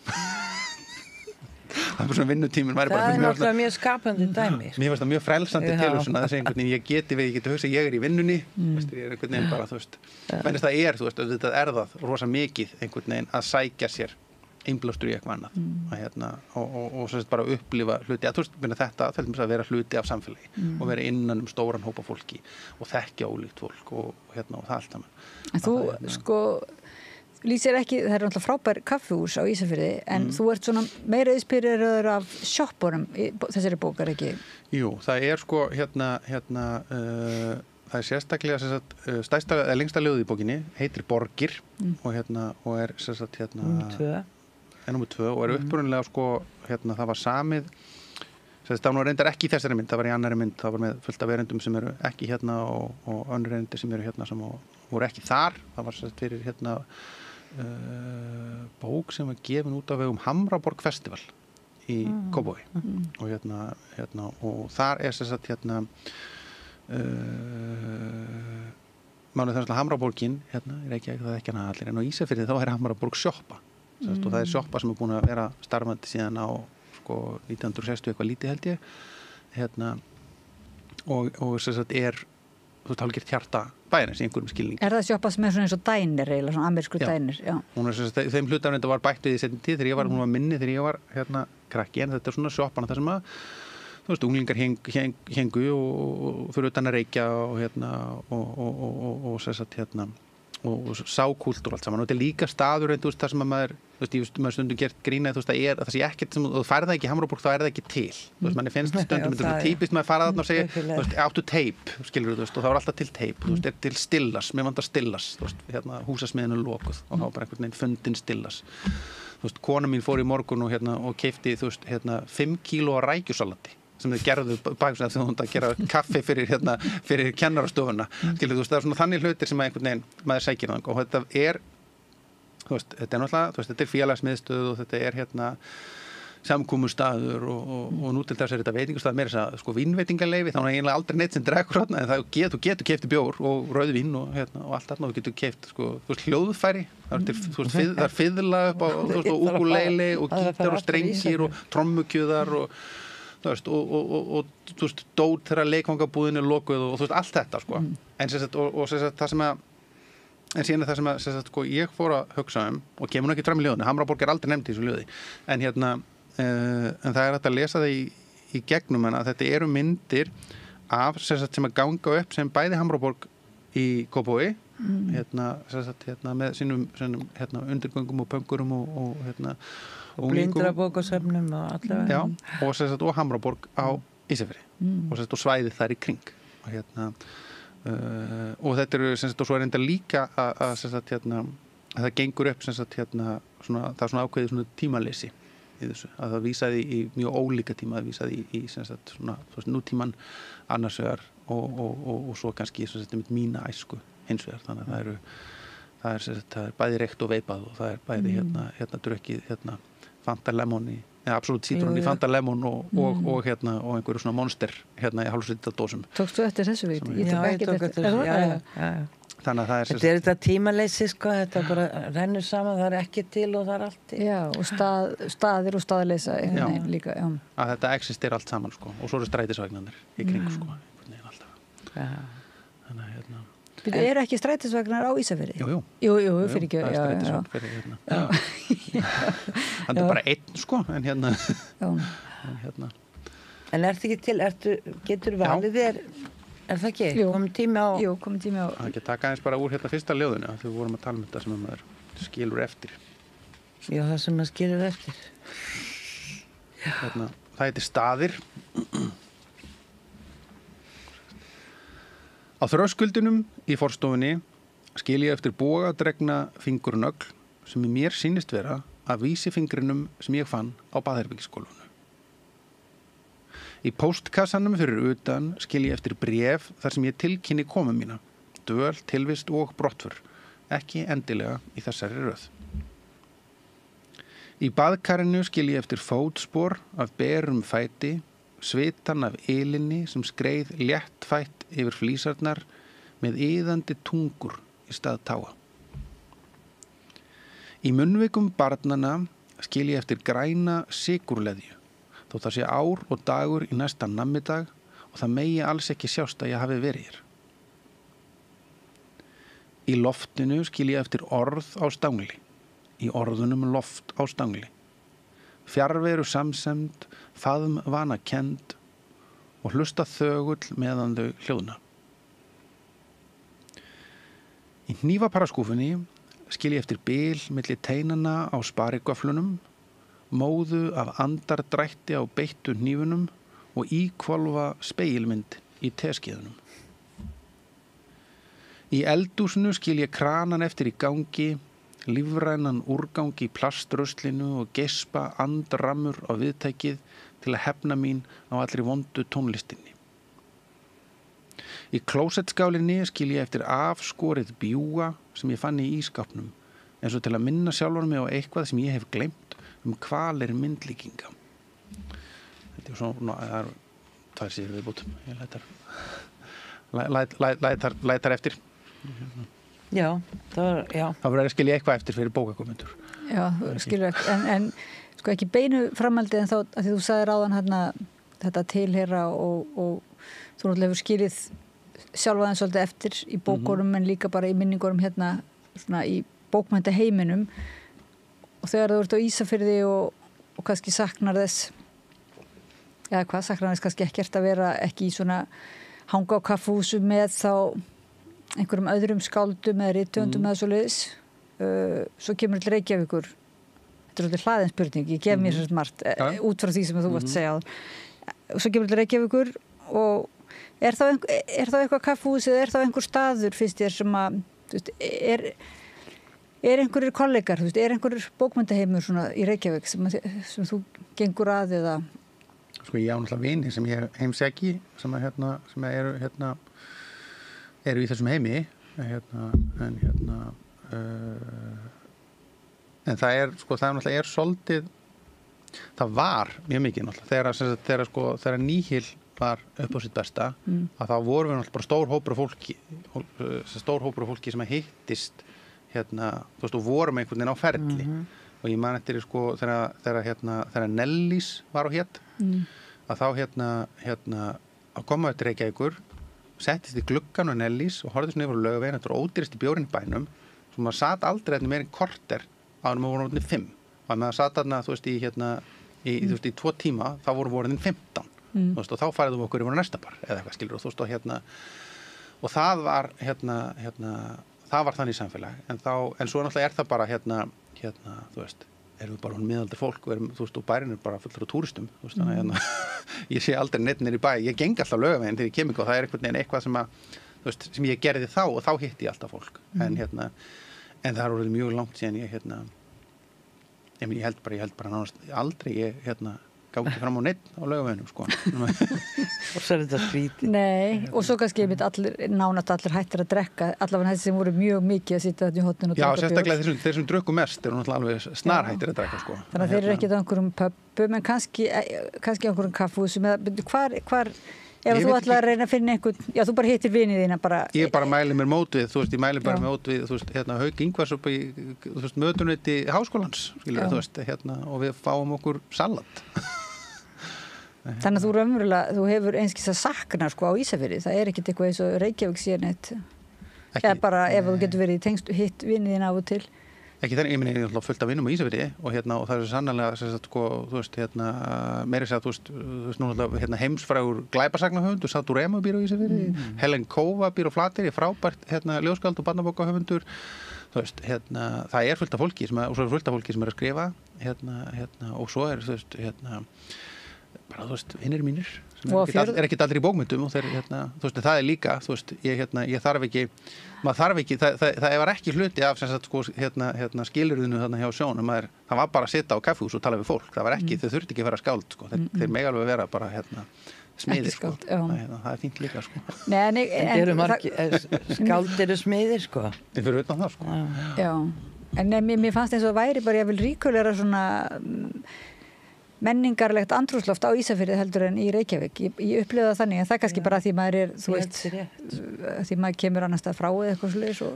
Það er náttúrulega, sko, þú veist, held ég, þú veist, ég náttúrulega, þú gæti ekki alveg sagt mig, ég náttúrulega hef svo lítið búið í Reykjavík, þú veist, í raun og veru. Þannig ég hef náttúrulega ekki alveg samanburðin heldur, ég náttúrulega hérna fyrst og fremst sem gestur, en ég get sagt þess að, sko, svona í þessum skilningi einhvern veginn hanga á kaffihúsi, þú veist, skilningnum er náttúrulega miklu meiri svona menning á Ísafirði í dag heldur en var þegar bara upp úr aldamótum. Þú veist, í dag er núna til dæmis ég er að, ég var nú sennilega veðurteftur á morgun og þá mun ég missa fyrsta deginum á frönsku kvikmyndahátíðinni. Þú veist, það er alltaf eitthvað, skilur, þú veist, það er líka piff, þú veist, alþjóðleg kvikmyndahátíð, það er náttúrulega aldrei fyrir söður, þú veist, það er stöður í jazztónleikar í Edinborgarhúsinu, það er þú veist, bara bókmyndaviðburðir og alls konar, það er mikið að gerast, en þetta var ekkit endilega svona fyrir, þú veist, 15-20 árum síðan, sko, þetta er eitthvað sem hefur breyst, sko. En þú saknar Ísafjarðar, ef þú ert ekki þar, sko, einhver tíma, talar ekki það? Jú, og það er sérsagt, sko, það er bæði, sko, það er númeru tvennt, að það er það er kannski jafnvel þrennt, sko. Það er eitt er bara svona einhver tilfinning fyrir sem ég áttaði mig á þegar ég var búin að búa lengi annars staðar. Ég bjó mikið bjó í Berlín og Helsinki og Svíþjóð og Færeyjum og víðar. Og og ég áttaði mig á bara, þú veist, bara eitthvað sem þú veist, bara hennilega liggur í fjöllunum. Það er bara einhvern veginn, þú veist, að ég er einhvern veginn ekki, ég man eftir einhvern tíma sem á svona eldri unglingsárum þá var ég að ferðast á Íberíuskaganum með vinnum mínum og við vorum í rútu og við keyrðum upp í Pýreneafjöllin sem eru sem sagt, og þar eru fjöllin, þú veist, það er ekki til fjöll sem eru ólíkari vesturskum fjöllum en Pýreneafjöllin, þau eru, þú veist, skógivaksin alveg upp á efsta topp, alveg græn. En strax og við vorum komnir í svona þröngan dal og með fjöll báðum megin við okkur, að þá vorum alveg sammála 3 vinnir frá Ísafirði, þetta er svolítið eins og að vera heima allt í einu. Það er eitt. Annað er sem sagt náttúrulega bara, þú veist, mamma mín og pabbi eiga heima þarna, systkin mín eiga heima þarna, já, þú veist, gamla æskuvini, já, þú veist, nýja vini sem ég hef eignast, þú veist, á fullorðinsárum sem hafa flutt þangað, svona fyrir utan mína eigin fjölskyldu sem mín eigin kjarnafjölskyldu, hvað maður kallar það, börnum mín og konuna mína, og svo er sem sagt þriðja atrið er bara hreinlega svona einhver svona hreiðurgerð, þú veist, ég held maður eigi allstaðar, þú veist, ég á heimili sem er, þú veist, ég á mikið af hljóðfærum. Ég veist mjög gaman að spila tónlist og þú veist, ég tek þau ekki svo auðvitað með mér, sko. Ég tala ekki núna ég ég reyna að fjárfesta í kontrabassa sem þú veist, það er náttúrulega ómögulegt, það valla þetta berana milli húsa, sko. En og svo er ég með skrifstofu, ég með allar bækurinnar mínar, þú veist, þetta er bara svona hlutir sem ég get ekki verið með hvar sem en ég, þú veist, næri mig á einhvern veginn og mér finnst mjög erfitt, þú veist, þegar ég annars staðar langtfölum, að þá verði ég bara, þú veist, lendi ég bara í aðstæðan bara eitthvað, þú veist, ég þoli ekki hennar hníf, þetta er ekki eldúsnýfurinn minn, þú veist, hvernig ég geta skorið gúrku með þessum hníf, þú skilur svo mikið eftir. Já, ég skil bara, það er svo mikið að drasli, ég er svo mikið materialist, ég elskar hluti. En getur þú sagt að þetta sé fletið þitt, bara til þetta séu þá 3F, það er sko fjöllin, fjölskyldan og fletið, eða eitthvað F. Eitthvað á liðs, já. Hreiðrið, sko. Fleiðrið. F og H. En svo náttúrulega svo er hitt sem situr líka alltaf í mér sem sko getur sagt að sé mótsvari við þessu sko óþolið þú veist fyrir og og þá er það oft sko óþolið fyrir rútínunni sem að sko nærir mér þú veist einhvern veginn að þú veist þetta stabilitet sem gerir það að verkum að ég get unnið og ég get einhvern veginn þú veist fengið frið fyrir hugsanir mínir það er líka sama stabilitet sem þýðir ég geng sömu leið í vinnuna okkur með einasta degi og þú veist ég fer í sömu maturverslununa og þú veist einhvern veginn þú veist elda sömu 10 réttina eða hvað það er skilur þú veist og allt þetta sem að ég man eftir því sko þegar ég réttaður en ég flutti á sínum tíma 20 frá Ísafirði að þá sérst að mætti ég bíl svona einhver svona vetrarkófi og ég sé ekki inn rúðuna, ég sé bílnúmerið og ég þekkti bílnúmerið og þá vissi ég hver var á bílnum og og þetta var ekki maður sem ég þekkti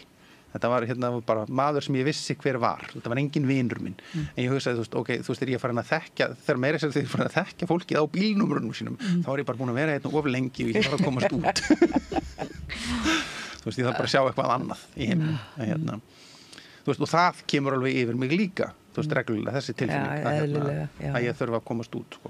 Til þú getur bara aftur heim. Til þú getur bara aftur heim, sko. Eða ekki að þakka honum fyrir? Eða að fá, já, nennur, eða viltu vera svo góður að lesa aðeins meira fyrir okkur? Já, kannski? Ég get gert það. Viljið þið fá eitthvað sérstætt? Já, úr borgum, kannski. Að lesa úr borgum? Já. Ok, taka nokkra síður hérna. Það er númer 2. Einhverja sjoppur þarna sem hann farið í sleik og einhverju sjoppulegt sko. Nei, maður verður ekkert með uppáhald, þá er svo mörg góð sko. Mörg góð sko. Já, það er erfitt að velja. Ég byrja á byrjuninni og svo skal ég taka enda á sleiknum. Byrja á byrjunin og enda í sleik. Ok. Spiljaði þá. Í þessu landi eru 2 borgir úr steypu, gleri og stáli. 225 kílómetrar í beinni loftlínu skiljaðar að. Borgirnar eru eins og í þeim býr sama fólkið. 2 borgir, 1 fólk, allt eins. Hér í þessum borgum er allt til og allt búið. Það er kók í flöskunum, salt á götunum og stutt í alla þjónustu. Baukar af kartöflu kryddi standa uppréttir innan amboð og bragðoljur. Af og til pípir í símum til áminningar einhverjar áætlanir en annars lætur tíminn lítið fyrir sér fara.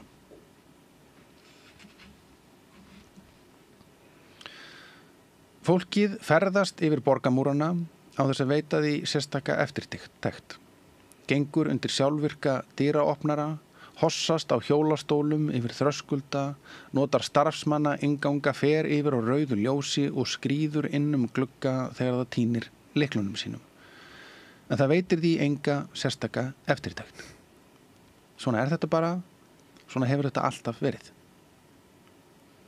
Þótt stoppustöðvar séu í báðum borgunum ganga engir vagnar á milli. Þeir sem á því hafa vit segja að slíkar ferðir gætu valdið öngþviti. Fólk gæti tekið feil hvert á öðru, á vögnunum, leiðunum, farið upp í vittlausan vagn á vittlausri heimleið, jafnvel í vittlausum líkama. Eða bara gufað upp í einhvers konar mótsögn. Samt er ekkert sem skilur að þá sem að koma og þá sem að fara, nema gisin hvít punktalína og langanir í sitt hvora áttina. Aðkomu menn segja flest í þessum borgum sjoppulegt og það má til sannsvegar færa. Salernin eru sjoppuleg, klæðinaðurinn er sjoppulegur, veggirnir og veggjakrótið eru sjoppuleg. Meiri segja tyggjóklassurnar eru sjoppulegri en gengur og gerist annar staðar, en annar staðar er líka helvítis lygi, það er ekkert annar staðar. Allt er hér eru allir og þetta er allt sama klassan. Frammi standa mokkar í bunkum, sunnudagsblaðið er útdatað í sósubletnum og illa brotið saman því þetta fólk veit ekkert verra og ekkert betra en Reykjavíkurbréfið. Eitt fólk, allt eins, það liggur makindanlega á spena þegar það orkar, nærir sig á pulsum og ís úr vél. Það er athafna menn í rúmgóðum bílastæðum, það er unglingar með Absolut Citron í Fanta Lemon, Monster í hálfslítradósum og snjáða strætisvagnamiða á stórum spjöldum. Það er dúðaðir sérfræðingar í kulnun og hlýnun jarðar og öllu móðvolgakjaftaðinu þar á milli. Úti í horni situr stelpa með bert á milli og strákur með sítt hár og derhúfu. Þau hafa ákveðið að fara í sleik, bara ekki hér, en þau hafa ekki heldur í önnur hús að venda. Til þess að gera ekki neitt, spjalla þau tómlega daginn og veginn eins og leiðin hafi þegar náð tökum á lífum þeirra. Þegar það birtist kona fyrir utan gluggan og tekur af þeim ljósmynd með símanum sínum. Síðan hreyfir hún varirnar til að spyrja í gegnum rúðuna hvort þetta hafi verið í lagi. Og þau reka samtímis framan í hana hvort sína tunguna, þrútna af þrá, leiða, fjöri og fyrirlitningu og það er næstum því betra en að kyssast. Ekki klappa? Takk fyrir. Takk fyrir mig. Og til hamingju með tilnefninguna til bókmenntaverðlauna Norðurlandaráðs og til hamingju með bókina 5 ljóð. Eiríkur Örn Norðdal, rithöfundur og skáld. Takk fyrir að koma til okkar Vigdísar Grímsdóttur í bókaspjallið. Takk hérlega. Gaman að fá þig. Og já, ég vona við hittum þið bara næst á Ísafirði. Já. Til þú færi verðlaunin? Já. Já, það heldur veislu Ísafirði líka. Heldur veislu Ísafirði. Og ég heiti Oddný Eir og ég þakka ykkur hlustendum og áhorfendum kærlega fyrir að vera með okkur hérna í bókaspjallinu og Laufey Líndal Ólafsdóttur og Pétur Fjellsteð fyrir að vera með okkur og senda samræðina yfir til ykkar. Og svo þakka ég bara fyrir kvöldið. Rauðaborðinu er lokið í kvöld og ég þakka þáttastjórnendum og öllum viðmælendum og náttúrulega sérstaklega ykkur alltaf fyrir að ef einhver klukkur án svolítið margt en sumir eru ennþá að hlusta og svo má líka hlusta á einstaka klippur og þættina í heild.